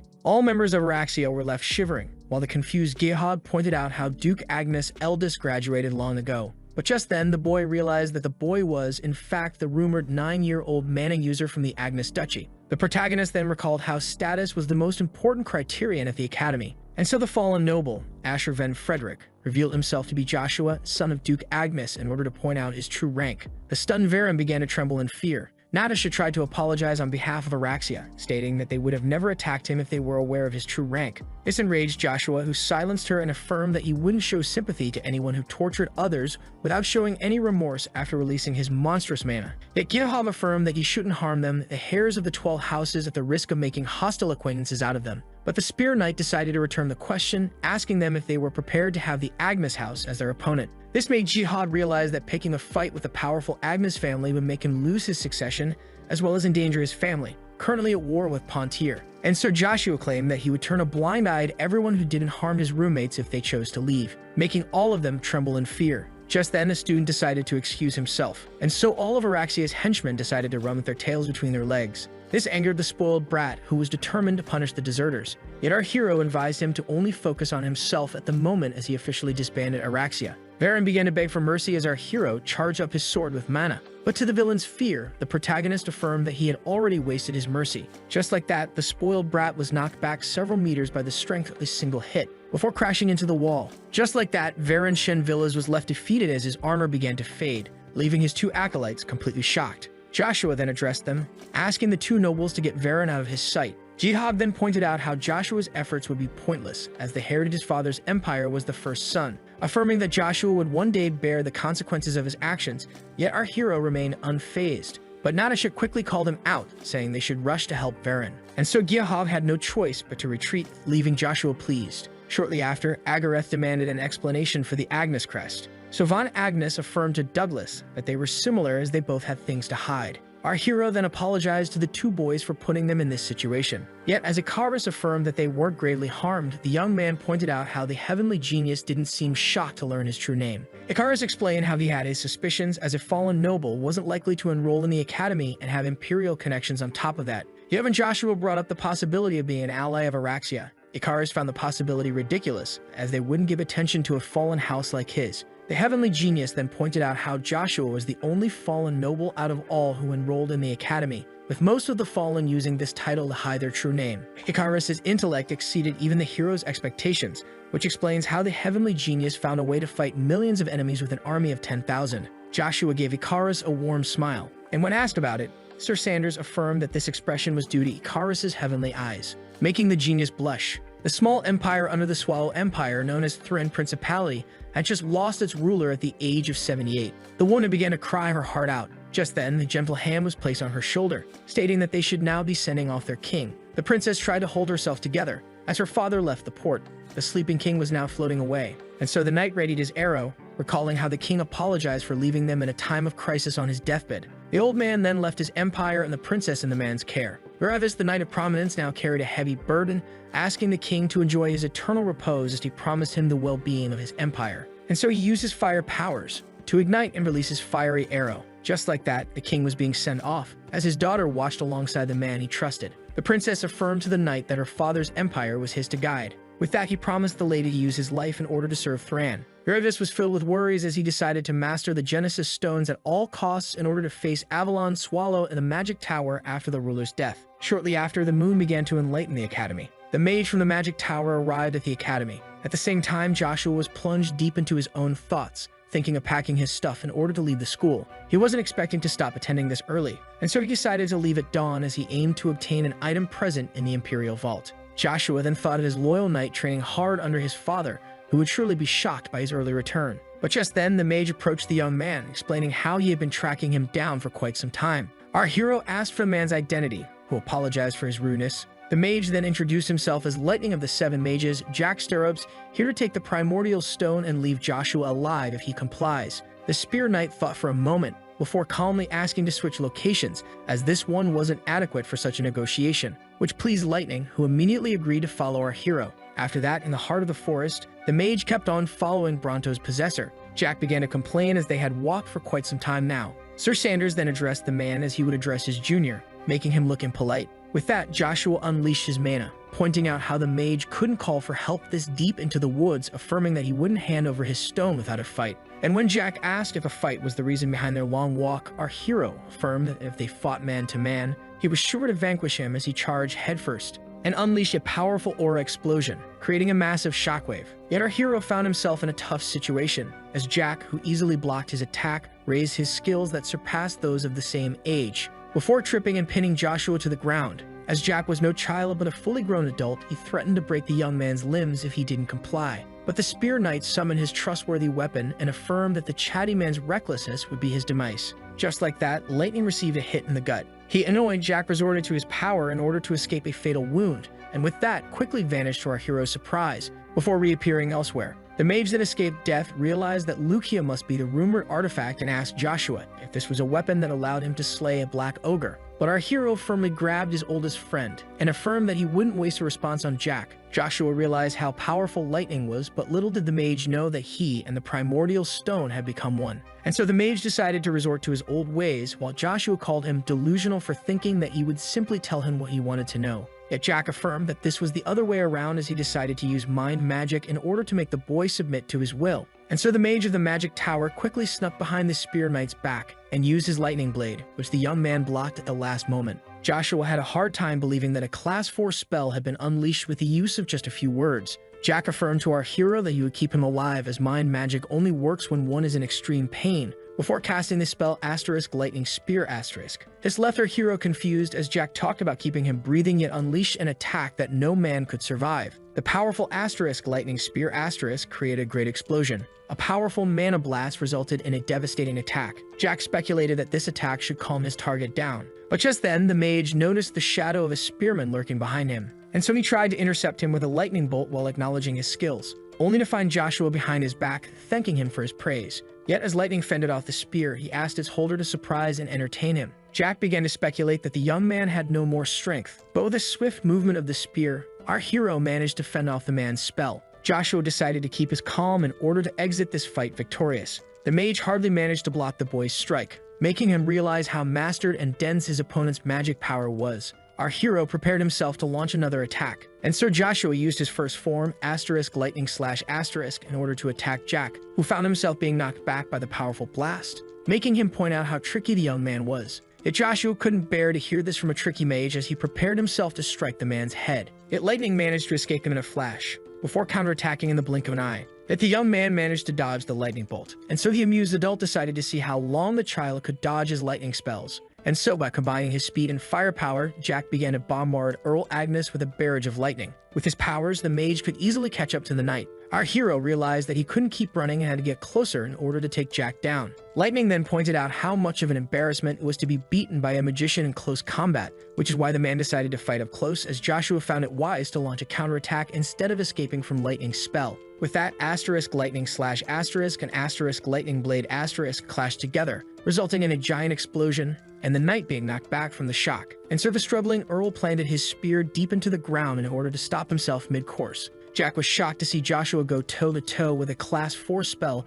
that would even annihilate a B grade. Jack then affirmed that he didn't want to keep playing around, giving him one last warning to hand over the lightning storm *, as he didn't enjoy harming the gifted youths. As he spotted the lightning spheres, our hero speculated that his opponent had installed them while bombarding him with lightning bolts. And so Jack threatened the young man to keep himself still, as one clench of his fist was enough to make him the target of all floating orbs. But Joshua's determination left the disappointed man no choice, and so lightning closed his fist, making all of his spheres target the hero, who decided to use all of his strength in order to use the second form of his magic spearmanship called Gust * to create a tornado around him as a shield. Jack expressed his amazement, as this strike was aimed at Joshua's life, and yet the boy even survived this attack. But despite all that, the spear knight struggled to keep himself from falling. But just then, our hero noticed something behind him. To Joshua's horror, the lightning spheres still remained. Jack, who was pleased with the fear in the boy's eyes, explained how this spell wouldn't disappear before terminating its target, speculating that Joshua was now exhausted. The mad mage expressed his disappointment as he wished to play more, and as he gathered his mana, Lightning asked the boy to display his brilliant talent once more. Joshua was left speechless, as he witnessed a massive energy ball being created right before his own eyes. Jack pointed out how the Spear Knight lost his determination and that he planned to keep attacking regardless of the risk of taking the boy's life in the process. With that, Lightning unleashed his rune flare. All hope seemed lost for our hero, but just then Joshua was shocked to see Lucia conversing with him. At that moment, our hero noticed something odd and quickly realized that everything around him had been slowed down. Lucia began to scold its wielder for looking this pathetic rather than using his new powers, yet Joshua affirmed that Jack was too powerful to resort to it. So the spear reminded him how he used to never care about such things, stating that no matter how powerful the enemy in front of him was, he always cleared himself a path, as this was his way. These words resonated deep within the protagonist's soul, and so he firmly grasped Lucia. Sir Sanders recalled how he exited every battle alive and once conquered an unbreachable castle. With that, our hero, more determined than ever, remembered that he was the legendary spearman. Jack let out a crazed laugh as he launched his powerful energy bomb. Joshua prepared himself. Sir Sanders used Magic Spearmanship Stage 3, channeling an incredible amount of mana into his arm and into his feet, which he firmly planted into the ground. This was Joshua's new power, named Shura's Path, and so our hero threw Lucia through the fire. The boy targeted Jack. His power horrified the mage, who rushed to activate Blink. With that, the man evaded death at the last second. Yet even after passing through the massive spell, Lucia kept going, reaching far into the sky. Jack used his powers to hide deep in the forest, but to his surprise, the Spear Knight appeared, ready to impale him with his trusted weapon. Despite the spear beginning to shatter, Sir Sanders was finally able to land a hit on his speedy adversary. Jack couldn't believe it, as a massive mana explosion occurred. With that, the young man finally loosened his grip. Joshua was left standing, while Lightning was shocked to see a combination of holy and demonic power. Just like that, Jack's stirrups of the magic tower passed away. At that moment, our hero felt immense pain dwelling within his body as he started to cough brutally, only to find his own blood on his hands. Yet the trembling knight couldn't be more thankful for his fortune, as he would have been the one on the ground if it weren't for Lightning's recklessness. When suddenly, Lightning began to emerge from the deceased mage, startling the young man. This spell managed to knock our hero off his feet while inflicting great damage. The young man couldn't bear it any longer. At the brink of death, our hero began to think of succumbing to the heavenly slumber. But just then, Lucia began to levitate and glow. Lucia asked for struggling Holder to use the mana control technique before the primordial stone was thrown into chaos after consuming the mage. And so Joshua used his last strength to execute the technique, making immense power circulate within his body. When suddenly, all went blank. The next morning, at the Academy faculty meeting room, the particular case of the youngest Agnes was being discussed. The etiquette professor, Baron Sigardum, explained how a name reveal had never caused any issues in the past. Yet the history professor didn't want to treat the boy's family as a major issue, so the Baron explained that they needed to know the truth, as this could be problematic for other students. Before pointing out how he was improperly enrolled in the academy, risking bringing its name down, he asked the headmaster if he shared the same opinion. The headmaster, Steinine Albert, began to think as the man revealed how some would improperly make a child enter the academy without being from any house. Steinine was well aware that the matter should be concluded by some objection, but having the heirs of the 12 houses involved was the bigger issue. With that, the etiquette professor demanded the expulsion of the young genius in order to maintain order. This triggered Professor Kane, who found the forced volunteering at the academy a sufficient punishment for the boy. Yet the angry Baron furiously affirmed that they should assert their domination by driving the outsider out of their academy. But the professor explained how they didn't know the reason behind him using an alias, thus not having enough evidence to expel the child. Yet according to the etiquette professor, they had all the proof they needed, as Joshua brutally injured Varen Shen Villas, which couldn't be ignored. With that, Kane accused the man of shadowing justice for the sake of power, as Varen's father was rumored to be called to central politics, before pointing out how all present professors sided with the Baron being deprived of a personal opinion, seeing how all were too scared to respond. Made the man fear the worst, while the Baron was delighted, thinking that he had secured his position while wishing for the Marquis to grasp power as soon as possible. Professor Kane pointed out how Joshua's actions were nowhere near punishable by expulsion, aside from the fact that they were judging his ends without first hearing his side of the story, before explaining his greatest feat of shutting down the elite's notorious actions, which even the teaching staff was powerless to stop. With that, the etiquette professor demanded the man stay silent or choose words that endangered him alone without involving the others. And so Kane began to shame the Baron, before shaming the other teachers for being influenced by power and staying silent, pointing out how their students were the ones suffering from their sins. Professor Kane affirmed that, as model instructors, they should relinquish their current ways. With that, the Baron tried to silence him once again when suddenly someone agreed with Kane. One of the two men entering the room affirmed that he supported the professor's opinion. The headmaster was filled with fear as Count Ari Bryn Sten and Duke Aiden von Agnes entered the scene. All were confused by the presence of the two powerful figures. The head of House Sten affirmed that they were attracted by the noise in the room, while the Duke pointed out how a parent should be present if his child made a mistake, while the headmaster asked him to adopt a more familiar tone.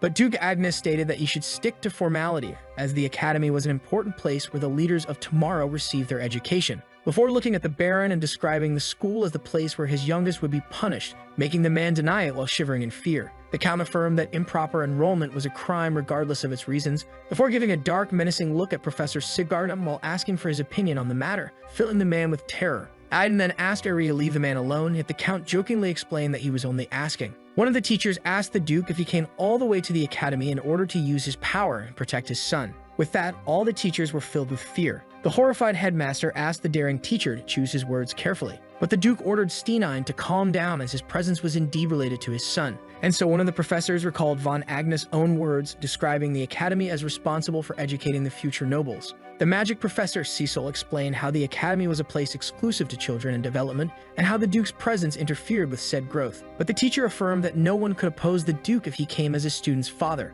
The noble's interest was piqued as Cecil explained how entering the school under a fake name affected more than just the students. After hearing this, the headmaster quietly tried to silence the teacher. But just then, the Baron intervened, claiming to support Cecil's opinion, stating how the Duke's presence should be of no influence on their final judgment. This quick change of attitude angered the Count, as this instructor had chosen silence while Amaru was being bullied within the academy. With that, the etiquette professor was left speechless. But Duke Agnes affirmed that his presence wasn't due to his youngest's misbehavior, and when Steenine asked for the true reason, the noble explained how he was on his way to ask House Sten for forgiveness, seeing how Joshua insulted their cherished blade. And when the Count revealed that he was on his way to the academy, Aiden Agnes rushed there in order to shield his child. Bronsten affirmed that he couldn't easily forgive such an insult, as he hoped that the protagonist had the strength to defend his argument. This made the Duke laugh as he affirmed that his youngest truly was powerful, making the Duke excited to meet him. The noble then turned back to the professors before explaining how much improper enrollment could interfere with the entire academy.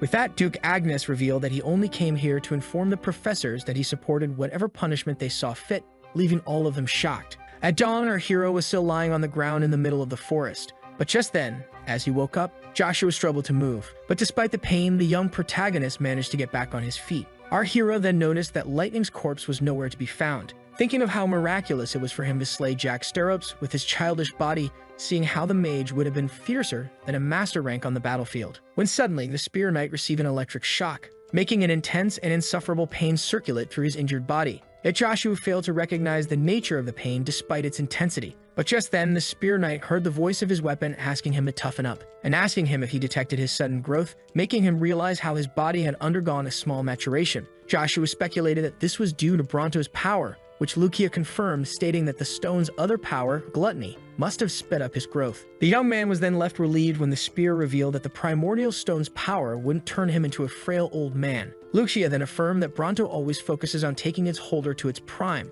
which left the young man intrigued. So the demon god artifact explained how Joshua's body, which he should focus on balancing, would fully mature in 5 years as he evolved at an incredible speed. The spear then piqued its wielder's attention by pointing out how there was one more important thing to say. As he turned around, the young man was left shocked by his weapon. As they evolved, Lucia theorized that Bronto had been awakened by absorbing the same force that caused his previous master to perish, speculating a relation between the growth spurt and this power while asking the hero, who was curious about the new jewel, if it looked good. The weapon then explained that this jewel was the Thunder Genesis Stone, a divine artifact with a power that a mere mortal could never hope to fully wield, before revealing how Joshua's curse, which wouldn't be lifted until he reached master rank, had been broken due to this while taking all the credit. Seeing how the weapon put a permanent end to the poisonous war of demonic and holy energy within his body, Sir Sanders decided to ask Lucia about its true identity. The artifact expressed how unsure it was about its holder's reaction after learning the heavy truth, but Joshua affirmed that he preferred the ugly truth since a lying weapon was useless.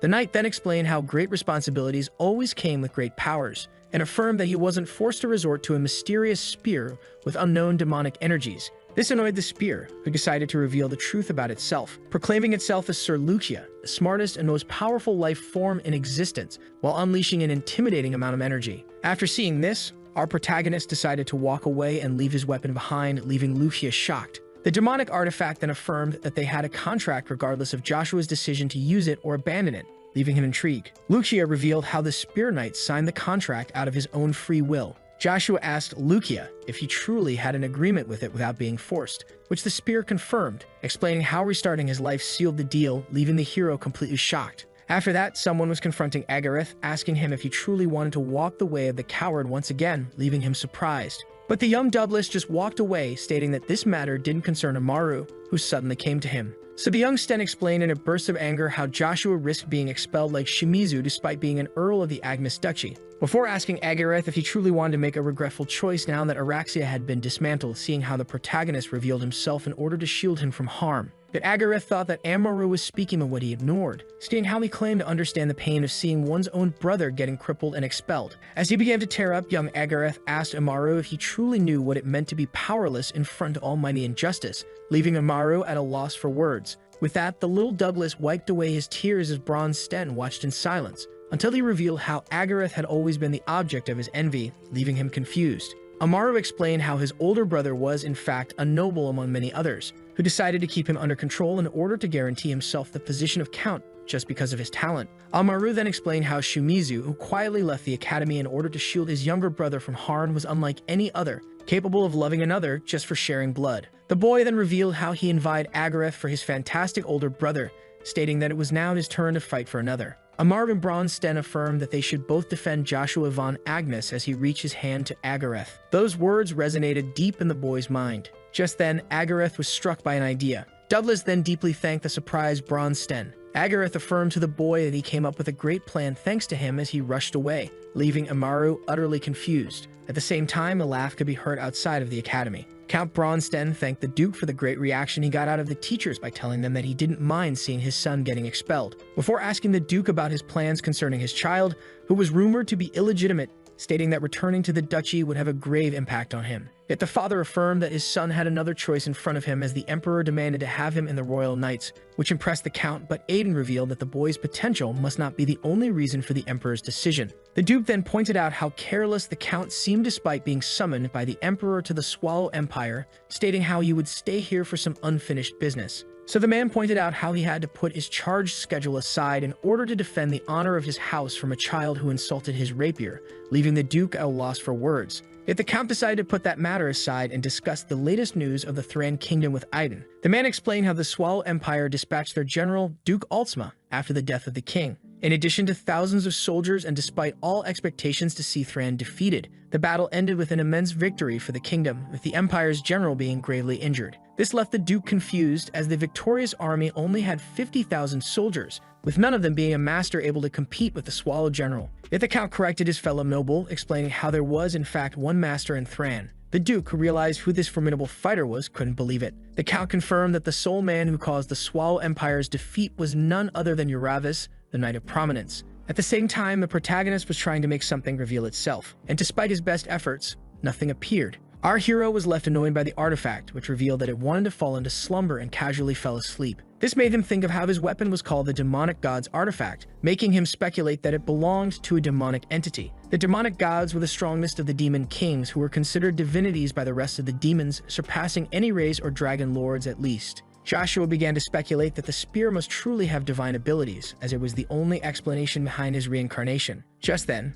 our hero heard a voice calling to him. Joshua was surprised to see numerous students, including his two roommates, rushing to him. Agareth asked the Spear Knight if he was here the entire time, while Icarus revealed that they were searching for him. Joshua was thrilled to see his two friends while he was still breathing. Agareth, who was confused by Joshua's words, seeing how he had mysteriously grown taller, explained how the school had been turned upside down because of him, intriguing the hero. Icarus and Agareth explained how all the present students, including the both of them, wanted to stand up for themselves, yet this only confused Joshua even more. So Agareth explained how they all opposed his expulsion from the academy and how they made a petition in order to fight the teacher's judgment. The Heavenly Genius then pointed out how they had more supporters than the 100 students supporting Araxia. But just then, he and Agareth noticed that Joshua was moved by their actions as his eyes began to get wet. The amazed Agareth began to tease the Agnes Earl, who tried to hide his immense joy. Icarus then approached the hero, affirming that he would always dry up Joshua's tears, as crying from time to time was no crime. Joshua tried to hide his immense joy,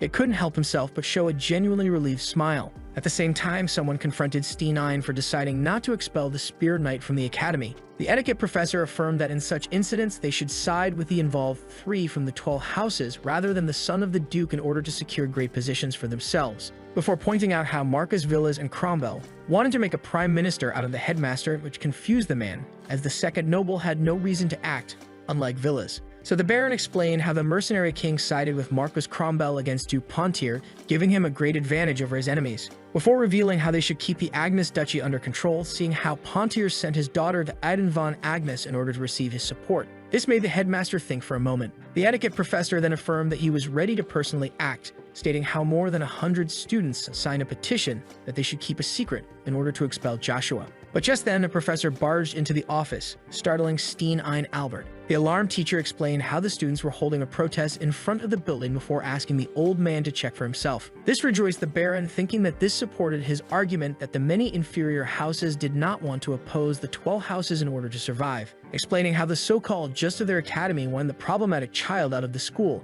But the professor explained that the etiquette professor completely misunderstood the situation, as the protesters weren't demanding the expulsion of Joshua von Agnes. The students were protesting against his enemies in Araxia. The students raised their voices, affirming that they opposed the decision to expel the spear hero. All screamed in unison, demanding to see the destruction of Araxia. At the same time, Natasha, who was watching from above, wished to know magic in order to make them all disappear. Gihog turned to the professors, demanding a solution, so the teacher affirmed that they would act according to their needs. Just then, one of the two people who arrived dared the Baron to do so, as Araxia would be erased no matter the price. The etiquette professor would also be brought to justice, according to Professor Kane, who came in with the Agnes Earl. The etiquette professor began to shout at his colleague for accusing him of crimes, stating that they had no power to delete the targeted circle. Yet Kane affirmed that they had every right, as this group ruined a young man's life, while they turned a blind eye to the incident, stating that now was their chance to correct this wrong. The Baron then shamed his colleague for accusing the children without having any proof. But the professor affirmed that he was the living proof, seeing how he was well aware of Shimizu's misery. An evil, satisfied smile cracked on the Araxia members' faces as the professor revealed how Agareth's older brother came to him for help. With that, the Baron accused the professor of being a hypocrite for acting high and mighty now despite having turned a blind eye all these years. The irony amused Joshua, as it was the bootlicking Baron who accused Professor Kane of hypocrisy. The boy then explained that he would gladly accept the punishment for his improper enrollment, but also affirmed that he wanted to rid the school of its nuisances first. With that, Gihog pointed out how the Duke's youngest would be mistreated as an illegitimate child who got himself expelled from the academy, before turning to Professor Kane and claiming that the mighty Duke would support his illegitimate son's crimes. The boy then menacingly advised our hero to stay in line in order to not taint the name of the Agnes Duchy. These words amused Joshua, as this matter had no relation to his father. And so our hero cut off the boy in the middle of his blabbering, affirming once again that the name of his house was of no importance, seeing how every person involved would get what they deserved. As he displayed his immense amount of energy, Joshua von Agnes affirmed that Natasha, Gihov, and Varen of the 12 houses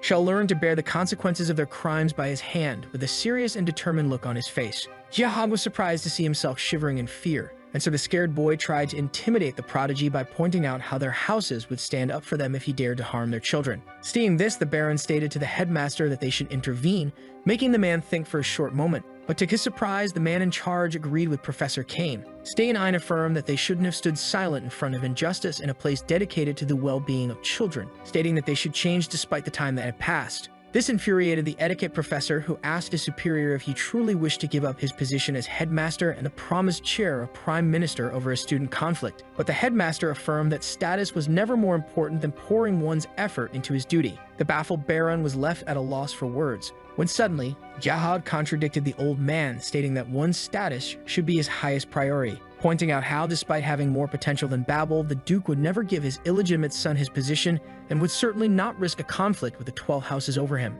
When suddenly, a startling voice affirmed that Joshua wasn't chosen as the future Duke due to the situation being problematic, but the position could be switched at any time it desired. All were shocked to see Duke Agnes and Count Sten enter the room. The Duke affirmed that according to his duchy's principles, all were allowed to reach the top if they had the skills to do so, before recalling the boy's words affirming that Joshua surpassed his older brother. Jihad realized that he was now in a difficult situation as the Duke entered the scene. The hero's father then pointed out how students should handle their own problems according to the Academy's law, before asking the two Marcus Hares if they truly wished to make their houses enemies of his duchy, making the boy realize that the man had heard their conversation. Count Sten, who didn't mean to support the Duke's threats, then approached Jihad and asked the boy not to make trouble for his own house. With a murderous look, Count pointed out how a smart child like him should fathom the meaning behind his words. Both Gihog and Natasha shivered in fear, while he affirmed that he understood the noble's words. The father then asked both of them to stop harassing his son while exiting the room. Seeing how this matter was settled, the Duke decided to resolve the rest as he asked his child to follow him. Joshua agreed with a smile. Meanwhile, at the Imperial Palace of the Swallow Empire, the Emperor asked about his general's wounds. The Prime Minister affirmed that the Duke had suffered more emotional damage than physical damage. With that, the Emperor began to think of personally raising his general's morale. when suddenly one of the knights affirmed that Duke Altsmo was a general who dared to come back alive after being defeated by the leader of Thran. The leader of the Empire's knights, Duke Albert Banmusk, affirmed that such a defeated person didn't deserve the Emperor's emotional support. With that, the present members of the court began to raise their voices, supporting Albert Banmusk while blaming their humiliating defeat on the Duke. The Duke affirmed that the commander of Swallow's army should have never lost such an easy battle, explaining how losing his one-on-one duel against the Knight of Prominence destroyed their soldiers' morale, leading to their defeat. With that, all began demanding imperial punishment to be bestowed on the man. Varon Velgrace sighed, asking himself about his brother's course of action in a situation where the Duke was trying to get rid of his rival for his own benefit. But the wise man quickly scratched this thought, as he was now the sole leader of the Swallow Empire. And so, to everyone's surprise, the Emperor affirmed that the general wasn't solely responsible for their loss, as no one was expecting the kingdom to have a master that surpassed him. Velgrace then blamed their lack of intel for their defeat, stating that they shouldn't make one man bear all of the blame. All were left silent as the wise man explained how they should now try to refine their strategies for next time. With that, Duke Albert proposed to the Emperor to send him to the front line as the head of an even greater army with 3 masters or more in order to crush Thran in one attack. Yet the Prime Minister affirmed that this would be madness, seeing how their defeat made all the other empires put them under surveillance, forcing Swallow to carefully calculate their next move. The old man revealed how taking the position of observer was now the wisest move for their empire, which His Majesty agreed with before asking about Thran's current actions. The Prime Minister explained how the kingdom accused them of being a criminal empire for breaking the peace agreement in order to make Swallow, when suddenly a soldier barged into the throne room, alerting the Emperor of an urgent matter. After the calm Emperor asked about the said problem, the man in armor revealed that Thran made a public announcement to the entire continent. This angered the nobles, as a kingdom under the Empire's control had no right to make such a daring move without consulting them, as if they were demanding independence. And so Varon asked about the next king. The messenger revealed that Thran's next ruler was their late king's new husband, the Knight of Prominence, who was to be Thran's 17th king. This man was none other than the mighty Uravis. At the same time, the smiling Duke began to discuss with his son how he was summoned to be an imperial knight by the Emperor. The boy confirmed before asking his father for forgiveness, seeing how he wanted to peacefully enjoy his school days. But Duke Agnes was well aware that his youngest never wanted to do so, speculating that he would follow Emperor Marcus' command. Joshua affirmed that he had no other choice, as he was but a citizen under His Majesty's mercy, making Duke Agnes crack a proud smile. With that, the noble got up and asked his son to take care of himself, making Joshua ask if he would be leaving already. But the father didn't respond and instead revealed that he was well aware of his son's intentions. Just then, Amaru's father pointed out how nonchalant the Agnes father and son interactions were, which surprised Aiden. Seeing how they had finished their reunion, Eri decided to speak. As immense pressure appeared, the Count approached the young man, asking him if he knew him. The boy recognized the man as Count Arid Bronsten, a master of Avalon.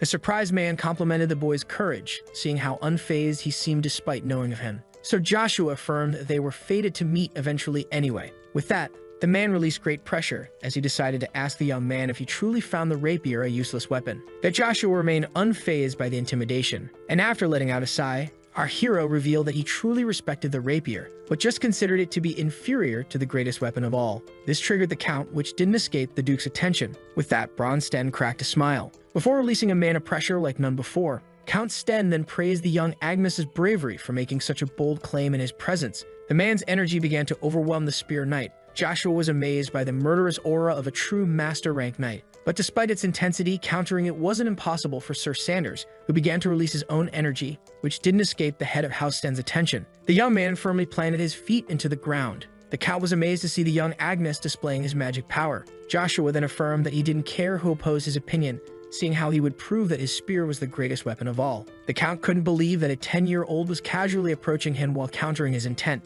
To the boy's surprise, the man began to shake in an odd way. Count Bronsten let out a crazed laugh as he finally revealed his true self, leaving the little boy confused. The crazed noble began to wonder how much pleasure the young man of genius could procure him once an adult. But despite his burning desire to make Joshua feel true despair, being curious about his reaction in the face of death, Count Sten decided to repress his lust for the future. Just then, Duke Agnes decided to stop this odd interaction, making the Count get a hold of himself, having forgotten the presence of the boy's father. And so Aiden addressed his youngest once again, affirming that his son was free to leave the academy before asking him to reach the 3rd Battalion if he truly wished to become an Imperial Knight, which left the boy intrigued. But despite that, Joshua cracked a smile, put his hand on his chest, and politely submitted to his father the Duke's demands as he and Count Sten walked away. At the same time, at the Agnes Duchy, a person was sick. None other than the Duke's wife, worried sick about her child. The knight captain asked the lady what was on her mind, so she revealed how surprised and anxious she was to learn that Babel was summoned to the imperial palace.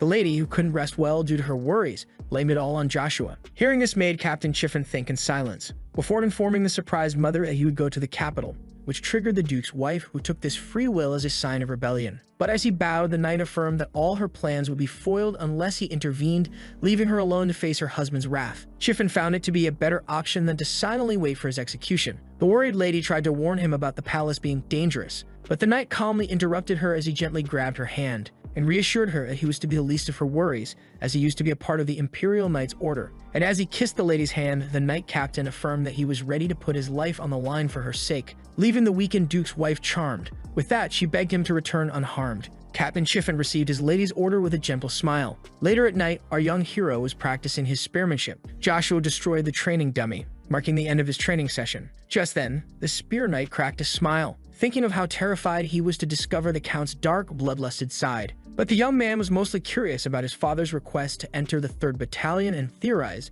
that it was due to its members being named nobles like the 2nd and 1st. Joshua then realized that his father wanted him to found his own empire and house away from the future Agnes Duchy that Babel would rule, when suddenly our hero felt the presence of an intruder, and so he quickly threw his pole in the spy's supposed direction as he ordered the intruder to show himself. Joshua expected a reaction coming from the darkness. It was only met by silence. The embarrassed young man thought that he was just being paranoid, when suddenly, approaching footsteps were heard from inside the house. The intruder praised the spear knight as he hadn't expected to be detected this time. To our hero's surprise, an injured Zero, who had escaped a critical hit, emerged from the darkness. The boy then asked the informant about his sudden visit, so Zero revealed how he was able to get some of Joshua's requested intel, along with the presence of a problem that intrigued the young spear prodigy. The informant explained that he was forced to leave the capital, which would delay his research, seeing how he was the only man capable of getting intel on someone like Draxiavel Grace. Joshua immediately realized that Zero was to leave for the Thran Kingdom, which left the man in awe,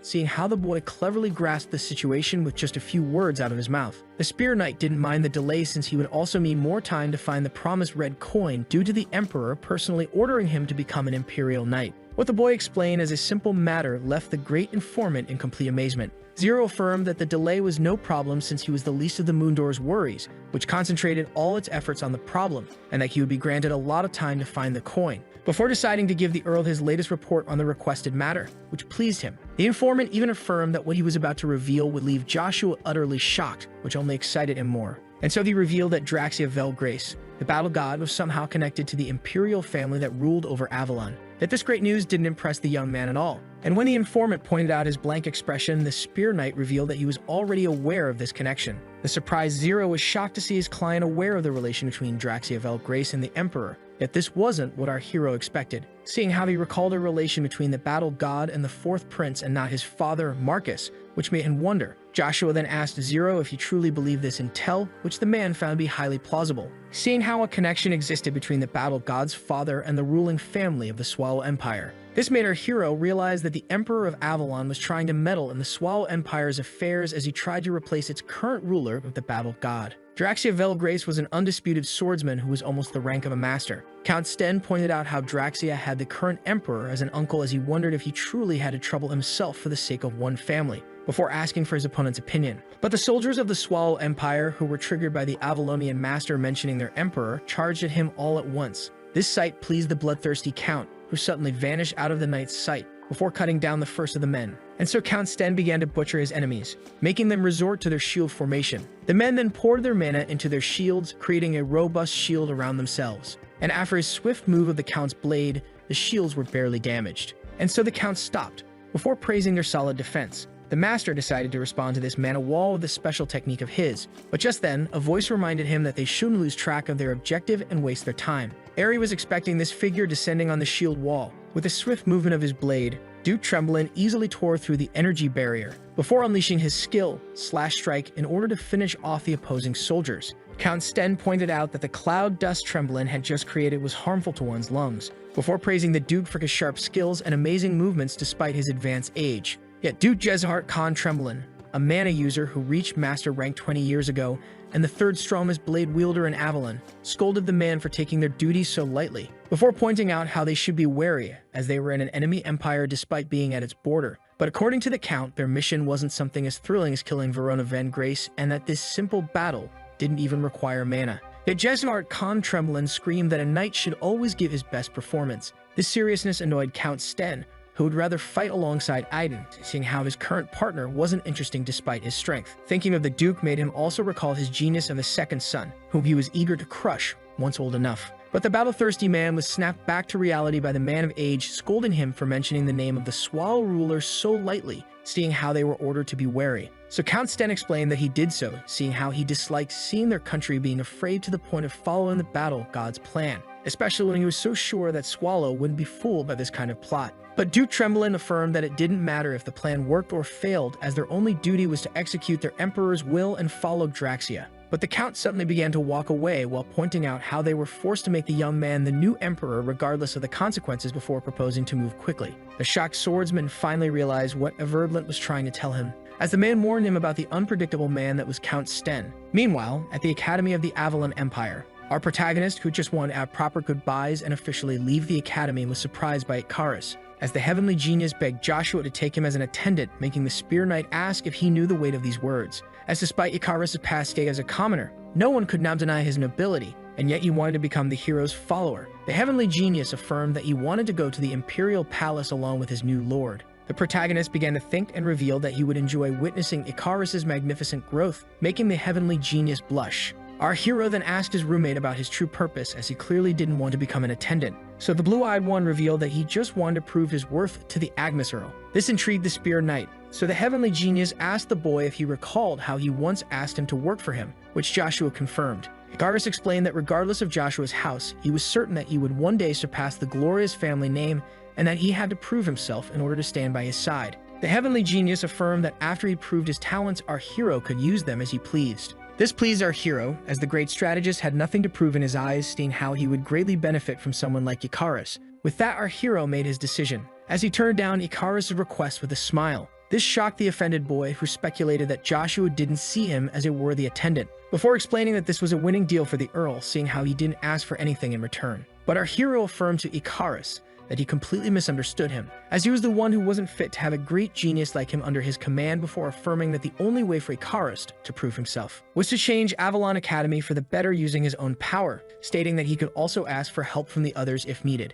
The young man then explained that there was much to learn in this corrupted place, which would greatly benefit from Icarus' genius. This left the great strategist at a loss for words. Our hero continued as he put his hand on Icarus' shoulder, by revealing that he didn't want to have his friends as his followers. Being called a friend by the protagonist drew an honest smile on the boy's face. Icarus then placed his hand on top of the hero's, and affirmed that he would surely transform the corrupted academy for the better. The colorful flowers were beautiful at this time of the year. A feminine figure was enjoying Mother Nature's gifts. The third princess of Swallow, Urina Velgrace, pointed out to her father how magnificent the flowers grew to be this year, which the emperor agreed with, but the man seemed preoccupied, which didn't escape his daughter's attention. Irina asked her father if he was worried about his brother Dmero. Verona let out a preoccupied sigh, before explaining that it would have been better for his subjects to have his brother as a ruler instead of him, thinking that Thran and Swallow would have become closer under Dmero's reign. Yet Irina affirmed that despite her father's discerning eye, he wasn't omnipotent, before claiming that Dmero's reign would only bring more misery to their empire, which shocked the emperor. The princess revealed that the sight of the people kindly smiling while honestly praising their ruler the first time she left the castle alongside him was forever engraved in her memory. The girl affirmed that his reign is a great age for their empire, and that he was her pride and the pride of all their subjects. And since the empire could only prosper further under him, no one, including her, wanted to see Verona assume the blame on himself. The father thanked his child for her encouraging words, but despite all of her support, the wise man couldn't help but think about his brother, who he considered to be a trustworthy man. Yet Irina affirmed that her uncle had been absent for a decade, which proved that he wasn't a man who carried their nation in his heart. This made the emperor think for a while before claiming that the sight of these two playful birds made him recall a time when Thran and Swallow were at war, making him wish for the violence to end. But just then, a knight came rushing in, screaming that he had an important message from the border guards, which intrigued the emperor. So the messenger affirmed that Thran assaulted the Baker region, which resulted in countless casualties among the border guards, to the Imperial's horror. At the same time, at the residence of the chief mage of the Imperial Palace, a mysterious hand activated the crystal ball. This was none other than Evergrant trying to contact the Tower Master Ian Tun Murray. The old man quickly responded, stating that he hadn't talked with the mage checking on him in a long time. The Tower Master revealed that Evergrant caused a lack in his forces by leaving unexpectedly. The mage humbly apologized. Ian, who found himself becoming a mean old man as time passed, realized that Evergrant didn't contact him in order to apologize before asking him if he was well treated by His Majesty. Evergrant proudly affirmed that he was being cherished by the Emperor. This pleased the Tower Master, seeing how the mage accepted to work for the Emperor for his own ambition despite not having much of a choice, before pointing out how Evergrant decided to support the Emperor's youngest son, making the man speculate that he was about to be scolded by his master. So Ian Tunmurray revealed that he pities his choice as Keezer would never sit on the throne, which greatly shocked Evergrant. The Tower Master then advised him to side with the first or second prince as there was still time to change sides. Evergrant tried to justify himself, yet was left at a loss for words. The man surely perceived it. The first time he laid his eyes on the youngest imperial son, stirred an unexplainable feeling within him. Just then, the Tower Mage decided to redress their main topic before revealing that he had a proposition for the man, which intrigued him. Evergrant was utterly shocked to learn that the Master rank, Jack Stirrups, also known as Lightning, had been slain, and so the Tower Mage proposed the late mage's title to Evergrant, stating that Jack's seat would be more beneficial to him than an alliance with Keezer von Britten. But the mage immediately declined the offer. Ian Tunmurray pointed out that Evergrant must be aiming for something other than the prince despite his importance, which intrigued him. The old mage pointed out how the mage aimed for the true imperial safe, where priceless stones were gathered, unlike the fake one where new battalion commanders could enter once a year. Evergrant was shocked to see Ian Tunmurray aware of his ambitions, so the old man explained how he was naturally curious and obsessed with the truth as a magician, before pointing out how the title was still Evergrant's to claim. The mage was then surprised to see Ian Tunmurray about to ask for a favor, unlike his normal self. As he revealed that the late mage's last destination was a caddy, the old man asked Evergrant to search for Jack Stirrups' killer. At the same time, Sir Sanders was happy to stand once again in front of this great gate. But just then, a guard stopped him and claimed that only those with permission were allowed inside the Imperial Palace. And so the man requested an ID card or an entrance slip from the young man. Yet Joshua, ignoring the men, claimed to have come in order to request a verse battle, which shocked the two guards. The men then looked at each other in silence, before one of them burst out in laughter at the young man, and so the guard tried to shoo him away before they started to scold him. But the young man just cracked a smile as he pointed out the guard's reaction, and so the boy ordered the soldier to inform the emperor that he, Joshua von Agnes, came to the imperial palace as his majesty demanded, leaving the men stunned by the crest on his chest. The fierce battle allowed the citizens and knights to become imperial knights by beating one and taking his place, and even becoming nobles if he was in the first 3 battalions. But the knights often killed the defeated challengers, fearing being challenged again. Yet the fierce battle was handled by the 11th and 12th battalions, who acted like mercenaries. Our hero decided to focus on gaining the 10th seat of the 1st battalion as quickly as possible in order to get what he wanted from the imperial safe, regardless of the granted title. Yet Joshua would still welcome his newfound aristocracy while doing so. But just then, the Spear Knight found himself in the Radiant Flower Palace. Our hero ended up once again in this place after walking the road he used in his previous life. Joshua wondered if a certain person was imprisoned here so early on. His eyes were suddenly filled with sadness, but the Agnes Earl decided to focus on his main purpose and address this matter later on. But just then, our hero heard a familiar voice. Joshua couldn't help but take a look behind, having been noticed. The voice presented herself as Sir Sharon von Britten and asked the young hero to converse with her for a while. Sir Sanders' expression saddened further while thinking about this name, as when he first entered the palace as a soldier in his previous life, the girl treated him with great kindness, and despite not perceiving her from the romantic eye, our hero couldn't help but feel thankful to her. Sir Sharon then politely asked the knight for his name, and so the Agnes Earl gathered all of his courage, before presenting himself as Joshua Sanders. At the same time, at the Imperial Palace of Swallow, the Duke opposed the Emperor's decision as it would make them a laughingstock to the other empires. Verona affirmed that they were not running away from the problem, just delaying their decision until the true culprit was discovered. But the Duke considered it to be obvious since the flag of Thran had been found at the place of the massacre, when suddenly a voice called out the noble for only having battle on his mind, before affirming that their empire would never prosper if its aristocrats remained useless as it entered the throne room. Duke Lucifer of the 9 Stars of the Swallow Empire and the husband of the oldest princess, Trone of Velgrace, greatly insulted the members of the court with his truthful words. The son-in-law formally greeted his wife's father. Verona welcomed the man with a warm smile, leaving the Duke thankful. Duke Lucifer revealed that his sudden visit was due to the useless aristocrats that didn't have any purpose, which annoyed the court. The princess's spouse asked the knight about the empire that would have the most to gain from the attack, making him quickly accuse Thran. Yet the red-headed Duke denied this possibility since the kingdom was too busy to attack with its internal conflicts and matters with Iravis as their new king. This confused Duke Musk as for him, Thran was the obvious answer. So Duke Lucifer asked him to think harder in order to keep his hairline, which embarrassed the knight in armor.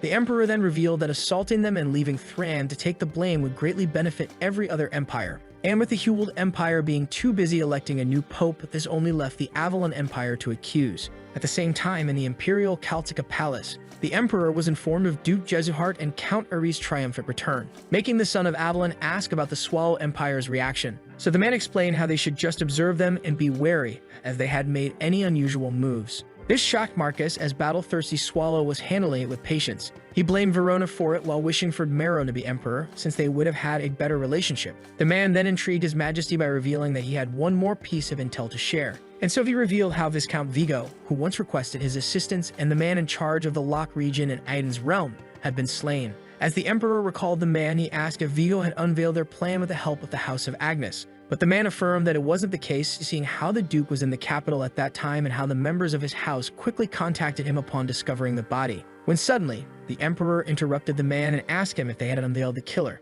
which alarmed the servant. And so he slammed his head into the floor while deeply apologizing to his majesty for their incompetence. The Emperor affirmed that if he, the Sword's Wind, couldn't unveil the truth, then they were truly unable to do so, before revealing that it was now time to meet up with a specific someone, as he might give them some intel, which alarmed the man, who revealed that the Viscount's daughter had recently entered the academy. The man asked if the school in question was the a.k.a. Academy. The Sword's Wind confirmed, stating that the girl's name was Anna Beck-Stake, but truthfully, she was called Anna Valgrace. The Duke ordered his opponent to attack, so Cain charged at him with all of his might, but just as he was about to hit Aiden's face, a giant explosion occurred, as the Duke parried his giant blade with a simple wooden branch while pointing out how green the knight still was. But Cain affirmed that he wasn't done just yet. Duke Agnes began to praise the young man for his speed and skills as he parried all of his strikes. With that, Cain decided to give it his all, but the Duke called him out for being quick on his feet, yet lacking strength in his arms. Just then, a man approached the sparring knight. The head baron formally greeted the Duke,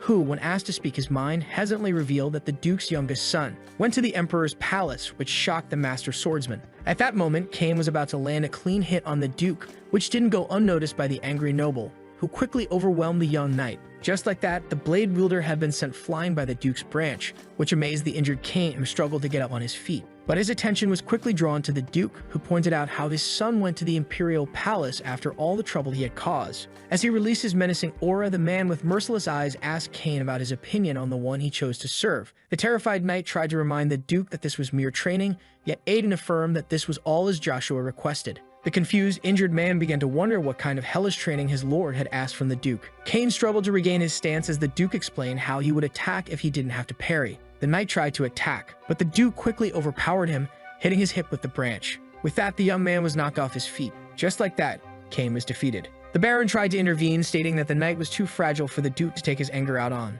So Aiden suggested using him instead, which silenced the man. The aristocrat then asked about the 12 Houses' reaction after being humiliated by his second son. According to the bald man, while the other two kept silent, the House of Villas wanted to issue a complaint, seeing how Sharon was beaten by Joshua. The Baron wanted to hear his lord's opinion, which intrigued the father. The head Baron theorized that it was unlikely for them to end up in a conflict with the Marquis, yet they still had to respond to the complaint in a fitting way, or risk being shamed by the Villas house in the next aristocrat gathering. The bald man theorized that his lord couldn't afford such a humiliation, being a part of the 9 stars of the continent, but Aiden affirmed that this matter didn't affect him, to the Baron's surprise. Since he wasn't an overcaring father, the Duke didn't find himself forced to scold his child for bringing justice. Duke Agnes also affirmed that he would personally speak to the Marquis, who should do the right thing if he could feel shame. The Duke, who understood his lord's point of view, also informed him of a message coming from the duchy. This intrigued the Duke, so the bald man explained how the Emperor wanted to see his oldest, who was considered to be a national treasure, which is why he is coming to Akkadi with Chiffon,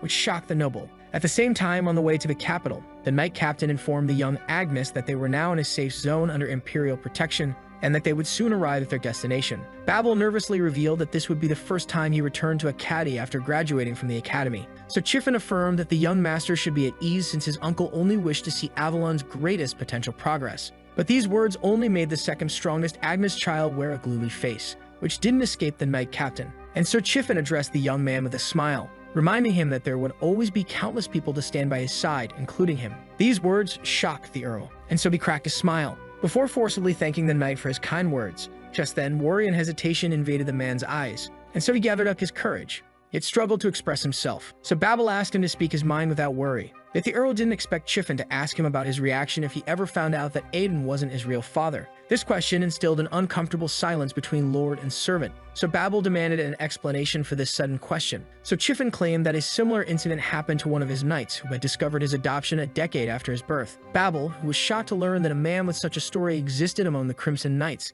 asked if he could be of any assistance, but Chiffin politely declined. The knight captain was left annoyed with himself, seeing how the words had slipped out of his mouth. Chiffin was then left intrigued as Babel wondered if the truth had truly impacted the shocked knight's life. In the boy's opinion, the best course of action was for one to enjoy his life to the fullest in order to honor himself, his birth father, and the man that adopted him. This perfect response amazed the knight captain, who couldn't help but crack an honest smile, seeing how magnificent the young man that Babel grew up to be was. The imperial palace was now just ahead. At the same time, Saoirse was intrigued by the hero's name. Joshua speculated that the girl mistook him for a noble, which is why she was surprised not to hear a middle name. But to his surprise, Von Britten was pleased by such a name. Saoirse once read that a magnificent flower carried the same name and bloomed in the Tripia region in the east. But just as she affirmed that a tragic incident awaited this flower, the knight decided to cut off the conversation, which shocked the girl, seeing how Saoirse was truly the one destined to live a tragedy. Avalon's current emperor, also known as the Blood Ruler, sacrificed many souls before rising to power,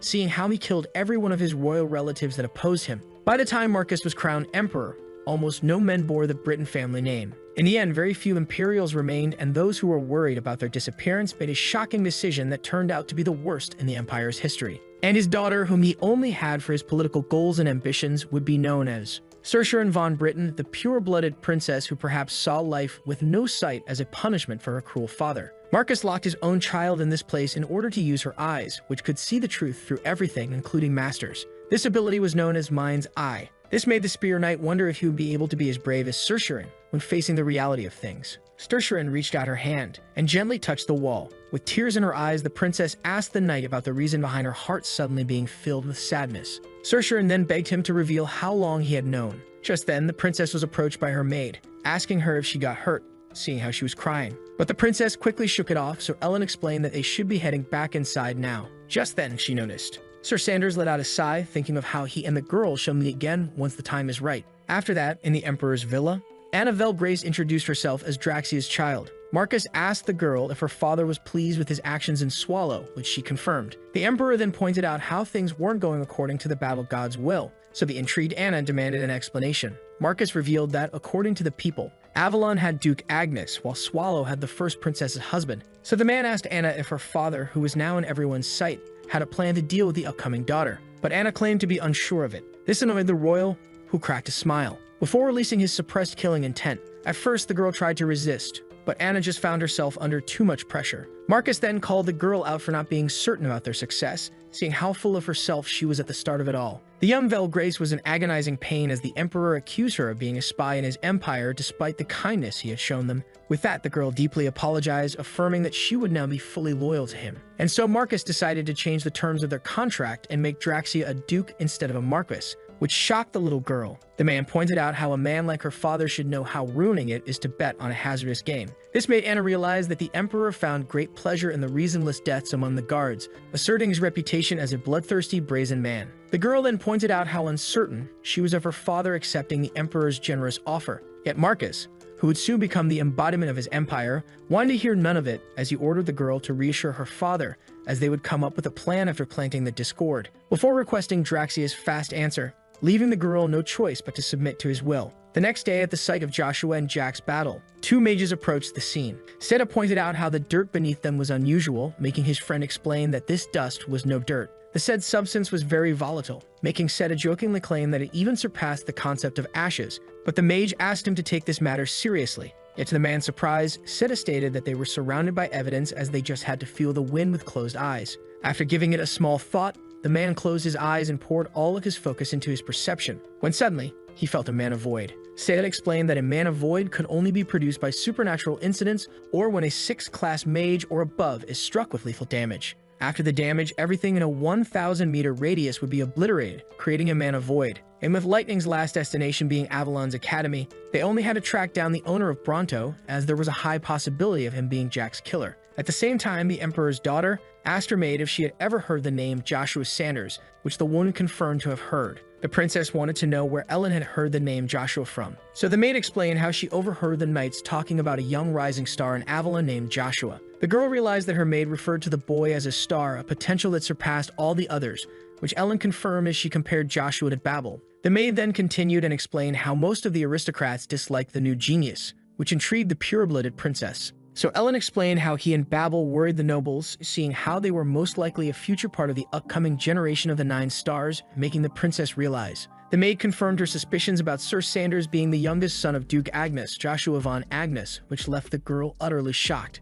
At the same time, the sent boy arrived at the training grounds of the 11th and 12th Battalion. Joshua was happy to see that this place remained the same. Inside, the knights were passionately spectating a clash between a knight of the 11th and a knight of the 12th. Both men were wearing big smiles while fiercely clashing their steel. And Cages mocked Ranger for being treated as a mercenary along with his battalion. Ranger called his opponent out for belonging to the lower-ranked battalion. Cages explained how everyone treated their battalions alike, giving Ranger no reason to get on his high horse, explaining that this was the reason he was treated like a mere mercenary. Yet Ranger affirmed that the Emperor had his reasons to divide them into different groups, before dealing the finishing blow to his opponent, knocking him off his feet, and by doing so earning himself victory over Cages. Ranger also took this opportunity to assert his battalion's dominance over the 12th. Just then, a voice that threw him a small bag affirmed to the victor that their battalion would have been put to shame if he had lost to the inferior knights. Ranger quickly grabbed it. His fellow knight gave him his share of the bets and reminded him how he risked being challenged once again by Cages if he let him leave alive. Just then, the defeated man noticed the victor unsheathing his blade,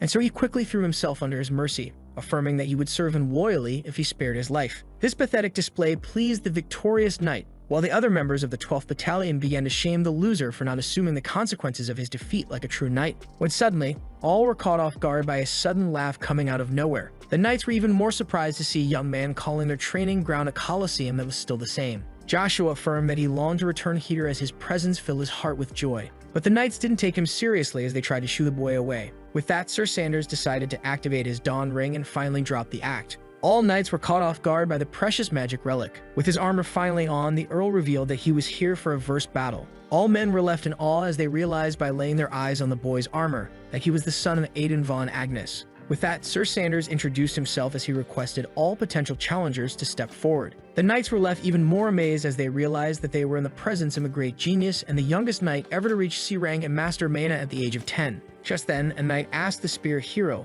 if he was aware of the weight of his own words. Ranger stepped forward, asking the Earl if he was aware of the meaning of a verse battle. So Joshua explained that the Emperor created the verse battle to give its challengers the chance to replace one of his men in the Imperial Knights ranks by defeating him in a one-on-one battle. The boy then continued by stating that the fighters were fully responsible for anything triggered by their fight, how revenge was forbidden, and how breaking any of these rules would be a crime. The knight asked the boy if he was still sure of his choice despite fully knowing the great risks, making the Earl let out an exhausted sigh, before screaming about how he was here for a verse battle on the Emperor's command, making the present battalions obliged to cooperate. Yet no men stepped forward. Just then, the Earl noticed one of them explaining how they could hurt him if they weren't careful enough. The hero noticed how no one wanted to fight him out of fear for his duchy. This annoyed Ranger as the boy arrived when their commander was away, making him obliged to step up despite not wanting to make an enemy out of Agnes. But just then, the man noticed something. As he and Cages looked at each other, they were struck by the same idea. Cages pretended to be severely injured after his duel in order to delay the verse battle as much as possible.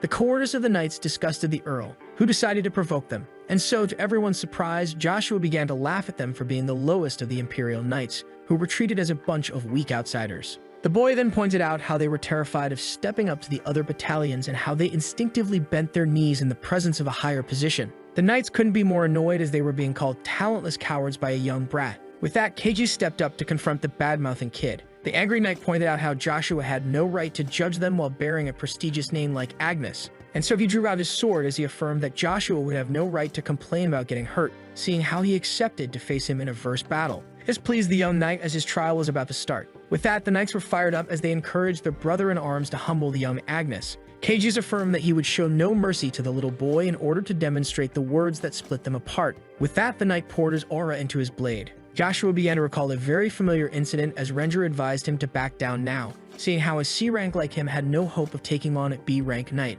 But as he summoned his trusty weapon, which completely shocked all of the knights, The boy affirmed that he was no mere C rank, while the men were left amazed by his miraculous use of aura. The presence of a dawn ring, along with an artifact and aura, was shocking for a young one to possess. So Cages accused Joshua of using the greatness of his house in order to project his fake might before shaming him for dirtying the name of the Duke in such a manner. With that, the boy challenged the man to attack him, seeing how he bravely challenged him when he assumed him to be a C rank, yet now hesitated after seeing him demonstrate mana. Cages began to boil with anger as a child teased him about his cowardice. With that, the knight charged at the Earl. Ranger tried to warn him, but Joshua quickly unleashed a powerful attack that knocked the nearby spectators off their feet. Ranger found Cages' actions to be rash, seeing how he still charged recklessly despite witnessing the boy's abnormal mana, while worrying about his safety. But just then, he noticed that Cages was left unharmed. With an evil grin on his face, the boy asked the vice commander if he truly had the right to interrupt the verse battle because of his position. The man known as Viper Bison flew to Cages' rescue.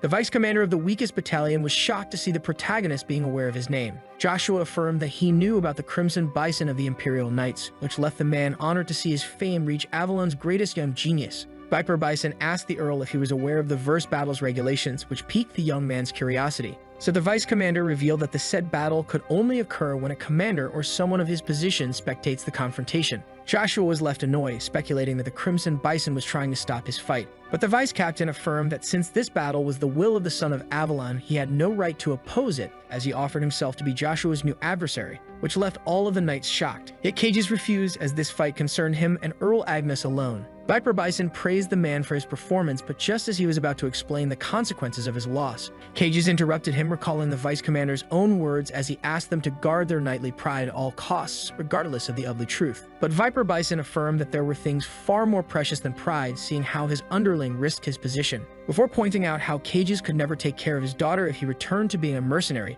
pointing out how family was priceless in the face of a knight's pride, leaving the man annoyed and speechless. Joshua began to applaud the vice commander, who was about to sacrifice his position for his underling, seeing how he would become a regular knight instead of losing his job. Viper Bison called out the boy for talking with such confidence regarding his victory, so the boy pointed out how he must have noticed the raging gap between their strengths. Ranger, who realized how special the young man's power was certain that he had an even stronger attack in reserve. Seeing this, all the knights tried to take the vice commander's place in this duel in order to protect his position. But the Imperial Knight, who could only see them as his dear brothers in arms, affirmed that he must be the one to take on the Agnes Earl, pointing out how he was ready to give up his position if it meant protecting them from harm and how this would only make them closer. Sir Sanders was pleased to see Viper Bison still being the same man who triumphed by his side on the front lines, seeing how he was the superior whose underlings completely trusted him and how he was someone that made Joshua want to join the Imperial Knights in order to fight side by side with him. Viper Bison then addressed the young Agnes and revealed that even if he defeated him, he could only take his position by getting the upper knights who outclassed them to approve. Just then, Joshua accused the man of separating the fighters due to his meaningless pride, which left him utterly shocked.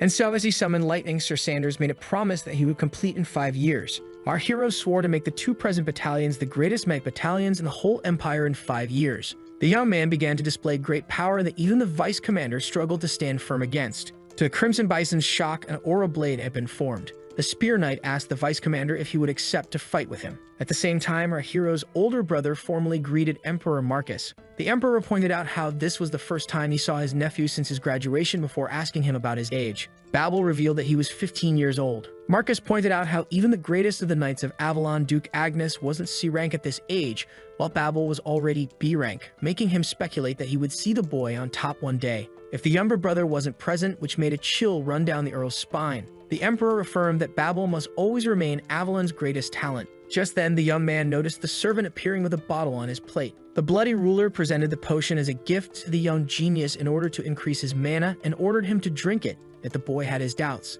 Yet the dictator affirmed that this was an imperial order, leaving Babel no choice. With that, the first son of Agnes was forced to comply, and so he opened the bottle and drank its inside. Suddenly, Babel felt a shock within his body as he fell off his knees. Just then, the bloodthirsty ruler approached the trembling teenager as he gently placed his hand on the boy's head. Marcus revealed that they had met many times, yet his memory was erased before revealing that it was now time for him to keep the promise that he made. The Emperor affirmed to his secret child, Babel von Britten, that he must maintain his position as the Duke's heir at any cost. The brainwashed boy submitted to his true father's will. With that, 5 years quickly passed then, with the shocking events of the imperial palace being buried into oblivion. After these 5 years, an elegant young man arrived. hoping to not being too late. The knight commanded to salute their commander. The grown-up Baron Joshua Sanders, who commanded the 11th and 12th Battalion, finally arrived at the scene. When our hero went back in time, the continent seemed to be filled with peace, but many devilish plots existed underneath. Egret had an empire that could be considered as superpowers, with the first being Avalon, ruled by Marcus von Britain, who secretly allied himself with the battle god, another superpower.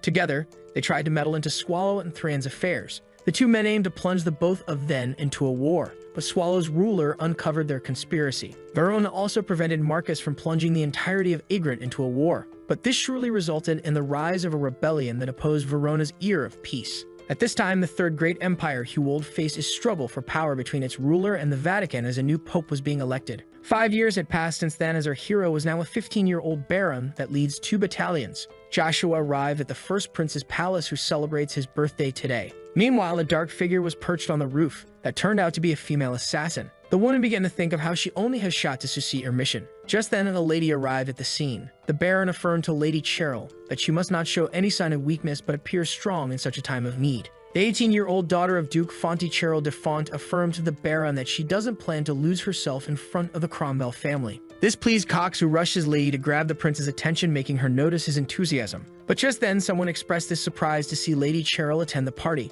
Natasha Moon Brory and Jehab Don Cromwell, who were now both 21 years old, began to make fun of the redhead due to her house falling apart and accusing her of not being invited. This annoyed Cox, as they were met with an unpleasant welcoming party. The angered man, who couldn't help but notice the lady's frustration, hoped that she would get a hold of her emotions. To the bully's surprise, the daughter of Duke de Font politely and calmly greeted the children of the Marquis. Jehab was left disappointed by this blank response. With that, Lady Cheryl tried to go on her way, seeing how she was expected inside the palace. But just then, the young man addressed the Imperial Knight in order to remind him of Marcus Cromwell's order to maintain a tight security. After letting out a frustrated sigh, the knight demanded to see Lady Cheryl's invitation. The offended Duke's daughter couldn't be more annoyed. This also triggered Cox, who began to scream at the Imperial Knight for treating the house of a duke as such, stating that Imperial Knights had no right to meddle into important families' matters. Jehab then pointed out how a noble family on the brink of ruin wasn't of any importance, before suggesting that the both of them return to their duchy instead of ruining the prince's birthday, before adding that they didn't even have a home to return to, as it had been destroyed by his family, as they accused them of shamelessly coming here to beg the prince for help. Cheryl, who was boiling with rage, couldn't take it anymore. But just as she was about to burst out of anger, Jehab was shocked as an approaching presence affirmed that Joshua and Cox were the prince's personal guests, giving the knights no rights to block their entry. This person was no other than the substitute commander Joshua, who ordered the knights to regain their positions as he takes charge of this area. The knights tried to argue that they were only following Marcus Cromwell's order, but the young man gave them a menacing look, affirming that he won't repeat himself, leaving them terrified. With that, the two men begged to walk away, while ignoring the noble, ordering them to come back. Joshua then asked the lady to follow him as he accompanies her inside. Jehab speculated that the boy was trying to get his father into the matter, before affirming that this wouldn't be enough to deal with a mercenary king, and that Joshua was now a nobody banned from the Agnes Duchy. But to his surprise, the three of them completely ignored him, as Natasha pointed out how the young man was still the same. This angered the son of the Marquis, who was now determined to destroy the Spear Knight. After that, Lady Cheryl recognized her savior as Joshua, who had grown into a handsome young man.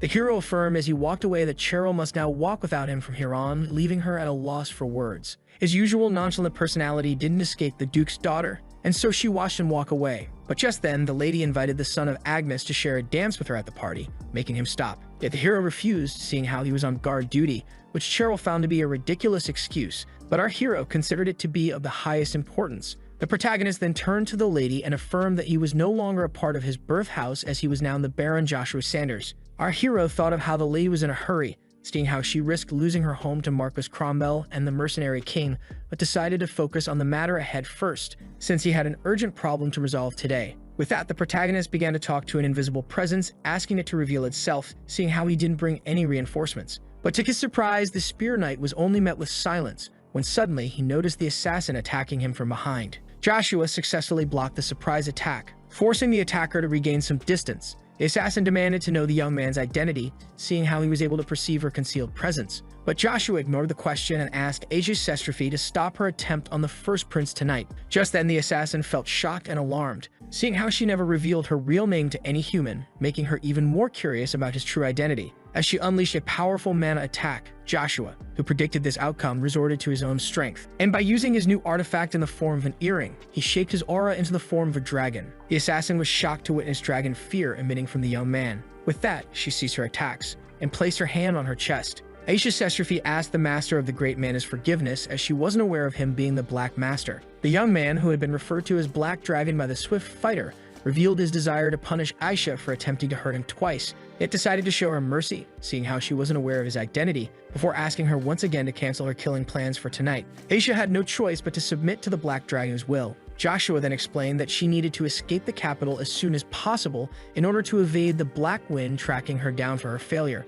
But when she tried to discuss this order, our hero took it as a sign of rebellion and threatened to punish her entire race of dark elves if she didn't submit to his will. Aisha had no choice but to immediately obey. Just like that, the assassin disappeared out of sight. Joshua couldn't help but crack a smile, seeing how Aisha was still as naive as she was in his first life, and how she immediately mistook him for Black Dragon. This dark elf, destined to become the Queen of Assassins, was hired to kill the first prince on the night of his birthday. But her failure to accomplish this mission with an unknown initiator resulted in a permanent scar, which is why he didn't want to stain her perfect record with tonight's failure. Joshua wanted her to run as far as possible, since she would grow into an outstanding ally. Our hero was sure to meet the future queen one day. Meanwhile, the said queen still believed that she had met the real Black Dragon, thinking of how those who hired her didn't expect such a mighty individual to appear in a caddy. And despite now being a fugitive, Aisha couldn't help but crack a smile, seeing how this failed mission became the key to her freedom. Meanwhile, back at the birthday party where many nobles had been invited, some began to talk about work and wealth, while others began an argument to see who would have the honor of dancing with the first prince.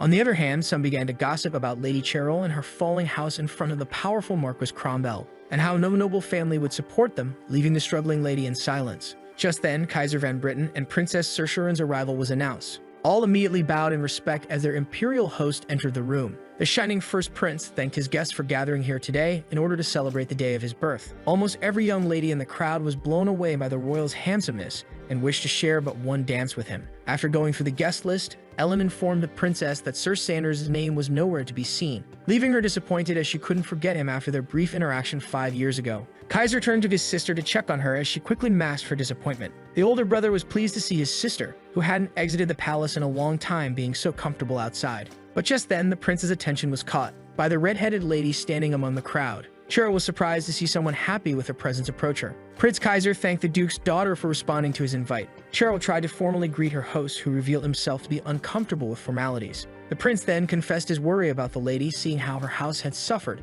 as according to the reports, the last 3 years that passed after their reunion had been cruel for Fonte, which shocked the young lady. Kaiser had really looked forward to this reunion, as he invited Lady Cheryl to be his dance partner, to everyone's surprise. The nobles began to gossip in annoyance, seeing how the royal wanted to dance with a representative of House Fonte. Cheryl was now put in a tough spot, as accepting the prince's invite would create envy in all present ladies' hearts, creating more enemies for her house, which she couldn't afford. And so the girl politely declined the Imperial's invite. The disappointed Kaiser asked for the reason behind this refusal. But as Lady Cheryl struggled to justify herself, Joshua arrived, affirming that she was already promised to dance with another. Kaiser wondered if the young man belonged to the Imperial Knights. Our hero presented himself as Joshua Sanders, to everyone's surprise. The princess was shocked to hear this name once again. While the nobles began to talk about how the young man was a great genius from Agnes of the Empire and the youngest knight ever, and how he had strengthened the weakest Imperial battalions, seeing how the houses of Fonte and Agnes maintained an amicable relationship, all began to assume that the lady attended in order to ask for Joshua's help in her time of need. As both men revealed to be honored to meet each other, the protagonist asked the host to understand that he was to be Cheryl's partner for tonight. Kaiser paused for a second, before cracking a smile and asking the lady if the Baron spoke the truth. Cheryl, with a blushing face, affirmed that she was the one to invite the young genius. But just then, Yag rushed to the prince, accusing Joshua of being impolite and arrogant, making Kaiser ask for an explanation. Yet after apologizing for his rudeness, he tried to explain how the prince was the star of the festivities and that his invite shouldn't be refused. Just then, a hand was placed on the young man's shoulder. Joshua affirmed that Yag should keep his opinion to himself if he was aware of his own rudeness, annoying the young noble. Just then, he began to hear the guests arguing if the lady should accept the prince's invite or stick to her promised partner out of politeness. Our hero then whispered in Yag's ear, asking him to stop if he was trying to help the prince, or suffer the same humiliation he inflicted upon him in their academy days, leaving the young Cromwell boiling with anger. Just then, Kaiser intervened and revealed that he organized this ball for everyone to enjoy without problems. Joshua then apologized to the host for the inconvenience, affirming that he would have never accepted to be Lady Pointy's partner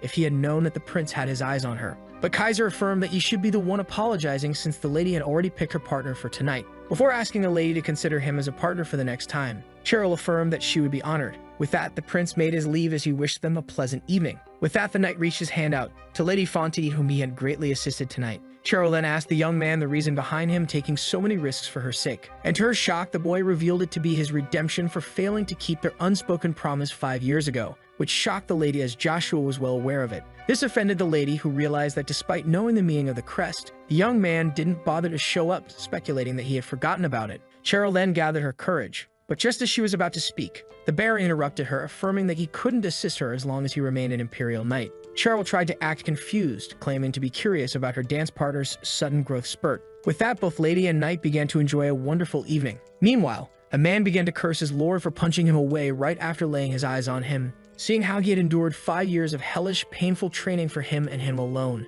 And yet he casually rushed to enjoy the first prince's birthday party. The guard, taking the man for a rogue warrior, tried to chase him away from the Imperial Palace's entrance. But Cain, the knight that serves both Duke Agnes and his son Joshua, angrily pointed at the crest on his chest, affirming that he was no rogue warrior. With that, Baron Joshua and Lady Cheryl's dance ended. All began to applaud the beautiful duo, while the children of the Marquis began to wish for their demise. The blushing lady thanked the young man for the dance, before rushing away with a big smile on her face. The hero was happy to see that Cheryl remained the same, but just then, a blonde lady approached him. The princess recognized the protagonist as the boy she had conversed with 5 years ago, but was left utterly shocked when our hero used telepathy to inform her of his upcoming visit to her palace. As many noblemen began to praise the Imperial, she could only focus on the hero disappearing into the crowd as he informed her that the cure for her condition was almost completed. The princess asked for an explanation, so Joshua revealed that this would be his redemption for the past, which intrigued the blonde lady even more. As he exited the hall, our hero asked her to take care of herself until their next reunion.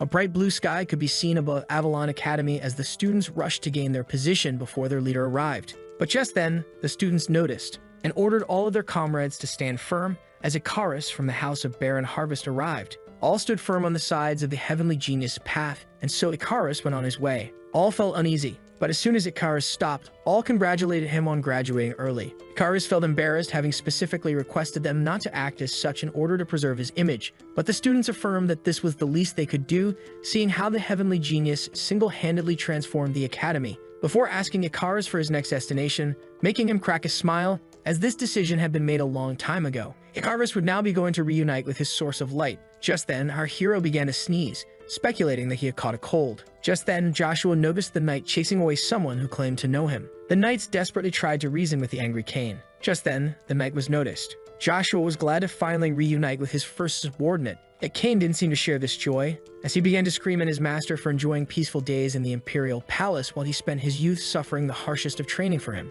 Joshua tried to apologize, but Cain affirmed as he wiped the tears from his eyes that it didn't matter now as they were finally reunited. The young man then pointed out how Cain must have become really powerful, seeing how he had come to find him himself. This caused a switch to happen inside of Cain, turning his tears into a pretentious laugh as he affirmed to now be second only to his lord. Joshua was shocked to see how much the knight had changed in 5 years, making him wonder if he should make some changes to his plans. But just then, one of the knights arrived, apologizing for interrupting his commander's reunion. Our hero was surprised to learn that another guest waited for him, which was none other than the heavenly genius, who was quickly recognized. Joshua was shocked to see Icarus in front of him. The heavenly genius's smile completely enchanted the blushing Cain. The knight then affirmed that he had heard about Icarus being the best student to ever attend the academy and also being the one who refused to work for the greatest names, including Britain. As he confessed his surprise at learning that the heavenly genius was a lady, the knight asked Icarus for the chance to escort her, but Icarus refused to be called a lady. Cain then introduced himself as the Baron's first knight and asked Icarus to refer to him as Kai, which made the heavenly genius feel uncomfortable and disgusted. This called for a pinch in the ear. Joshua intervened as Cain was making Icarus feel uncomfortable, forcing the knight to apologize.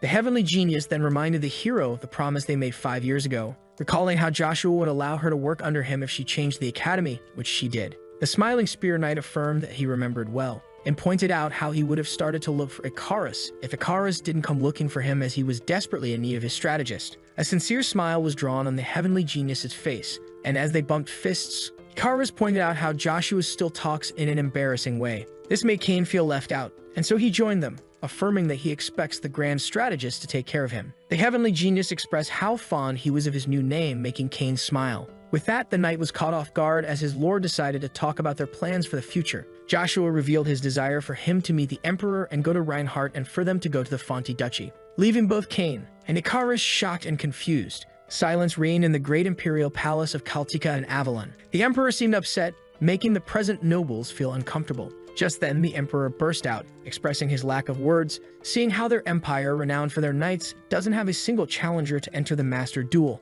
making them the laughingstock of their neighbors. This revolted the son of Avalon, as his empire should always be number one. And so he turned to Duke Agnes in order to ask for his opinion. Marcus wanted to know what Aiden thought of the fact that Avalon didn't have a single knight to enter the master duel, but just before he could express himself, a voice suddenly affirmed that this would bring dishonor to their name. This was none other than the commander of the 12th and 11th battalions, who volunteered to enter the master duel. Baron Sanders then formally greeted His Majesty, leaving his father completely silent. Joshua affirmed to the emperor that he wanted to take part in the master duel in the name of their empire. Marcus pointed out how this duel wasn't any kind of competition, before asking the Baron about his age, which he revealed to be 15 years old. The emperor cracked a smile at the thought of a teenager entering such a prestigious tournament, before pointing out how the protagonist always stood out from the others and asking him to prove his worth in front of all the nobles gathered here. At that moment, lust began to rise in the heart of a man. Count Sten wanted to seize this opportunity as he was eager to see how much Joshua had progressed. But just then, he noticed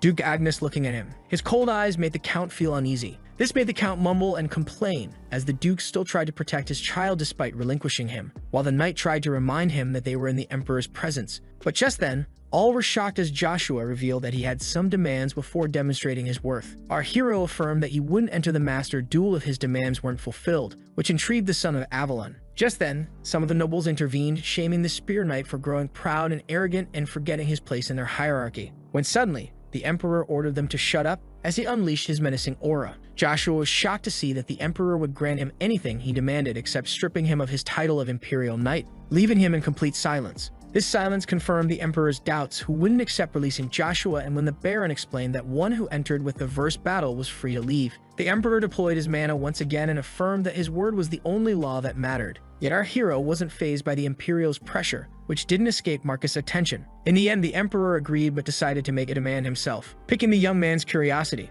when suddenly, the Emperor attacked the Imperial Knight out of the blue. The attack that was about to hit the young man in the face resulted in a great explosion in the throne room. The explosion was so intense that most of the nobles were knocked off their feet as rubble began to fall from the walls and ceiling. Many couldn't understand the events that had just occurred. The Baron then opened his eyes to find Joshua blocking the Emperor's attack with his spear. Marcus took a good look at the young man, before cracking a smile and bursting into laughter as he couldn't be more entertained. Our hero then made Lucia disappear. Marcus turned to the boy's father and affirmed that for the first time in his life he felt jealous of him. Aiden kept silent. The Emperor, who wanted to check Joshua's aura blade, found himself getting blocked by a mind sword, which was an ability that exceeded a rank, meaning that he was already on a master's level. With that, the Emperor regained his seat, and realizing that the Baron must now be treated as an adult, he swore to release him from the Imperial Knights if he met his expectations. Joshua promised the man not to let him down. At the same time, Lady Cheryl was preoccupied. Just then, she was informed of the presence of guests that she allowed to enter. Cox opened the door for Icarus and Cain. Both of them politely saluted Lady Pointy, who thanked them for their visit. The heavenly genius introduced himself as a part of the Harvest Estate, which was a southern estate like Cheryl's duchy. After hearing this, the red-headed lady felt honored, having always wanted to meet the heavenly genius, the smartest individual in Ignorant. But just then, the lady noticed the Agnes crest on Cain's armor, making her assume that Duke Agnes decided to help her despite giving her house the cold shoulder. But Cain affirmed that they weren't sent by the Duke, but by his son, Baron Sanders, in order to assist her, leaving the girl utterly shocked. The young Baron was now outside, looking at the Imperial Palace. Joshua was glad that he got to enter and leave this place without raising any suspicions, when suddenly, something caught his attention. It was none other than his father, the Duke, calling him out for not keeping contact in the past 5 years and even now ignoring his presence. Aiden assumed that his youngest hated him for choosing his oldest to be the next Duke. The boy affirmed that he did hate his father, not for making the right choice and making Babel his heir, stating how he renounced the name, making it impossible for him to inherit the duchy. Joshua affirmed that he could never dislike his father over such a matter, making the Duke realize the true reason behind this resentment. The Spear Knight confirmed the Duke's doubts and affirmed that he resented him for treating him and his mother as outsiders despite his great power. But when Aiden tried to justify himself, he was left unable to speak. as his child smiled at him and affirmed that his hatred disappeared as soon as he saw his mother's bright smile. With that, our hero bowed to the great Duke and thanked him for instructing Cain and treasuring his mother, before revealing his desire to meet him once again, a desire shared by both father and son. Just then, the Agnes reunion was interrupted by the knights who refused to believe that Joshua was leaving them. All rushed to the commander, trying to get an explanation. Seeing how the knights came for his child, father decided to go on his way. Just then, Cages noticed that their commander was with his father, but Ranger affirmed that this was of no importance at the moment. Viper Bison wanted to know the reason behind Joshua's choice to leave so suddenly, speculating that he was trying to abandon them, his subordinates. So the Spear Knight revealed that he never saw them as his men to lead, leaving all of them utterly shocked.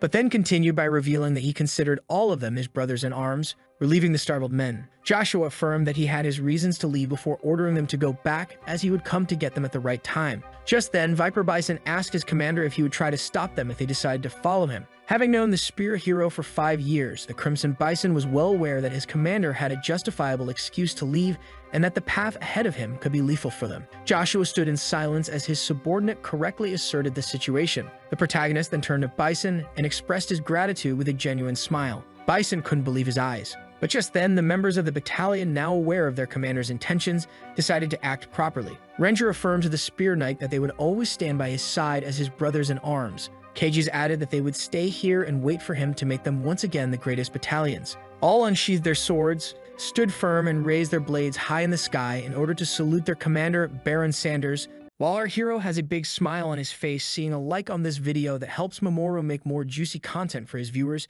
activate the cheeky little bell, and I'm out.